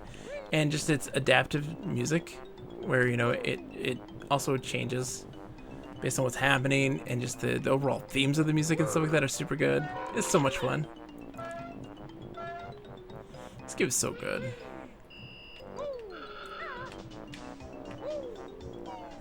And especially, you know, on the 64. Ooh, allergies. Okay, we're trying this one more time.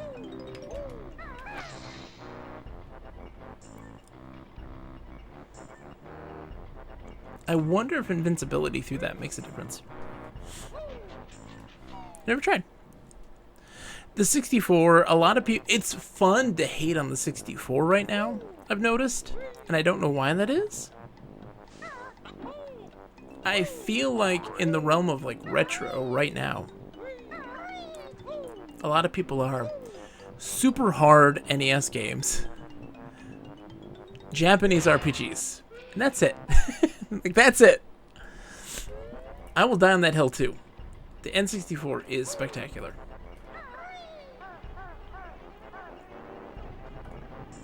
I'm with you on this. The N64 is spectacular.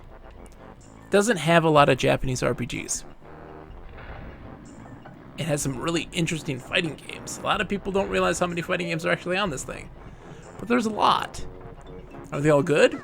Not necessarily, but there's some really interesting ones. Okay. Trying this again. I might actually go invincible on this. Let's see if that gets me through. Just, whoa!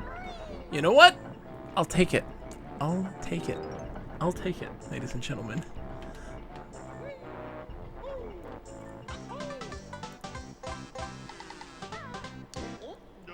Back to back, rifles at the ready. Because the 64 it revolutionized 3D gaming, right?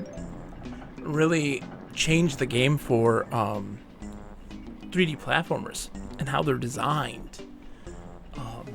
Kart racers, how they're designed. Really, they kind of invented the genre, Nintendo, and it became super insanely popular there.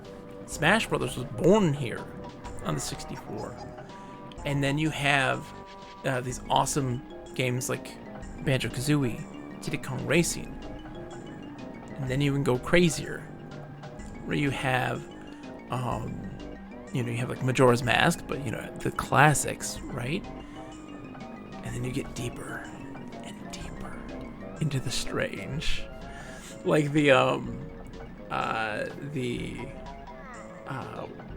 what's the one with the space station simulator? There's that one. It's weird. GoldenEye. Like, come on, dude. Perfect Dark. Perfect Dark is so insanely good. Blast Core. Wayne Gretzky 3D hockey is awesome. Like, there's so much. Star Fox 64. Yeah, Aiden Chronicles was really good. Much better than Quest 64. Although Quest 64 is an interesting idea, it just ended up being kind of an empty world, and it didn't really flesh out its character interactions very well. It has good qualities, and I think the combat, everyone always craps on Quest 64, right? And even its combat system, and I'm like, yeah, but you guys like Parasite Eve, and that is the same combat system. Quest 64 is not bad. It is not a great. I don't think, but it is not bad. Hold on. Oh, jeez. Oh, Banjo. Slow it down. Slow your roll, buddy. See, look, I did that easy that time. What? But yeah, like, man, my memories as a kid. We're gonna actually put a stop to that there. We're gonna go full screen and have this banjo music playing in the background. We're gonna end this in the night in just a minute. Let's have a little chat. So 64 stuff, right? Me and my friends, we used to play Star Fox 64 a lot. And we passed our one cartridge around between ourselves to get all the medals so we could play and unlock all the different vehicles in the versus mode. And so like that moment when we got all of them and could play as the characters on the ground. And it's just running around. Me being Slippy, of course, because Slippy's the best. I'll fight you all. I'll fight you all. Slippy's the best. I'm Team Slippy. And like that, huge memories. Me and my friend, oh my gosh. So my roommate way back in the day, he had a little brother. And there's just one day, like over the weekend, he was hanging out. And he was like, let's play some Perfect Dark. And we like unlocked all the guns and things. And just, there's nothing better. You're not Slippy. You're useful. Hey, Slippy's awesome. And like, they had this weapon, the N-bomb. And it was like a black hole thing. It was crazy. Like just everything goes black and it gets all messed up. And like we had like that and P-Sims. I don't know if you ever played Perfect Dark, but there's P-Sims. These AI that only disarm you. They don't try to kill you, but they only disarm you. So you have one P-Sim in the game. And that completely alters how you play that game. Because you'll just be like sneaking around and then all of a sudden, smack, you can't see. You've lost all your guns. And there's the P-Sim running around. He just slapped you and disarmed you. Du Chateau, you want a compliment? Du Chateau. Du Chateau.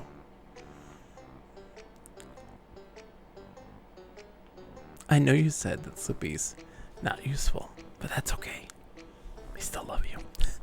I very much appreciate, and I can always appreciate people who are looking for good folks on the internet. It takes a lot for a person to stand by their own morals and belief systems, and looking for good people and good communities and wanting to help also foster those and make them better by being a better person. And you do that. I don't know if you know this or not, but you do. And I appreciate it. Oh, man. So N64 talk done. It's late. I got kids. I gotta go to sleep. It's 1 o'clock in the morning. My wife's probably like, what are you doing? I look like a crazy person. Look at this. I haven't had a haircut in forever. These headphones, they're falling apart. I only get sounded. Look. That's not normal. That's not normal. That's not normal. Everything's falling apart. It's 2020. I gotta get some sleep. I like gaming of all kinds, and I like anyone who loves games. That's your policy. You know what? That's alright, praise. I appreciate that too. That's okay. I feel like you gotta be a good person first and foremost. You know, that's important. I'm not saying they have to meet my own perspective, but I feel like they need to be kind and considerate and listen. Yeah, that's unspoken with me. That's okay. Oh, thank you, D Chateau. It is much appreciated. So, folks, we're gonna wrap it up. We're gonna find somebody to raid tonight. We are gonna be back again tomorrow night at 8 p.m. Eastern time. Let's go see who's online, and we'll go say hi to them. Who is up and about? Oh, I mean, guys, Farrell's playing King's Quest IV right now. I think we need to go say hi to Farrell. We were just talking about her. Oh, I'm sorry, D Chateau. It's okay. We'll get to them. Who's your brother? Who's your bro? For future reference. At least you let me know for future reference. I'll follow him and we'll get him in there if I see him online. Okay. I'm gonna wave farewell. Sarcastic_friend. Awesome. I'll make sure to go check them out. Have a wonderful night, guys. I'll be back again tomorrow. See you. Farewell. Goodbye.